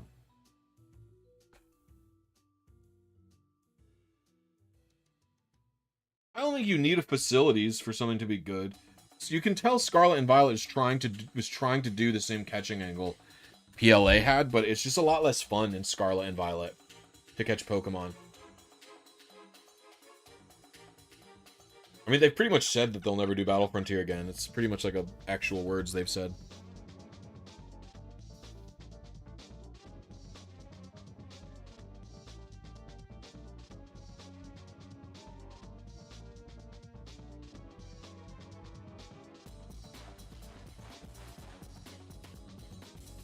I mean, NPC battling is always and has always been dog shit. You need to do something interesting to make NPC battling good. Like, I don't even think Pokemon World Tournament is good. Like, it's literally, it's like, it's not, I don't know. The other facility in Black and White 2 is better. I don't get into that like that. Yeah, I don't get into it that way. The better facility is White Tree Hollow and Black Tower. Those are interesting because it's not just about battling. It's kind of like it's kind of similar to how the pyramid is. It's interesting. I like it.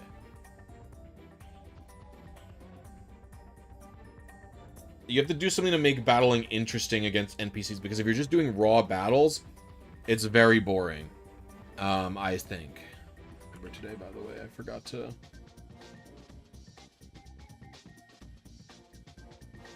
So, for me, it's like, eh. I don't mind them not being there. I would prefer, like, facilities be, like, other things.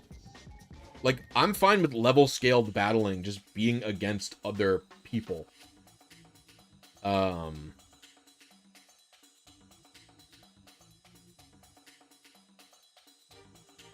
Like, they're basically just treating online battles as the battle tower now. Like, that's what they're doing.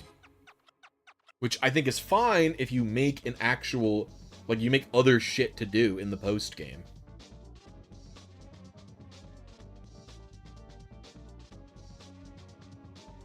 Yeah, BDSP is really awful. It's, like, shameful that they even released that as a product, I think.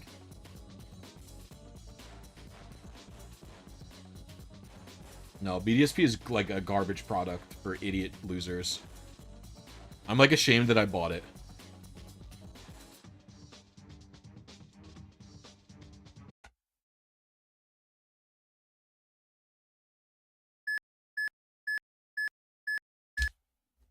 Probably early now.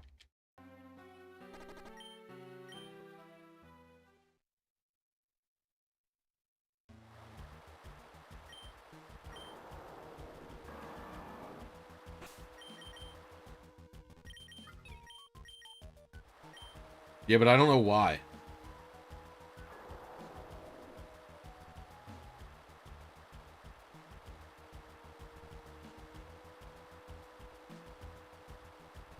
Like, you literally can't even control your character in the overworld properly.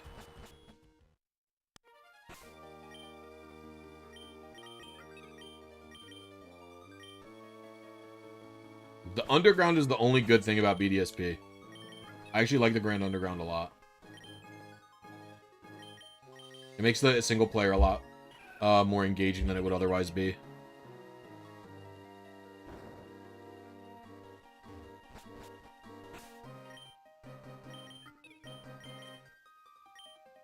The old underground is really awful. You can't even move around in the old underground. It's like laggy, even if you're doing single player. It's so weird.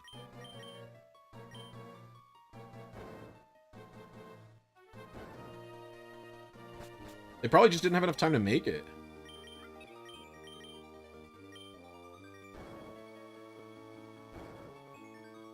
It's so strange that they advertised BDSP as a faithful remake when they changed a bunch of random shit.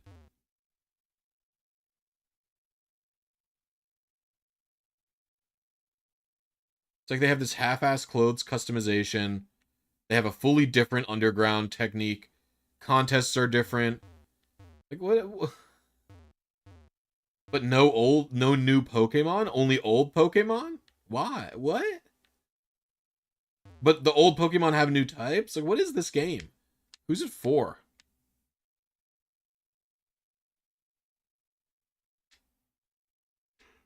Like, I don't get it, man.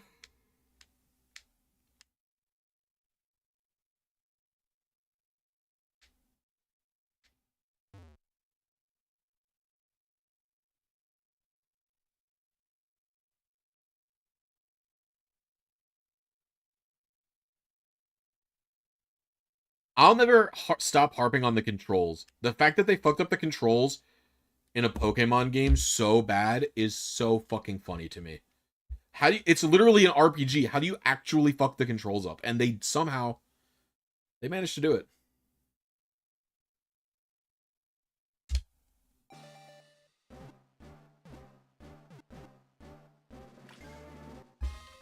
The D-pad doesn't work either.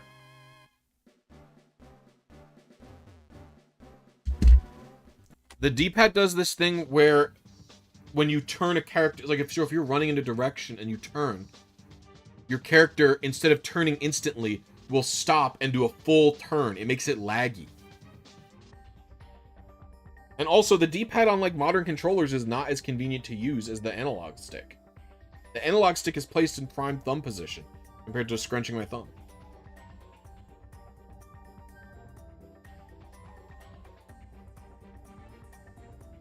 They could have just made the analog stick 8-way.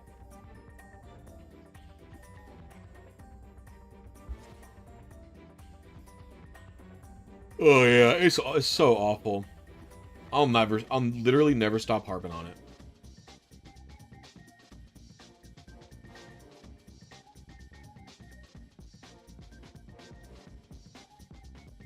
I think like what's so shameful about BDSP is how bare bones it is of a product that was just tossed out the door just to have X product out.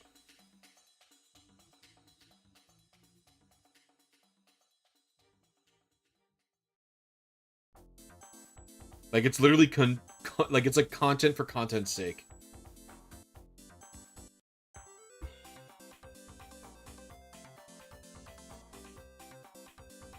Okay, it stinks.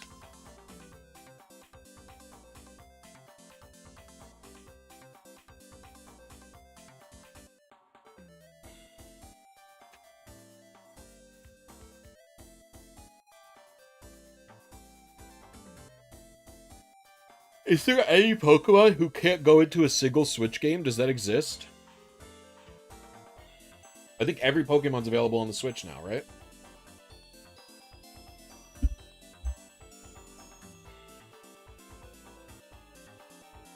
Wait, Furfru can't go on the Switch. What do you mean monkeys?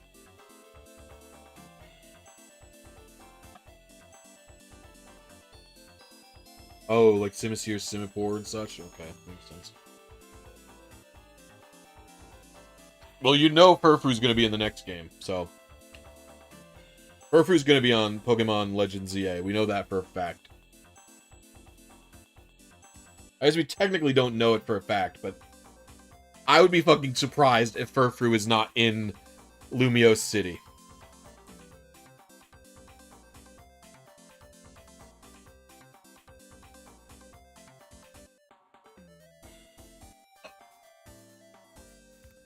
I'm playing Shining Pearl for the first time. Is there anything new or different? Nope.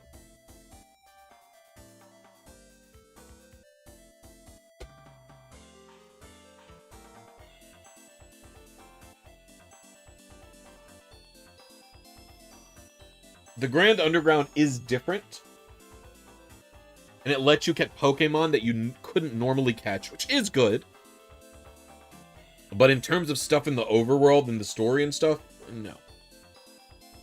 You get a legendary before the second gym only if you have paid money for other video games. I don't remember what gets you Jirachi, but you get Mew by having LGPE save files. So I never got Mew because I don't own Let's Go Pikachu, Let's Go Eevee.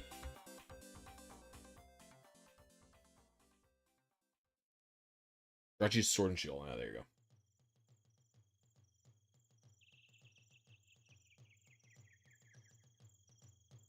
A sign someone has got away with scamming or cheating is I do not recall. What? No, it's not. You have to prove guilt. If you probe someone and they say, I don't know, and you can't get other evidence, like, that's not proof of their guilt. That's proof of you doing a bad job at showing evidence.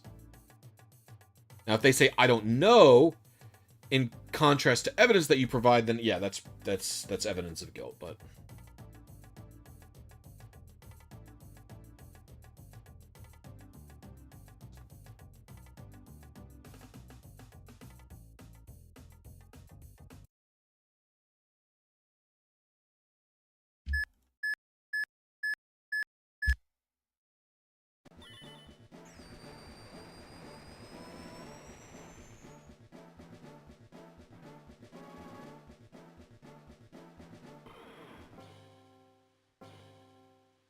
Oh, dang. Dude, I can't believe it. I haven't gotten any yet, huh?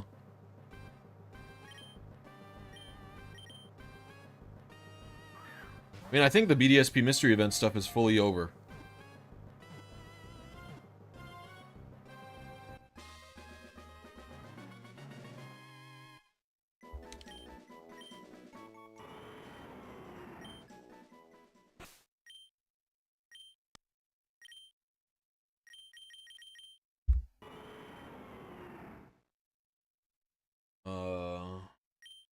Right.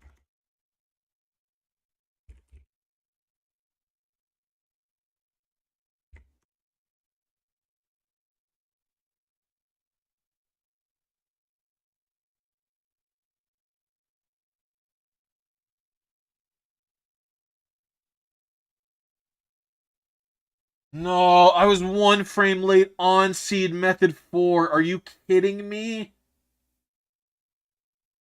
Oh.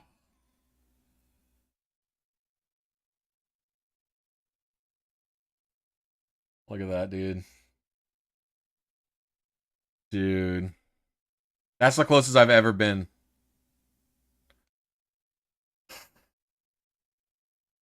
Oh, dude. That's the closest I've ever been on screen. Well, we know I'm locked in.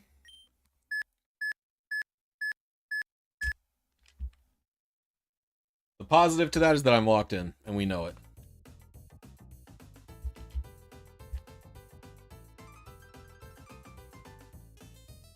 I'll be right back.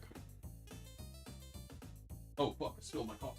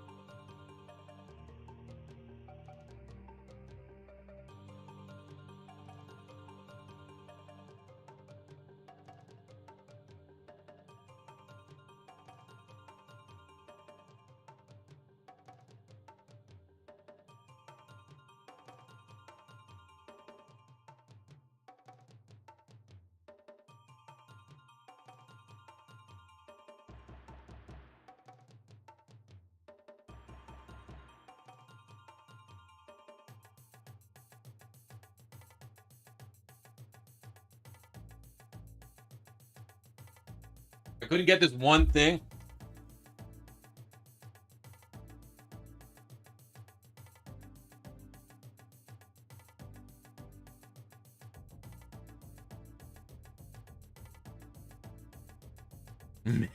Mickey Mouse dens.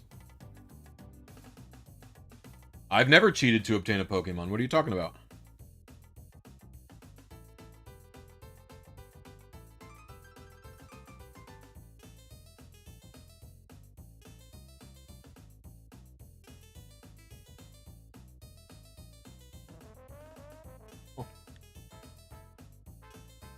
Hope you cheated in Heart Gold and Silver Wi-Fi arrow. Yeah, I PK Hex, or it was Poke Sav. I Poke Sav back then, but I never entered official tournaments, so it didn't matter.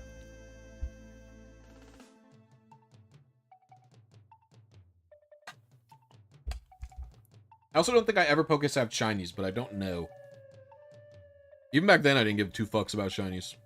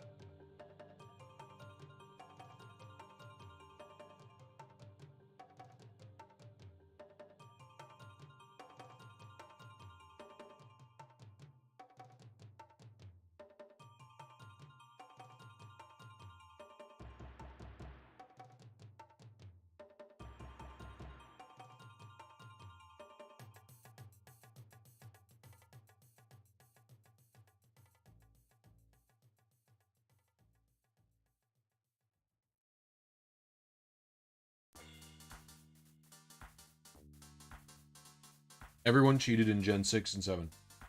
What proof do you have? Can you provide evidence, please? Thank you.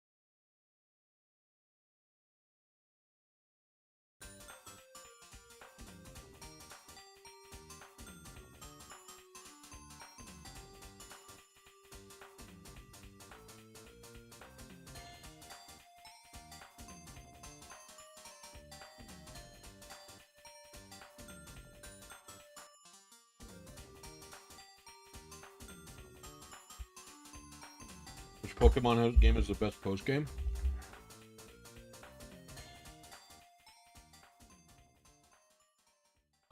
Black and White 1. My favorite post game in a Pokemon game.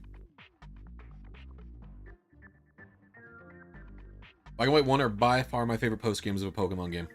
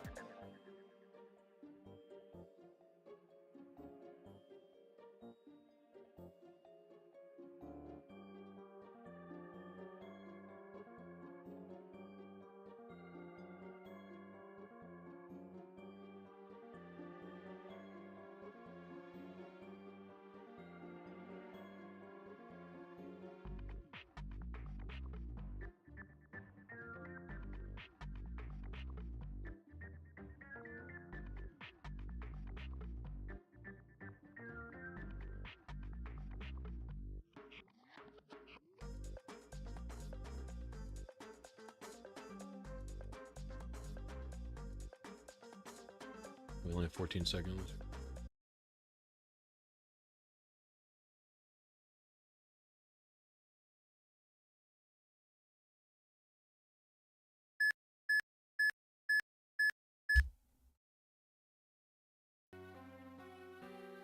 Oh, here we go.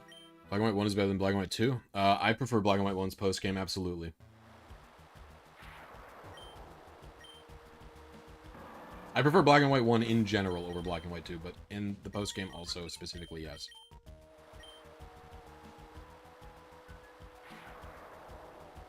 I could go on a very long rant.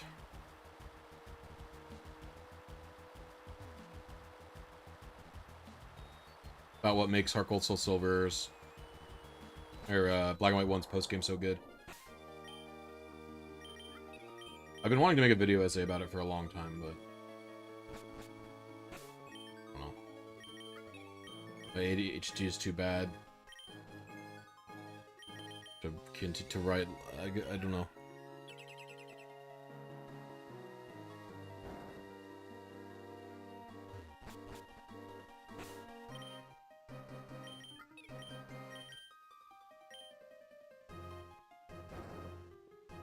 Black and White 2's post-game is really just Pokemon World Tournament.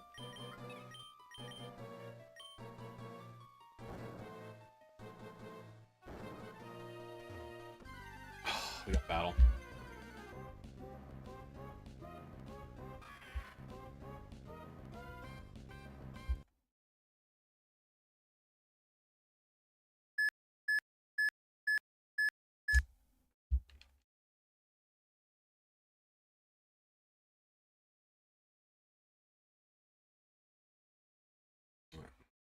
I'm gonna mute.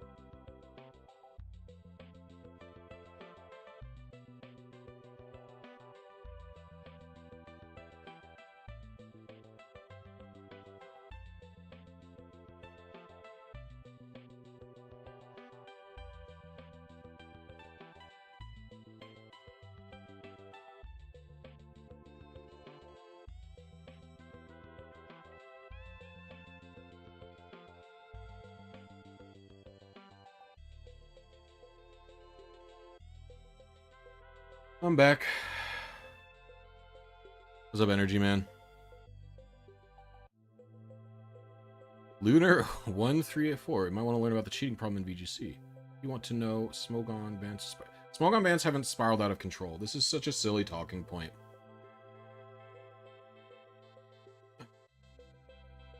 Hold on. My coffee's probably heated up. So I'm going to get some more coffee. I've been up since 4:45 this morning. I get some more coffee, and I'm going to fucking scream at Wolfpack.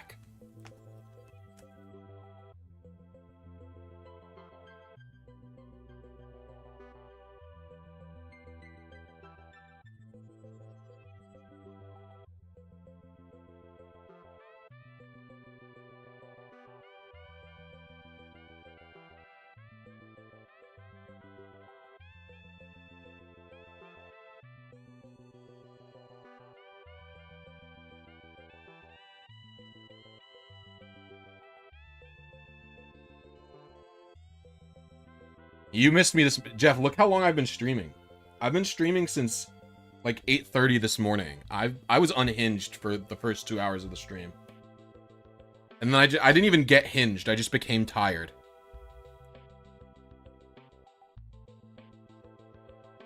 No, it's definitely not Verlicify's alt, because Wolfpack isn't saying slurs and misgendering people.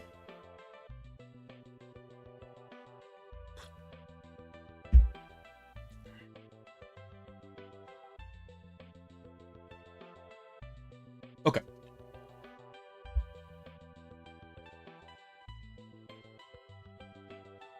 So I want to talk about competitive meta games for a moment. What makes you surprised they've survived the ban hammer this long? It's because they are not, like, they don't really say anything bad. They just kind of repeat talking points, and it's kind of a good jumping board for me to explain why they're wrong, or, like, they're basically a useful idiot, you know what I mean? Have I heard of Hayden? Yes, I'm friends with Hayden. Hayden comes in the stream sometimes.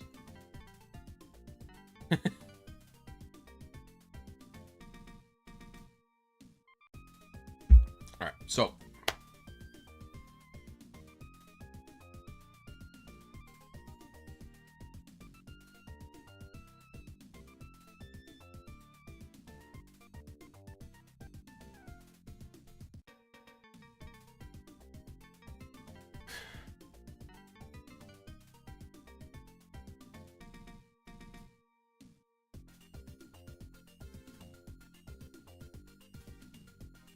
Okay. So, like, what makes a good competitive metagame? And, like, how do you define that, right? Like, is a metagame good because it's official, or is it good because it is more competitive? To me, a metagame being official or not has no bearing on whether or not it is the better metagame to play, or the more fun one for me specifically. Right? And in fact, BGC, it is very easy to tell that they did not plan their format, their current format, for competitive integrity. That's why there's a bunch of weird rules grafted onto BGC. And allow me to explain. Okay? So, VGC has technically been going on for a really long time. Like, since the, like, you can call VGC VGC, but official competitive tournaments have been going on since Red and Green in Japan.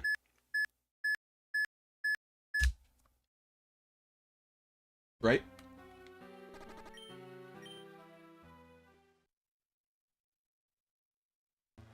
All of these metagames, except for some reason, Gen 4 have had team preview. But I know what you're going to say, Blisy, team preview wasn't in Gen 1 or 2. Right. Team preview was in Red and Green for the competitive formats when they play on cartridges, not on Pokemon Stadium. And how they did team preview was by literally having physical photo pictures of their own teams, and they would pick their teams that way. And their opponents could see their team, so then you could plan your team accordingly. Interesting. So if team preview was thought of as the optimal way to play competitive, even in red and green, may I ask, why wasn't it in the fucking games? Team preview was never in any game until Gen 5.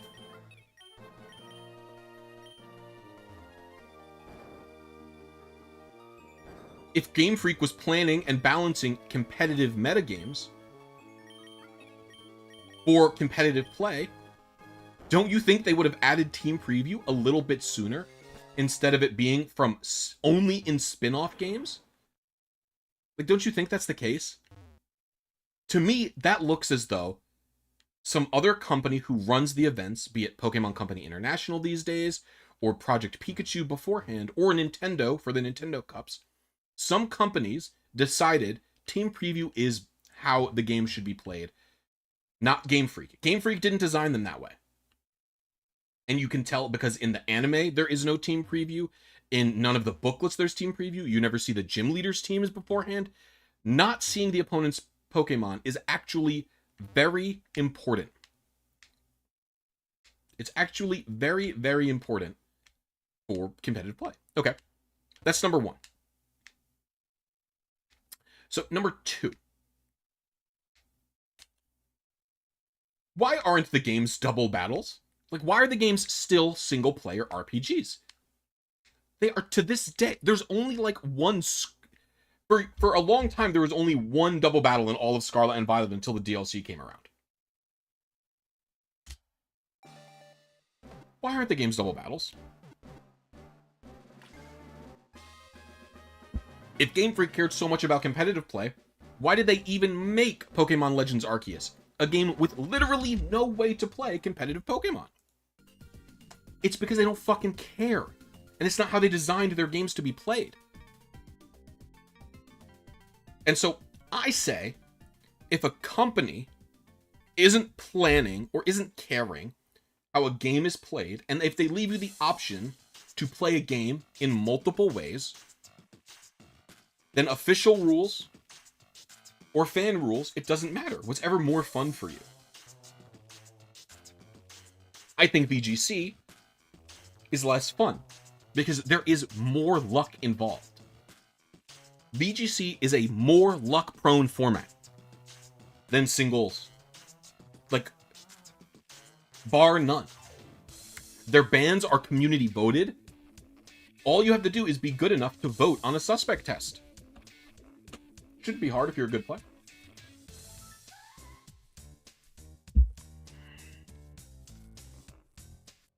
Yeah, I would agree that they generally try to recreate the in-game PvP experience.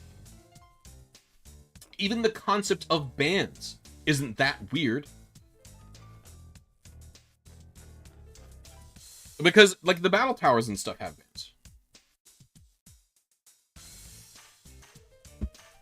It is fans, it is passionate people who love the game. I didn't say VGC isn't skill intensive. I said it has more luck than singles.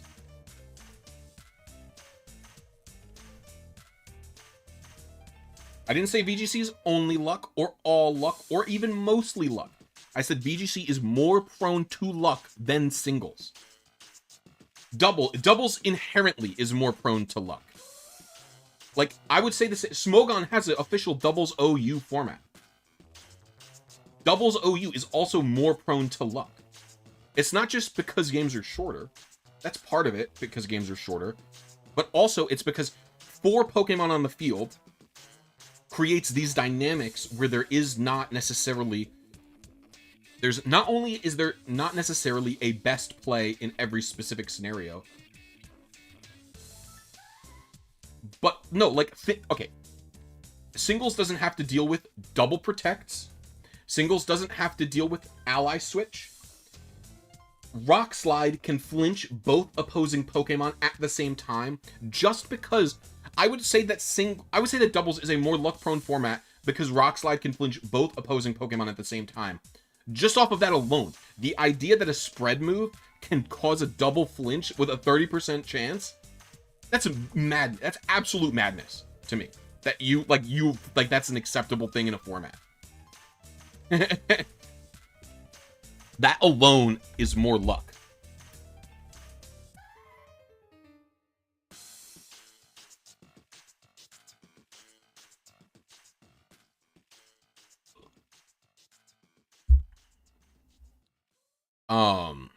And I definitely feel like you can't control for a lot of those variables.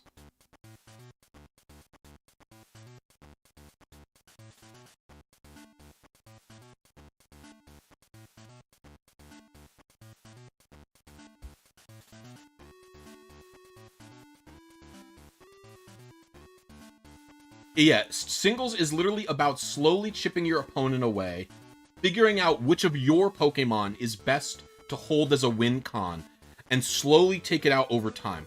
Now, I would argue singles has kind of lost this a little bit over time. It's definitely Scarlet and Violet is so fast paced compared to Gen 3 or Gen 4.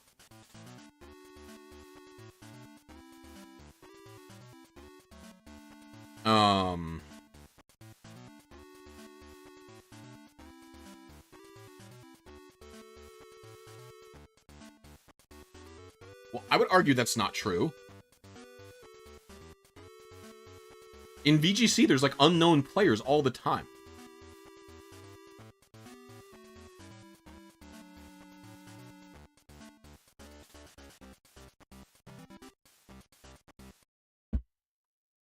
Again, I'm not saying there's no skill in VGC, or that you cannot be skilled in it. I'm just saying it is more luck-prone than Smogon, which I think is true.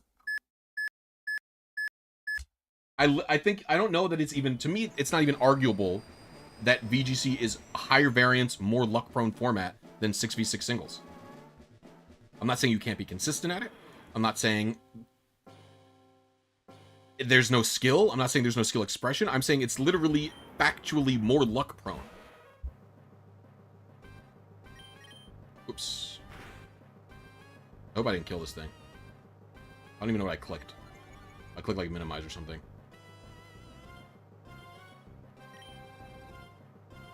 Like, I'm not calling all VGC players like skillless losers who picked the wrong format. I just think it is less fun, in part because it is more luck prone. Especially before open team sheets, when you were guessing your opponent's sets on team preview.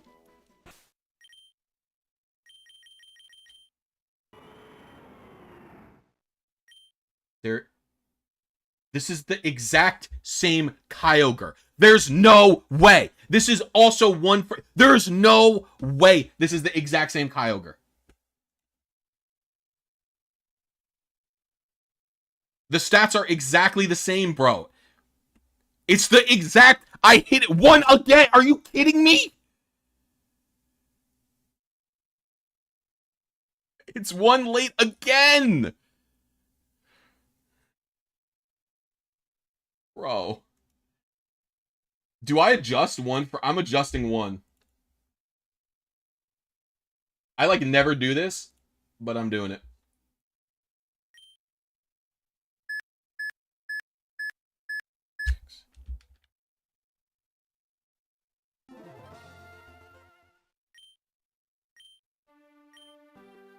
Half frame? If I'm a frame early, I'll up it by a half frame.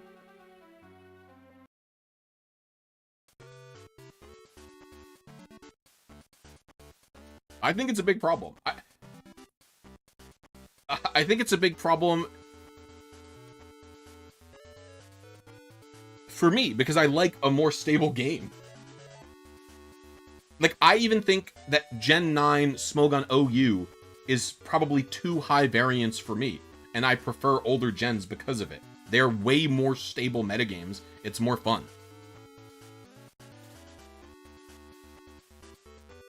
Like, I don't mind the Smogon banning process, but Gen 9 is, like, still doing, like, monthly suspect tests.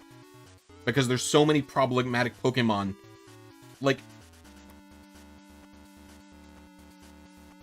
it's banned Sleep, then they suspected Kyurem, and now they're suspecting Gliscor a second time. Like, they are constantly having to suspect these Pokemon to accommodate for Terra, which I think is fine if they want to do that. But it makes the metagame less fun for me because I like a very stable metagame. I like stable metagames. So Gen 3, I got very into Gen 3 for ADV Revival 2. That was really fun. I like Gen 4 a lot. Gen 4 is also kind of high variance. Because some of these motherfuckers, Jirachi, Gyarados, are animals.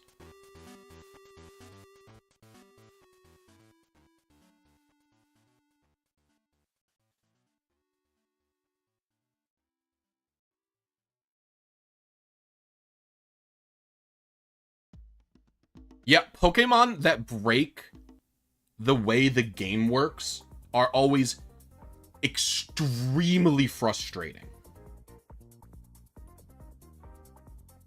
Like Urshifu breaking Protect, which is like literally, like, to me, Protect is like literally the cornerstone of doubles. Like, that's the whole point of, like, that's one of the most things about doubles. Like you have to play around your opponent protecting a move or using your own Pokemon to protect. It is the most important resource in the whole fucking game. And Urshifu gets to fucking ignore it. It's so stupid. It's stupid. Council of Doom, we need to ban it. Dude, do you play? If you don't play Smogon, why do you talk about it? Why do you care? Like, why do you care what Smogon players do? Wolfpack, I don't understand. What does it matter to you? The people playing Smogon are having fun.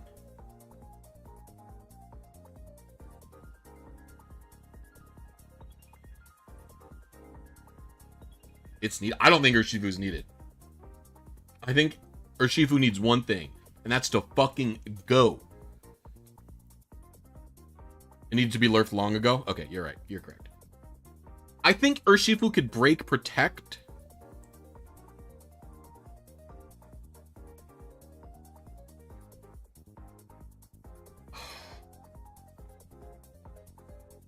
Because there's moves that break Protect, right?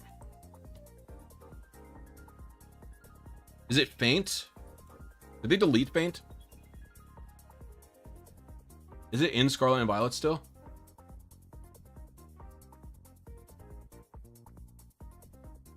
Like, to me, like, and also,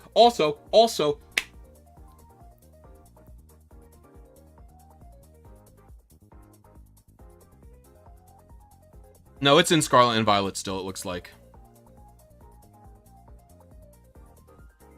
Yeah, but Phantom Force is a move with a big drawback. It's I mean, Feint also has a drawback. Feint has 30 power.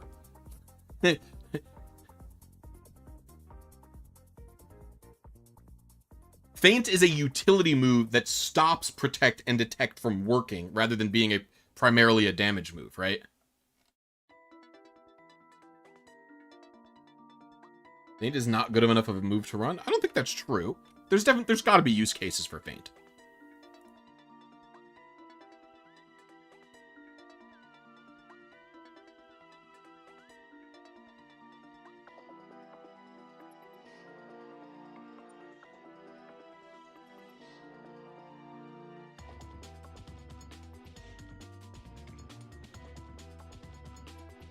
I think there has to be use cases for Feint. Because Feint stops... No. Feint doesn't ignore Protect. Feint disables Protect. So if the opponent protects, Feint destroys it so your other Pokemon could hit it. Feint was probably nerfed a lot by Team Preview, actually. Because now your opponent can play around that, right? Urshifu. I actually think...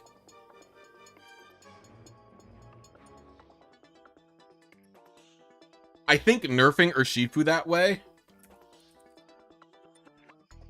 doesn't even help.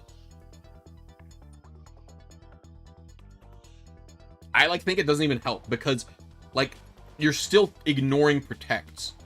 You're basically your Pokemon can't really make too incorrect of a click. I feel like Urshifu should get a new ability, and they should move the protect thing to their signature moves. And they're because think about this. Not only does Urshifu ignore protect always, Urshifu's signature moves always fucking crit. Does it really need a move that crits every single time and also ignores what? It does both of those things? One of those things is broken. Or not broken, but one of those things is very good. I would argue that Unseen Fist is broken, not just because it's overpowered, but because it literally is breaking the rules of VGC.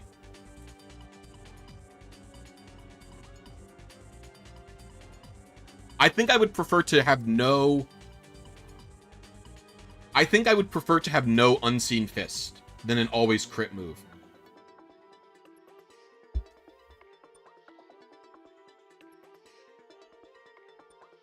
Or make Unseen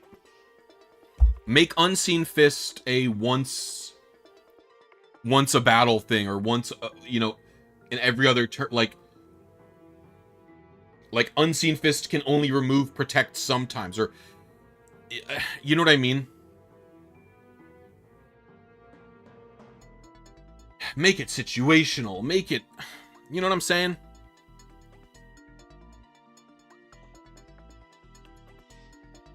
I think Legend ZA is going to have normal battles.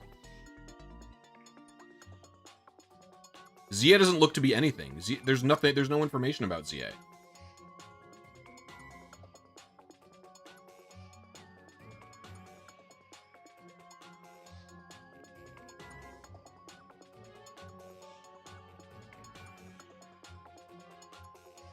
Oh, I hate that. That's almost worse, Lumiko.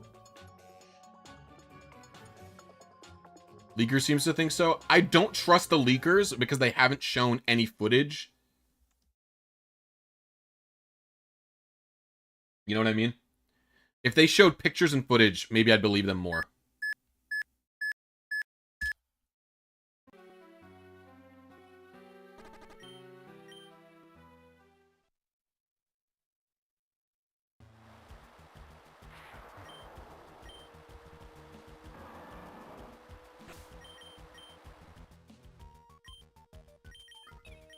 ESRB doesn't have multiplayer listed? There's no way they're making a Pokemon game that doesn't even have trading.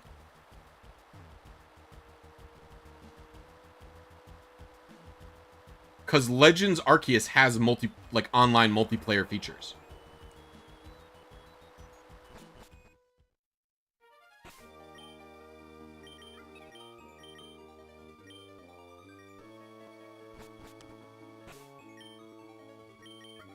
No, the Smogon Council also proposes the bans.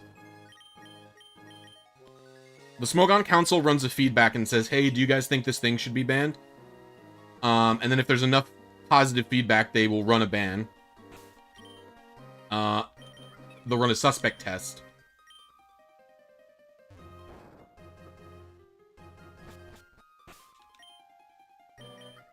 And then if the suspect test succeeds, then they'll do the ban. But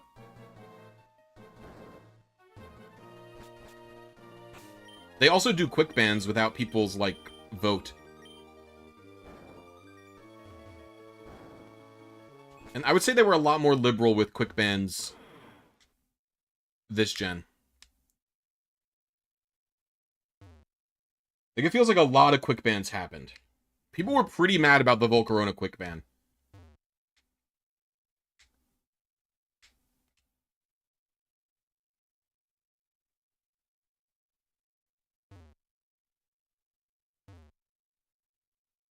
You know, we can check previous Pokemon boxes to see what the ESRB says about online play. See how much it's mentioned. If at all.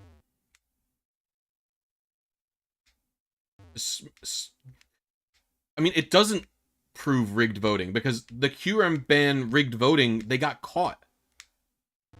So it proves that Smogon's system has a lot of integrity because they caught the rigged vote. A system without integrity wouldn't have caught it.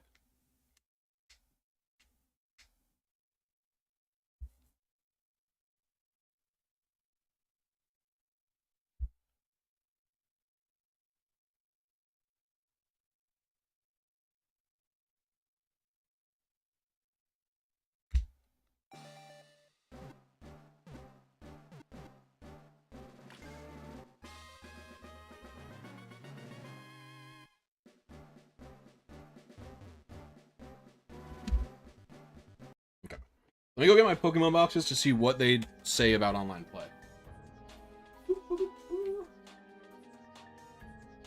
So you can look at Black 2. Take a look at Pokemon Moon.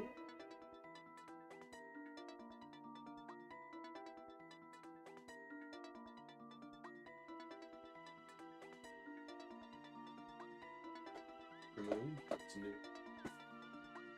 And let's do. Is here?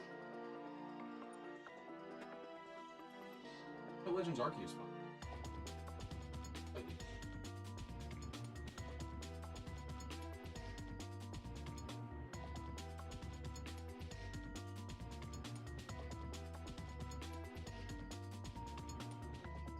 That's fine.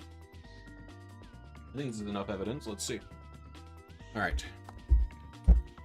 So, Pokemon Shield says, everyone.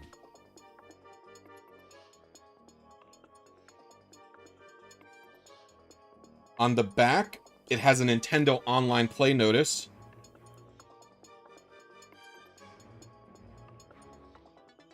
Sword and Shield say nothing in the ESRB rating here about online play not being rated.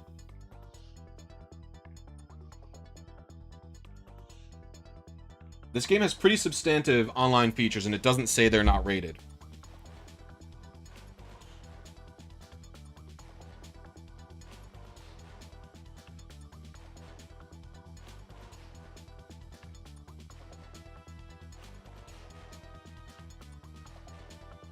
This one does say online interactions not rated, which is fucking weird because this one doesn't, and it's got the same features. Black and White 1 also, or Black and White 2 also says online interactions not rated. So I don't know why some are rated and some aren't. Like, why do some say that?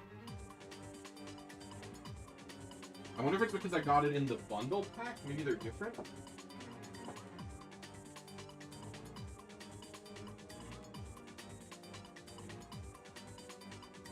No, because the double pack here doesn't say that either.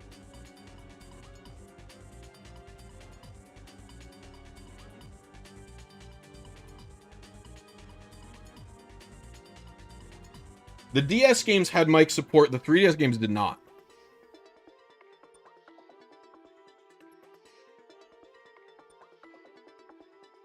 Let's see.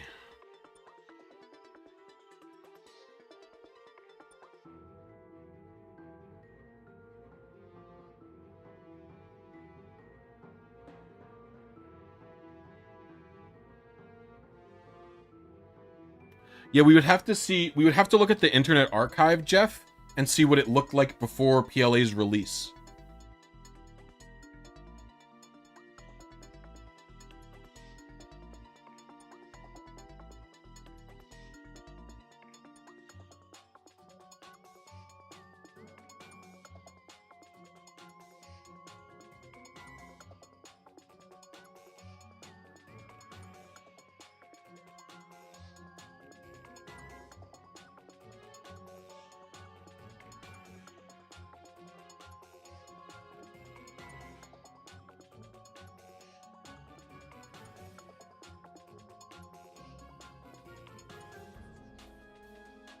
So let's take a look at what this was in the Wayback Machine.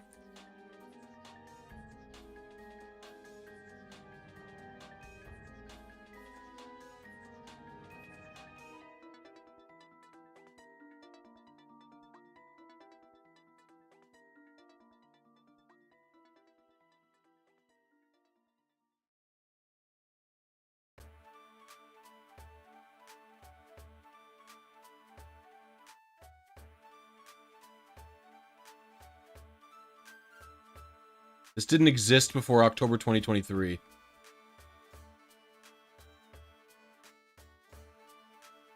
Well, that's unfortunate.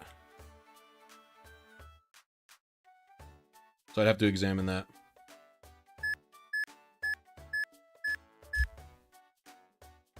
I meant to pause the music, but I didn't have the time.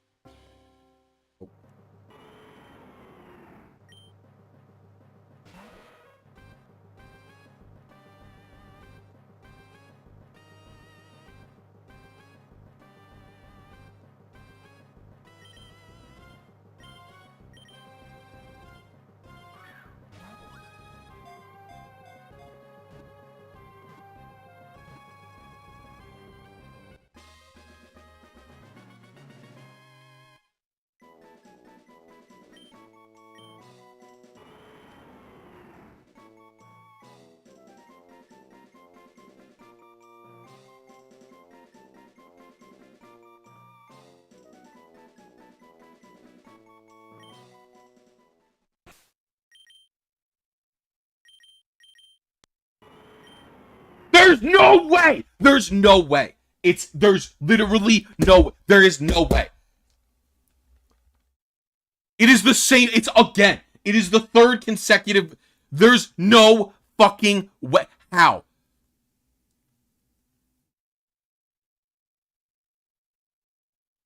What? It's method,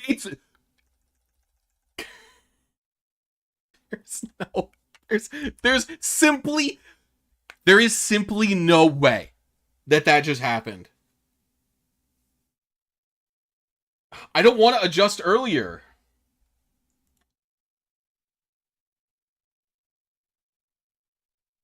I'm not doing it.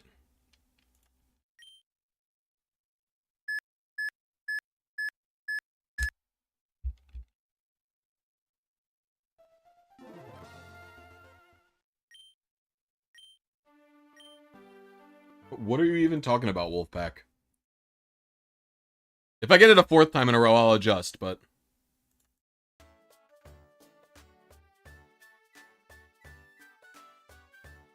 What PokeTubers are doing that?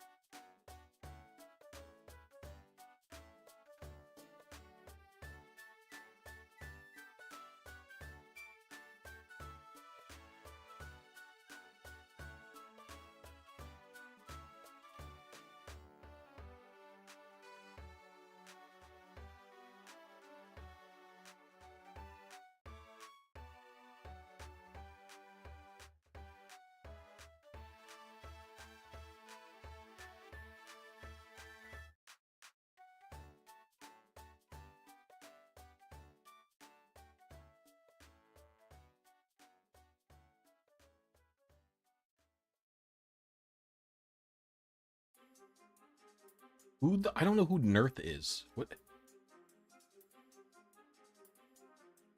I feel sad for Wolfpack because they're like not like they don't like know how to like answer things.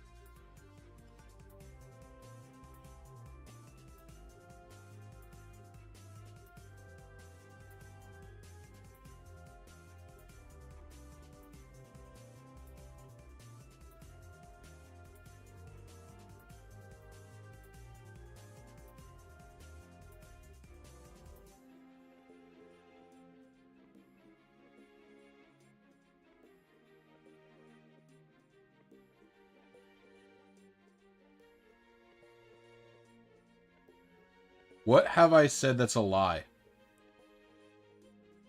I don't sell any products.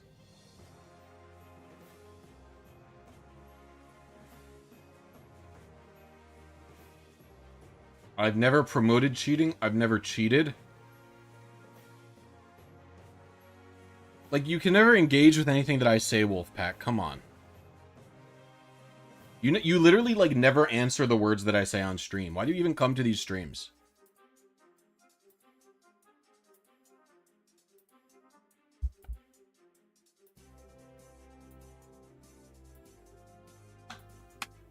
It's not Verlisify in disguise. Verlisify would have called me the F-slur.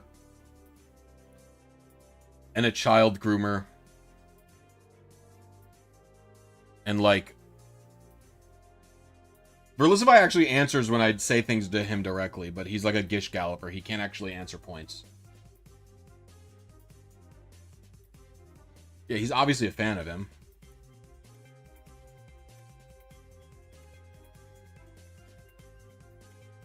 I think people don't know how, like, you know, how much of a piece of shit Verlisify is outside of Pokemon. Verlisify is like an avid Trump supporter.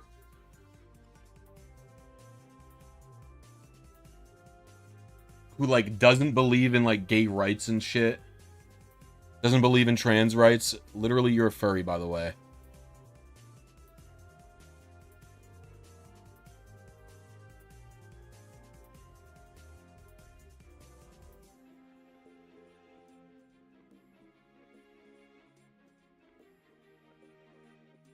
He can't be specific, Pengus. It's impossible.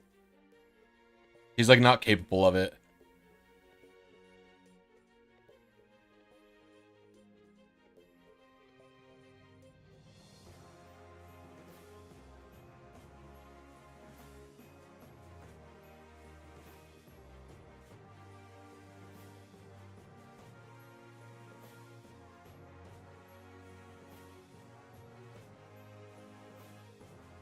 Dude, there's actually like a big furry right-winger movement. It doesn't make any sense to me.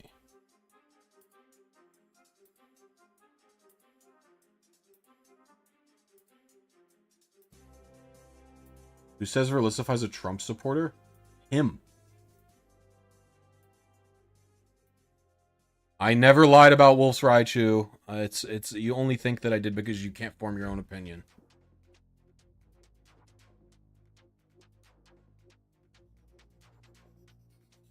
Who's on Earth? I have no idea.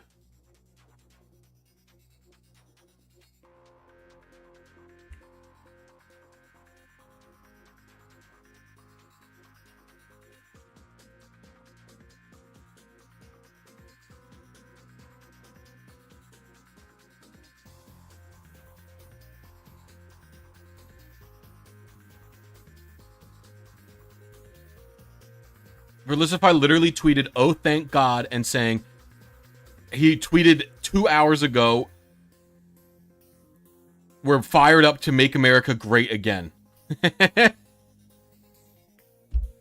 Like, you could just Google, you could just, you could just go to his Twitter and see.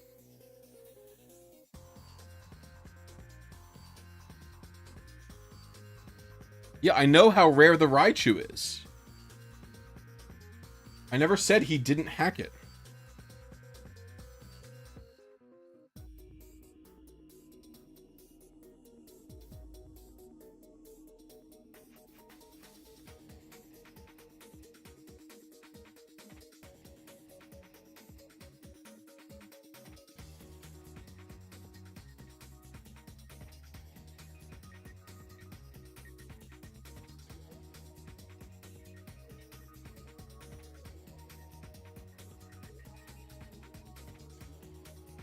Tony, you can just look at his Twitter right now.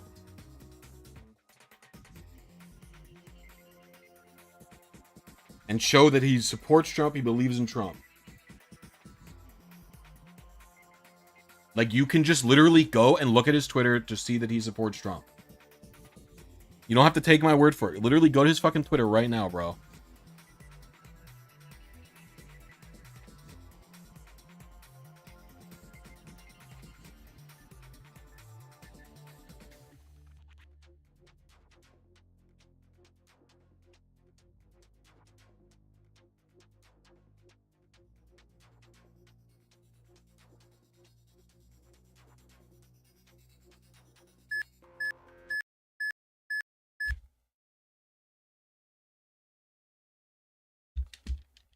Maybe you're a Trump supporter, you're probably transphobic. Kind of goes hand in hand, right? No, I know, but I'm saying, like, I'm not saying get a Twitter and make a Twitter. And I'm not saying that he should have known in advance. I'm saying, like, you don't have to, like, debate it here. Like, I'm saying there's no point in debating is he a Trump supporter or not, because you can stop watching my stream and then go to his Twitter and observe it with your own eyeballs right now. You know what I mean?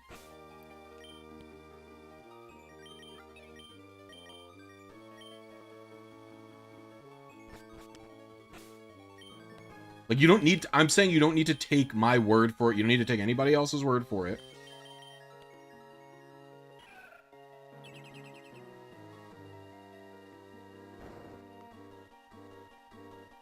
You can just go look yourself, is what I'm telling you.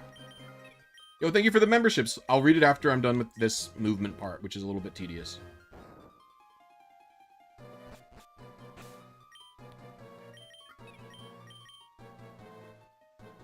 I intentionally do not try to keep politics out of my chat, by the way. I'm a politics talker enjoyer. I intentionally talk about politics. I like it.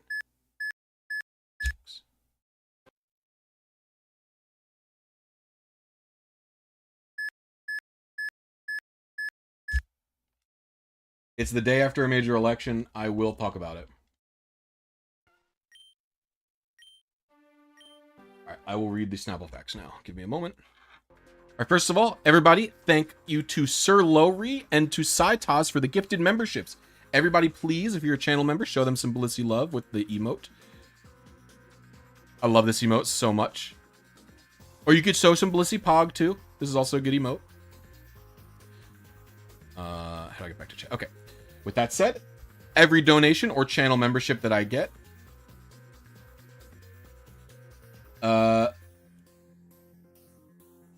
gets a fact read from the Snapple fact book of real facts from 2004.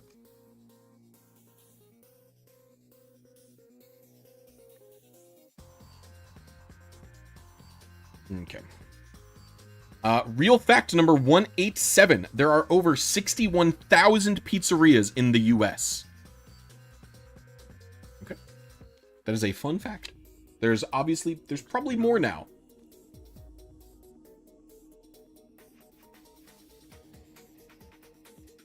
Thanks for the donation.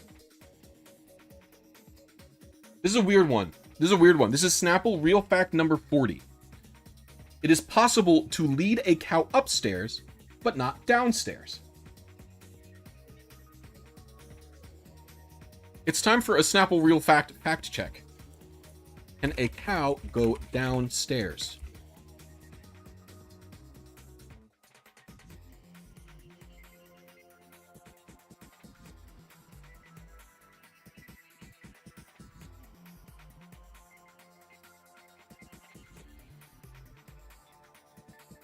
It has been proven that cows will walk downstairs if you force them to. It's just hard for them.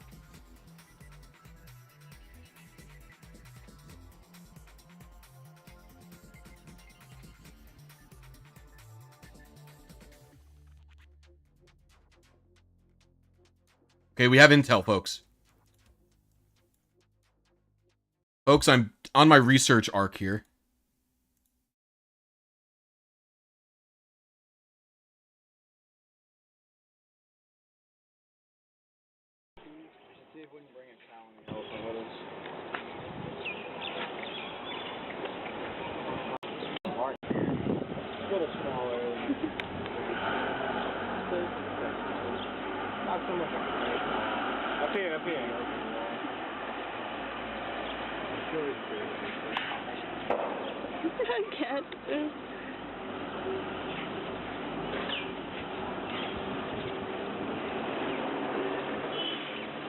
Come on.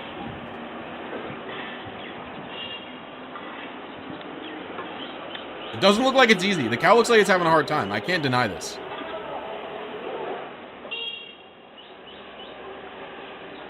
Wait a minute. Are you going to finish it? Come on. We don't have a lot of time left. There it is. The cow's done it.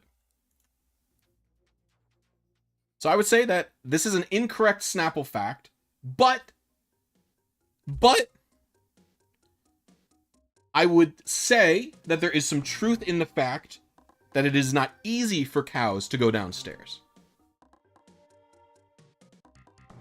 It's not painful. It says, I'm reading some research on the internet. It says Cows can't easily see the ground right at their feet, and the design of their hips and knees makes it hard to shift their weight backwards to stop them from tumbling headlong downstairs. So I think they just need to go really slow, and they need to do a lot of planning where they step. So I don't think it's fair to call this a full-on lie or a full-on incorrect statement. It's just based in truth. Like that it is not easy for a cow to do this, you know?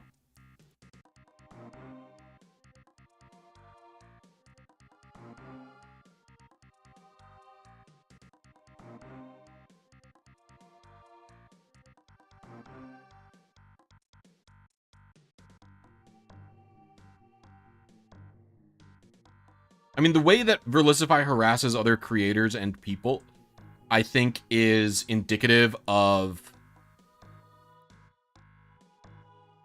like that how he would behave in real life towards other people's.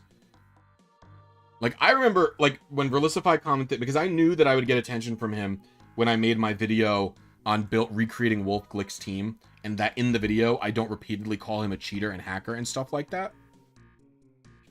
Because that's never the focus of my videos, right? The reason I never ask or, like, I never judge to see, did the person whose team I'm making hack or not? Like, the reason I never do that is because, from my perspective, I am, like, making a profit off of other people's work, right? I don't have a video. I don't have a video to make if these people didn't win world championships. And also, it's not really about whether or not they hacked. It's about how is the system of team building designed, and is it good enough and acceptable for players? That's what the videos are about. It's not about the person. Right? I'm not trying to be seen. I'm not trying to attack these people. That's not the point of my videos.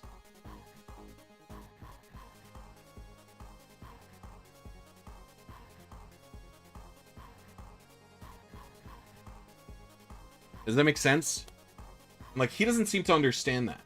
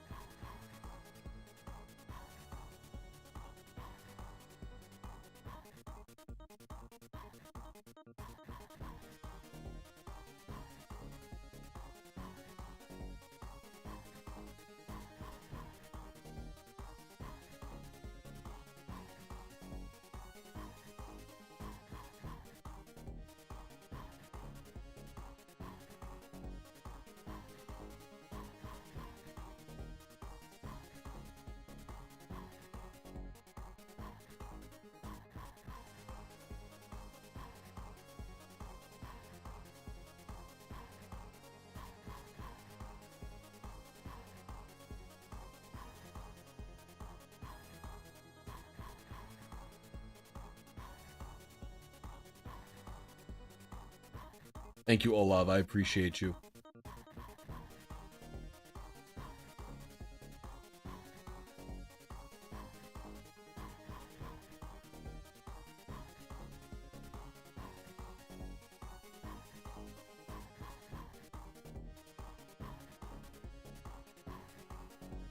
Thanks for streaming today. Thank you for being here. Thanks, Olav. Appreciate it.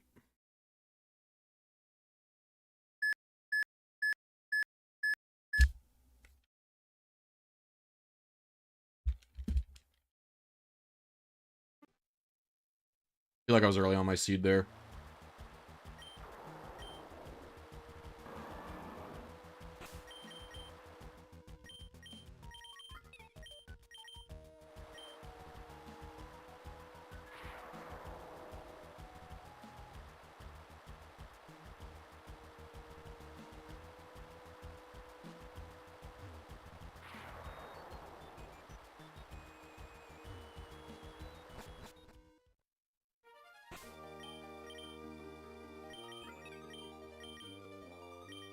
I prefer they.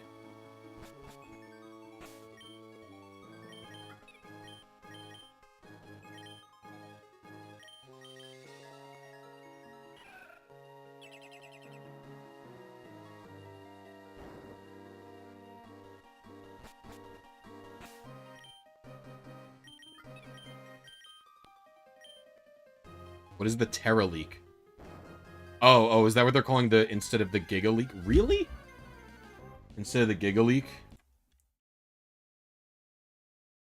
Dude, is this level 32 Zubat again? Yeah, that's pretty much what it is, Soldu.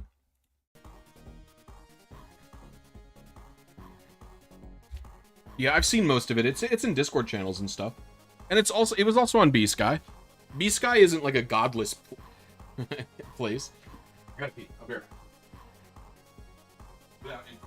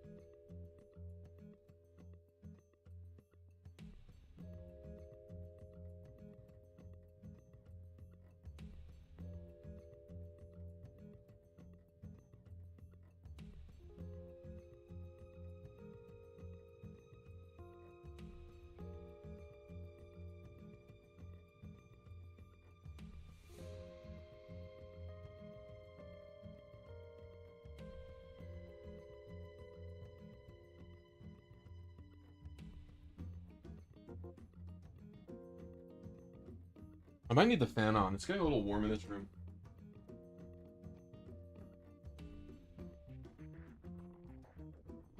Fans.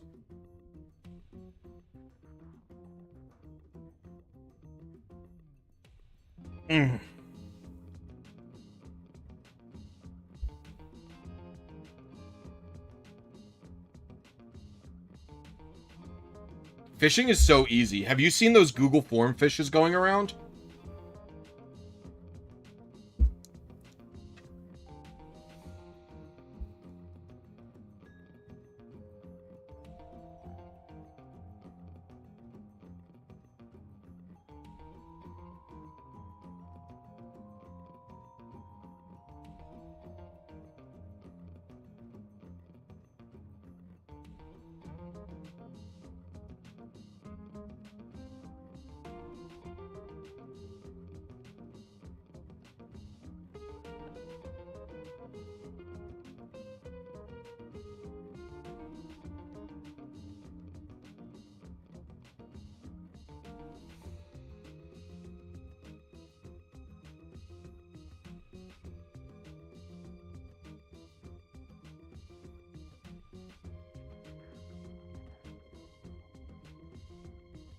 I don't have TCG Pocket yet.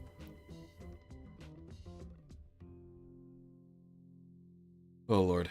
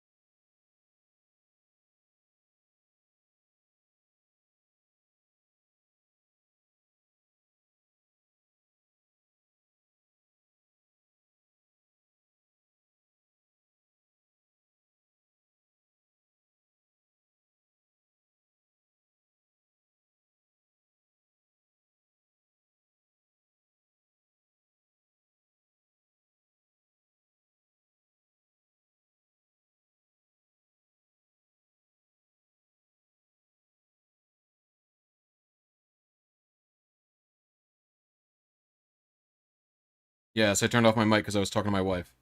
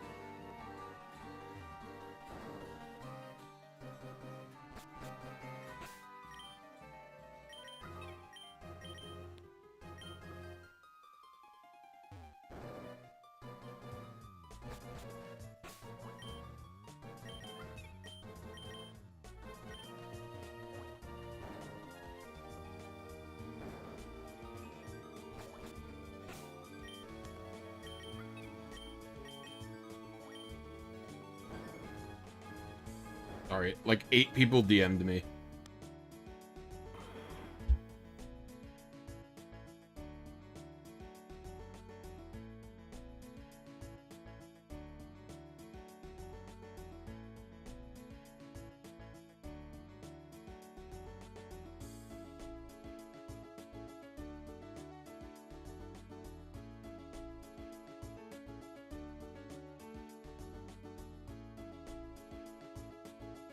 Well, it's people I have rapport with.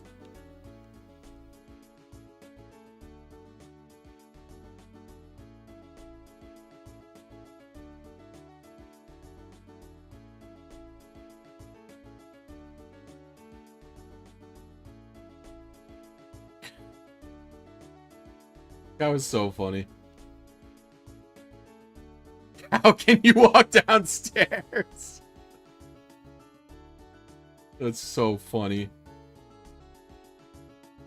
Hope that's hysterical. What's Blake saying?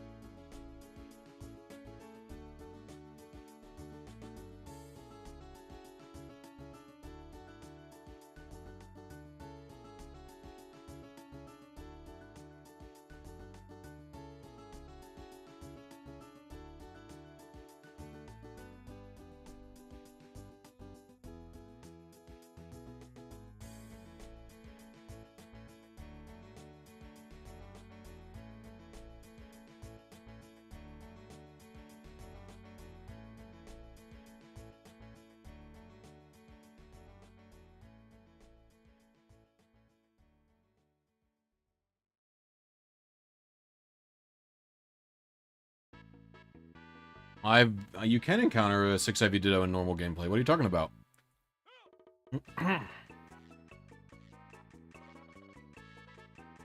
I've encountered 6IV Dittos without RNG manipulation. Literally, the first good Ditto that I got from a 6-star raid. I did this, I'm pretty sure this was on stream.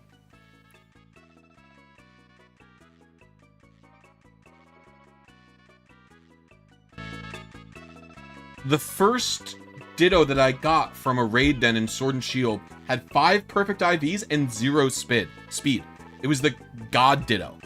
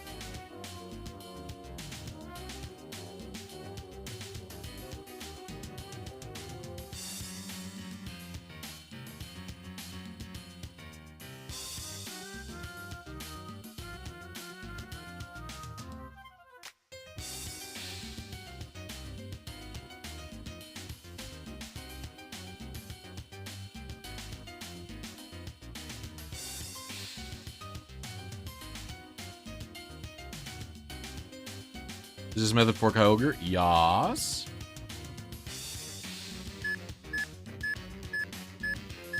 Dang, the music was playing. I wasn't paying attention.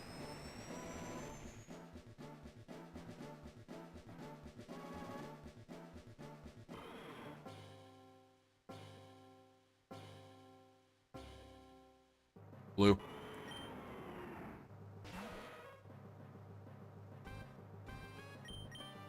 Blue.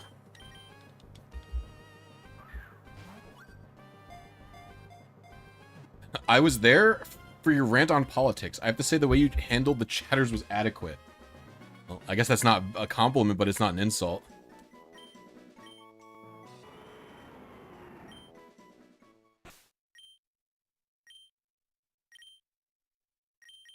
It's a different one, at least.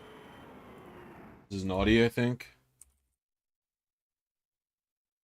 Oh, no, this is lonely. I don't remember. It's naughty or lonely.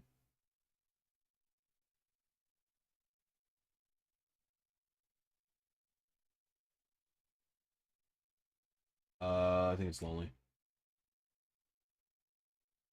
Yep. Method 1. Method 1, 5 advances early. That's simply because of the music playing. We're going to go one more time.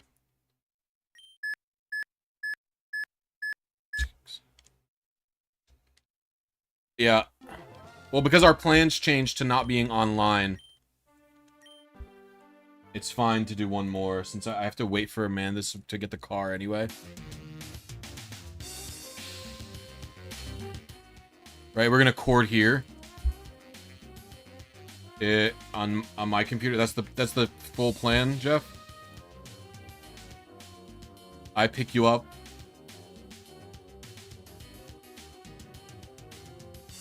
Record here.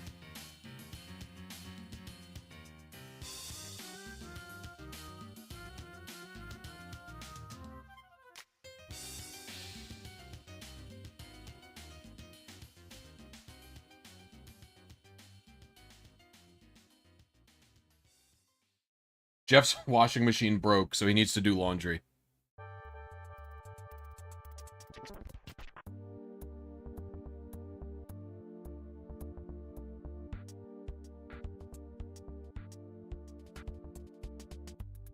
Listen, if you can get a 6 IV Ditto via RNG manipulation, you can find one in the wild.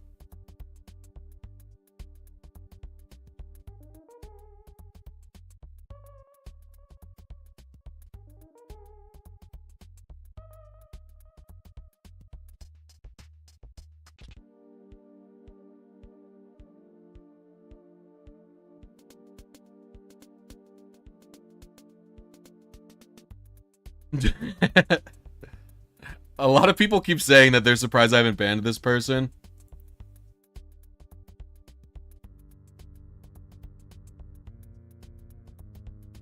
But there's reasons. It's a known entity why this person's not banned.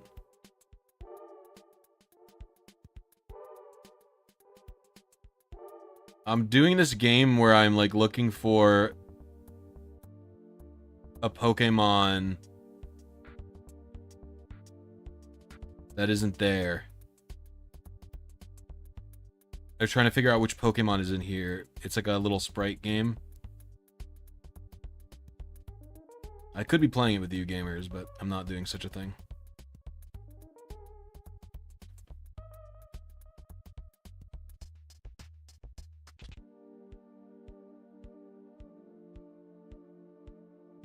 Is it Pupitar? Nope. Knockdown? Nope.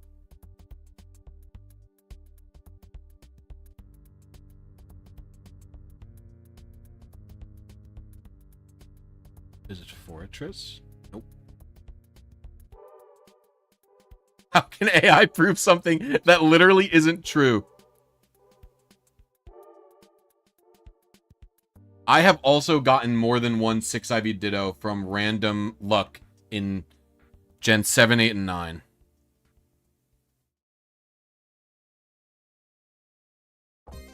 Oh man, Amanda's calling me, hold on.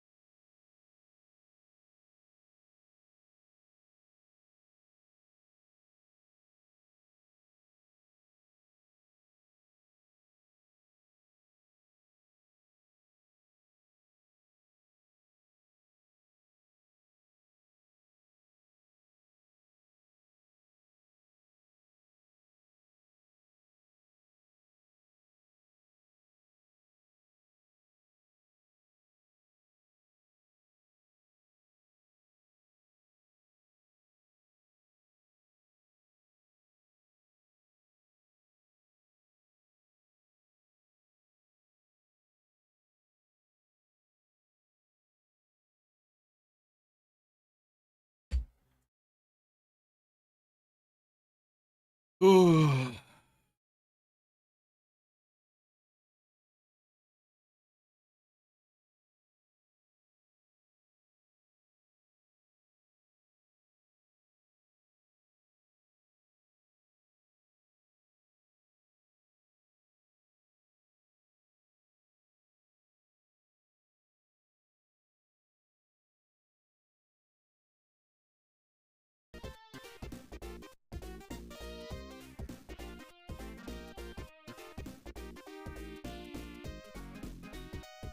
I'm back to playing this game.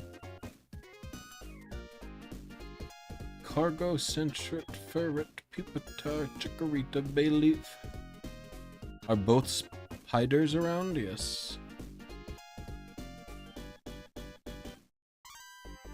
Gligar, Granbull, Snubbull, Phanpy, Cleffa, Pichu Magby is Elekid around these parts.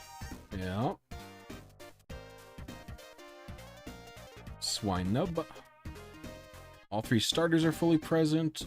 All 3 legendary beasts are present. Both legendary birds are present. Skarmory, Togepi, Togetic, Slowking, Politoed, Ampharos, Flaffy. Oh.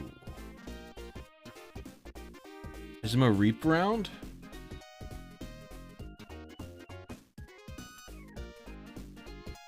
Nope, there it is. Fuck.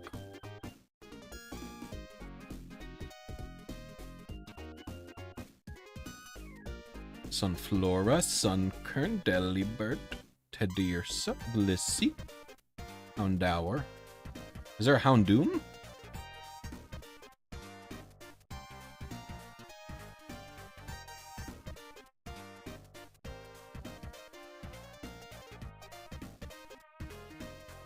Ooh.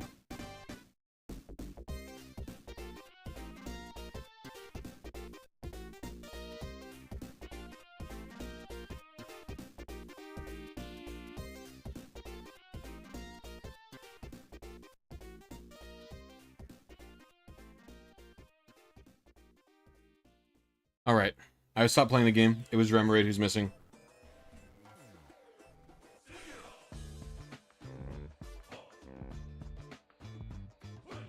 No, because that's piracy, Alexi, unfortunately.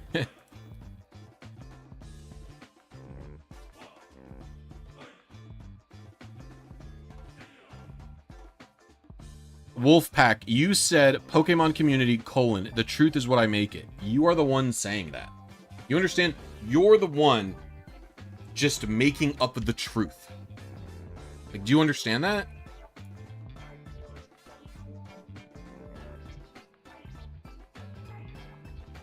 Everybody, if I get to 5 members total this stream, I ban Wolfpack from the stream. I'm holding all of you hostage. We're at 3 members now. If I get 2 more, he's banned. I'm holding you hostage.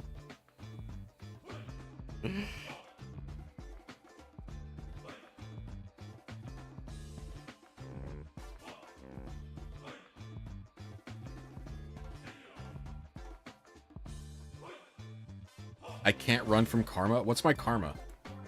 Wolfpack, you understand that I don't play VGC, right?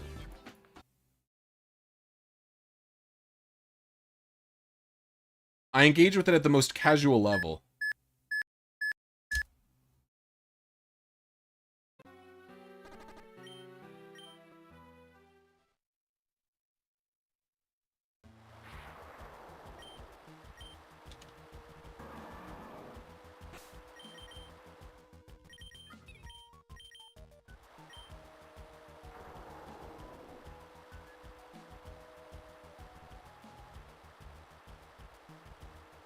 Oh, welcome to Happy Knee, Energy Man. Thank you. We have 1 more membership needed. Everybody show... Miru, welcome to Happy Knee. It's so funny. I'll ban after I get to the Kyogre.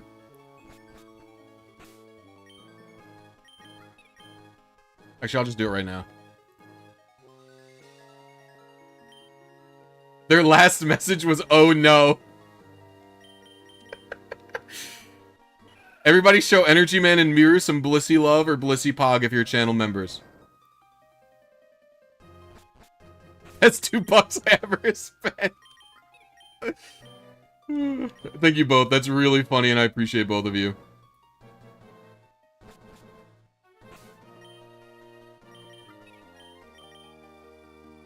Beatus, thank you for upgrading to Blisy. I appreciate you.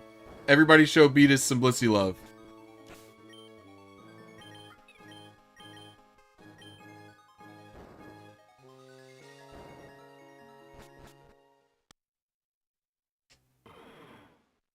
Banning someone in here bans them on my, from commenting on my videos, yeah.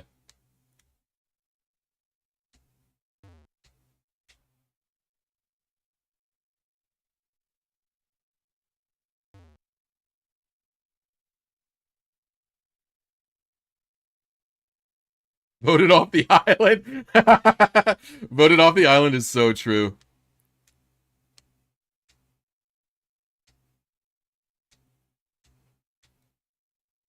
Oh, thank you for the gifted membership. I appreciate you, Mr. Cross. Everybody show Mr. Cross some blisty love. Alexion Dev. You guys really did not like Wolfpack. Everybody show Alexion Dev some blisty love. I appreciate you all. What the heck? Thank you so much.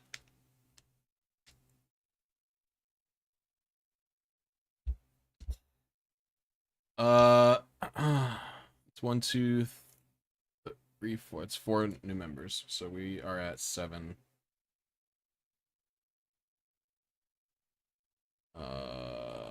73. Oh, that was a relief. Thank you, everybody. I appreciate all of you. Communities and safe. That's literally enough to get that. That's so funny. You guys rule.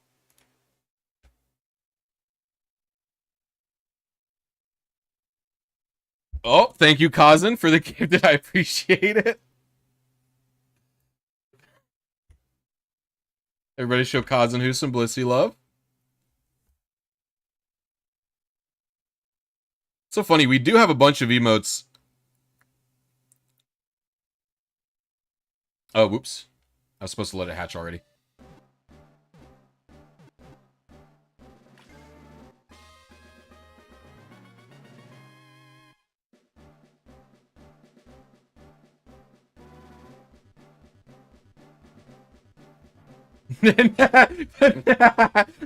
I'll never reach that member goal.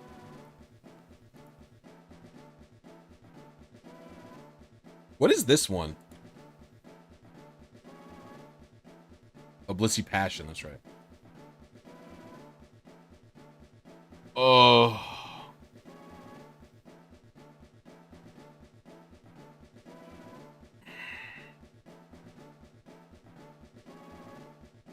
I'm probably close to the threshold for adding more emojis to YouTube, but I don't know what it is.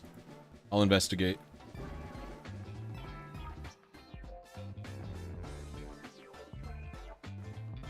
I need to redo some of my emotes. Some of them aren't very good. You guys don't use my emotes that much, so...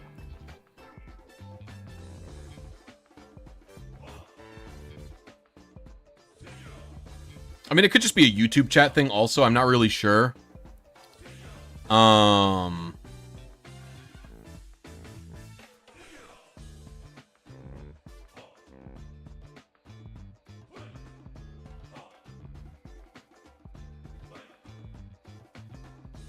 I need to make new badges, but the problem is my badge zooms in over time. So...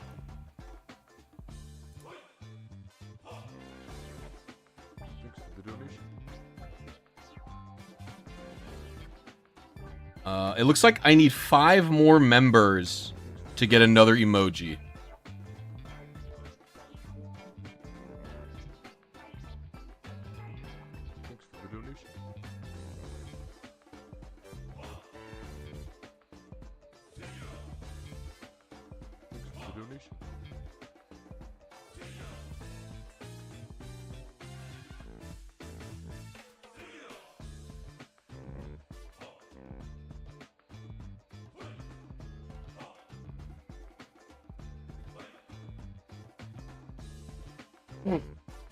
Well, I don't have an access to one yet.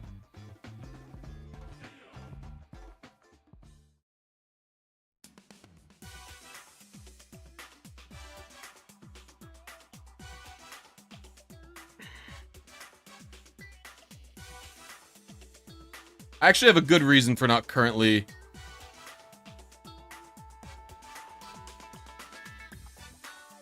not playing Colo.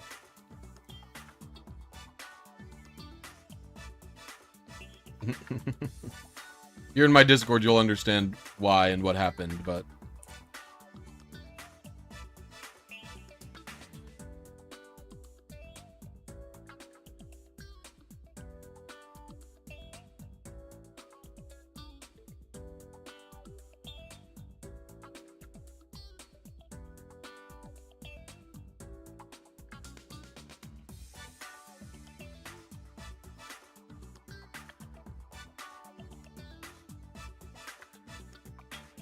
I can be friends with Colo enjoyers. There's many good people who are Colo enjoyers. But I could never be a Colo enjoyer. There's many good Colo enjoyers. I'm just not a Colo enjoyer.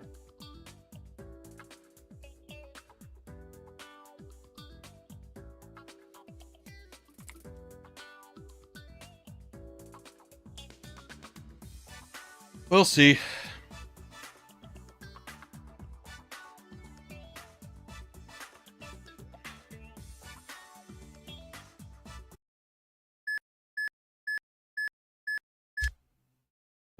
I don't know. I don't know. I don't expect it to be shiny. If anything, I'm early there. That was pretty early. That was like 2 or 3 frames early at minimum. It's not. I felt like I was very early that time. Yeah. I knew it wasn't right.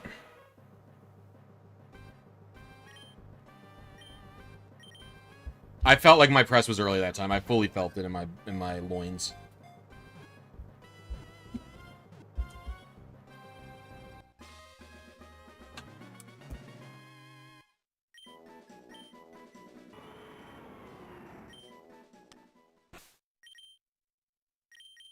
At least it's not the hardy one that I hit 3 times in a row.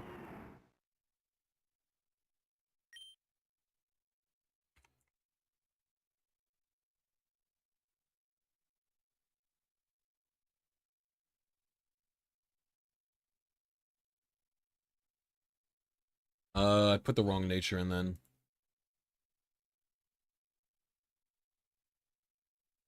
I know this one's a neutral nature. I just can never remember which one.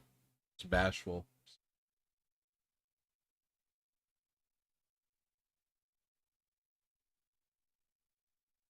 One seed late, 3 advances early. I probably have time for one. I don't have to pick Jeff up. I don't have to pick Jeff up until my wife gets home, so.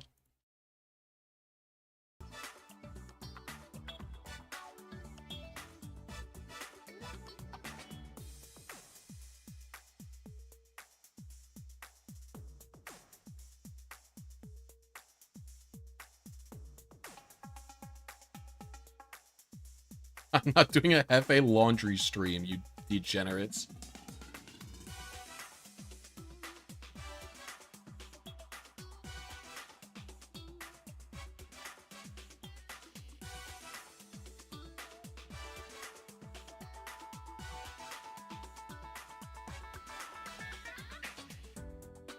You guys are animals.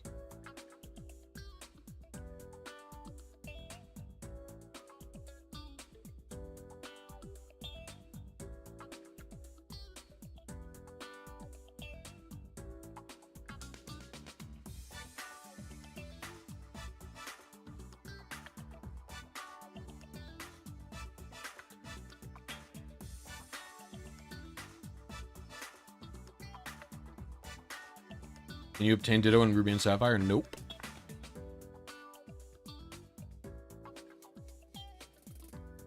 It's only an Emerald.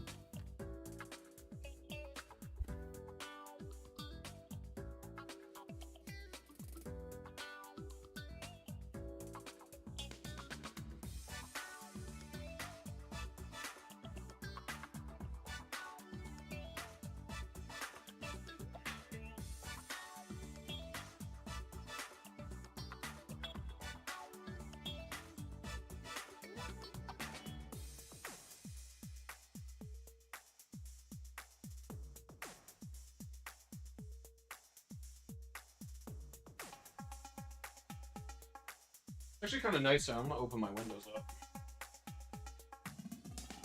It's the temp in here.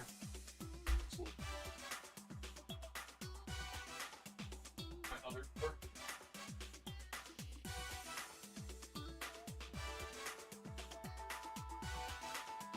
Two doors on the same side of the house for some reason.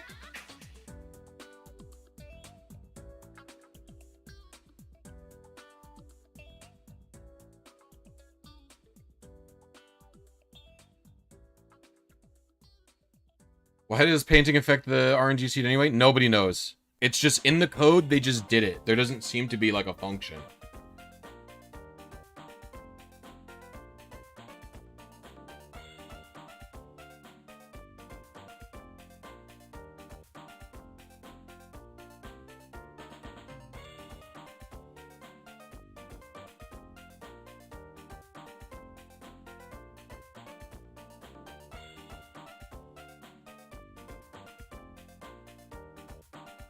It seeds it based on how many times the screen has been redrawn since the game booted up.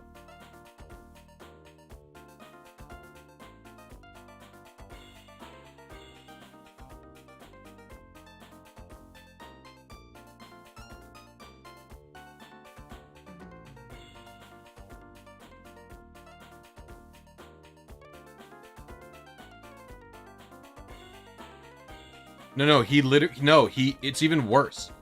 Someone was like, is there anything that calls the seed RNG function in Ruby and Sapphire? And Shao knew what the seed RNG function was, and literally went into Pret's search bar and typed seed RNG, and saw painting.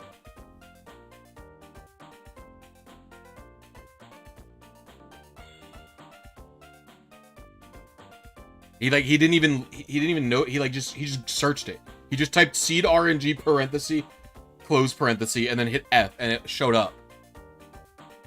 Here, we could do a recreation.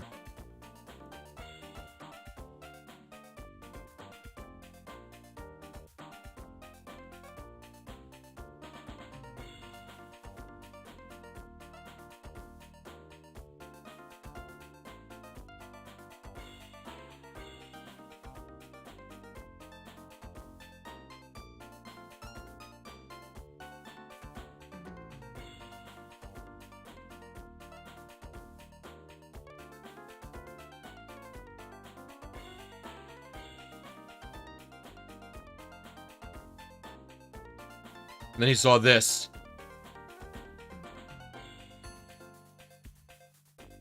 Saw show contest painting, seed RNG, Gmain VBlank counter 1. And that's it.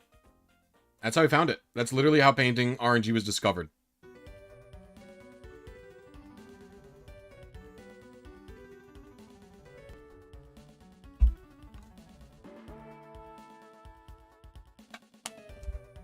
I mean, you can look at the code. It doesn't really make any sense, right? It's show contest painting. Then it does a bunch of stuff. And when it hits case 2, it does seed RNG. I don't even know what the case is. It's looking for something in Gmain state. Oh, it's just looking for literally at the state. So Gmain state is going to be 0. Right? Gmain state is going to be 0 for case 0. It increments the state. It gets to case 1. It increments the state. This is a weird... Am I stupid, or is this a weird way to use a switch case? Anyway. Because they're just going through all of these incrementally, right?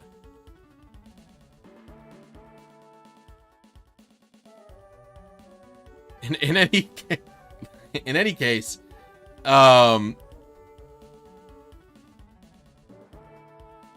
eventually it gets to this one.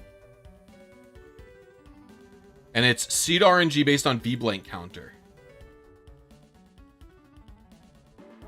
So none of these... I mean, we would have to see, like, init painting contest window. Does this use the game's RNG, maybe?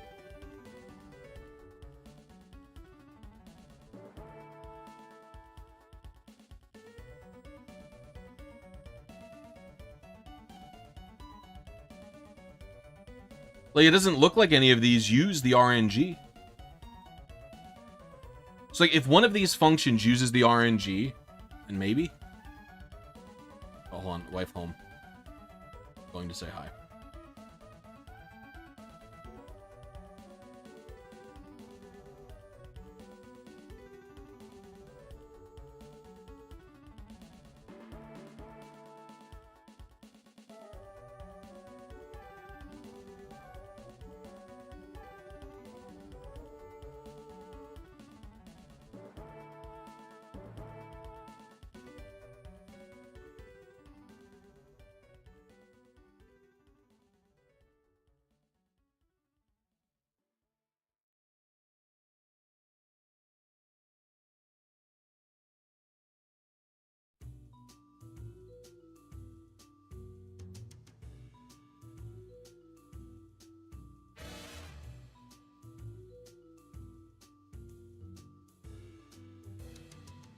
I just dropped my controller, gamers.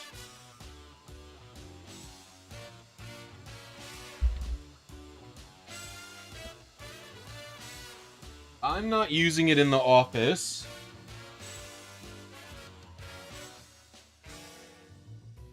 for anything.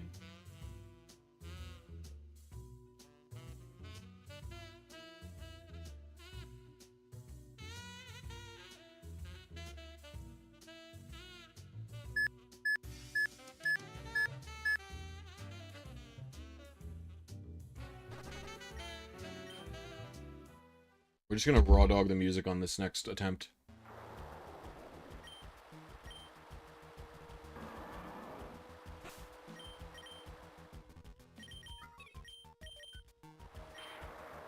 There's function to visit Dewford.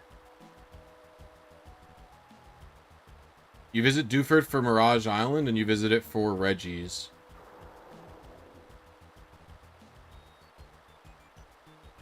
There's actually no reason to go to Sutopolis after you visited it for the story events, because there's nothing here.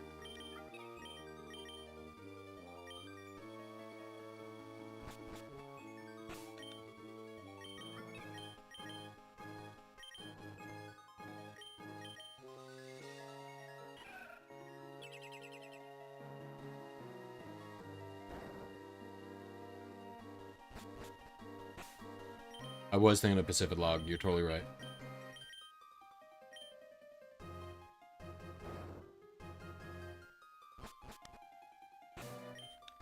I'm very tired.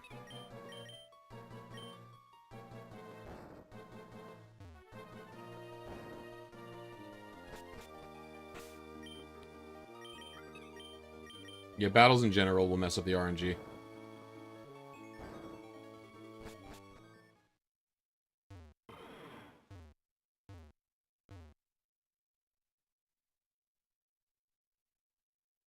Trendy phrase is important.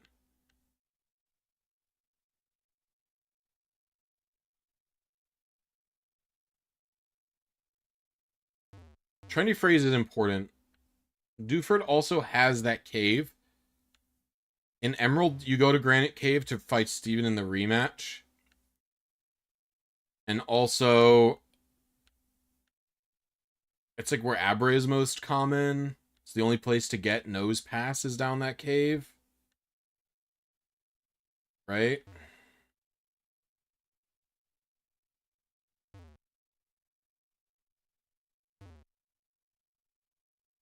Steven's not in Meteor Falls, is he?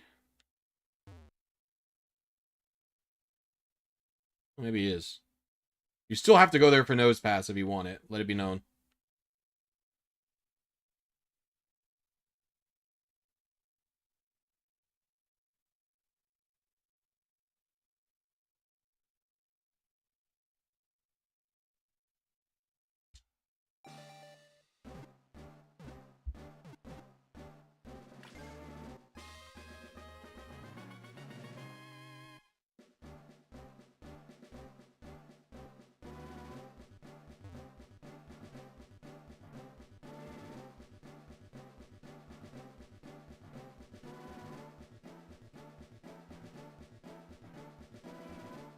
Yeah, he is in Meteor Falls. Dang. Low-key, I don't think I've ever done the Steven fight in Emerald. Or I did, it was a long time ago when I was a younger fellow.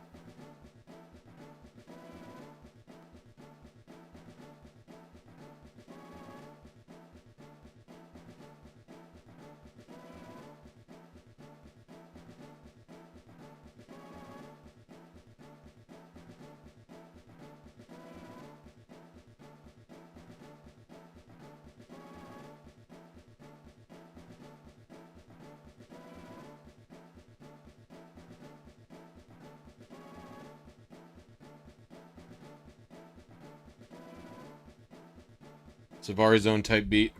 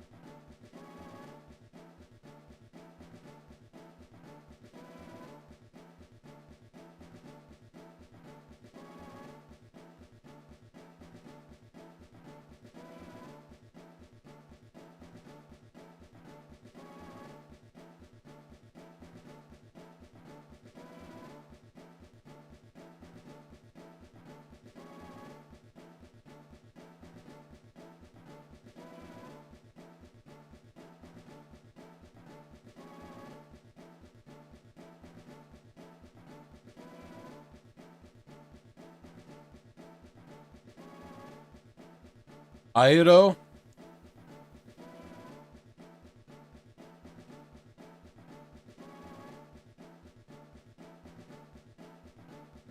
It's the color of the orb. Usually red is Akka, but there's other ways to say orb. Or like other ways to say colors.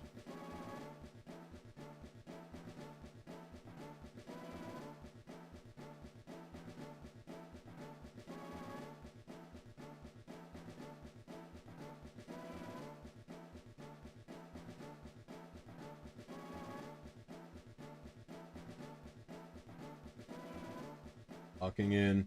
Music goes off. There's a dog barking outside. I can't lock in.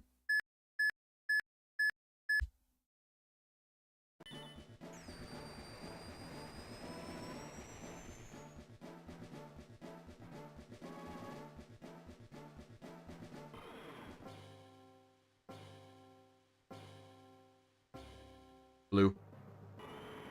Let's see what we got. Let's see what we got, and this was the last attempt for today, so... It's alright, it's alright. We'll be back at this with another attempt today. Not today. Tomorrow. I was surprised at how much energy I had today. Do this stream for this long.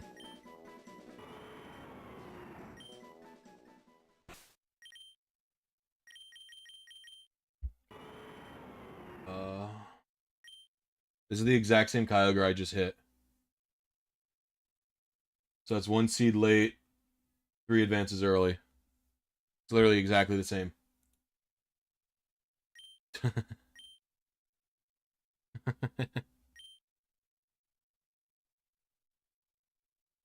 Yeah, well, I think it's to-go stuff, Jeff.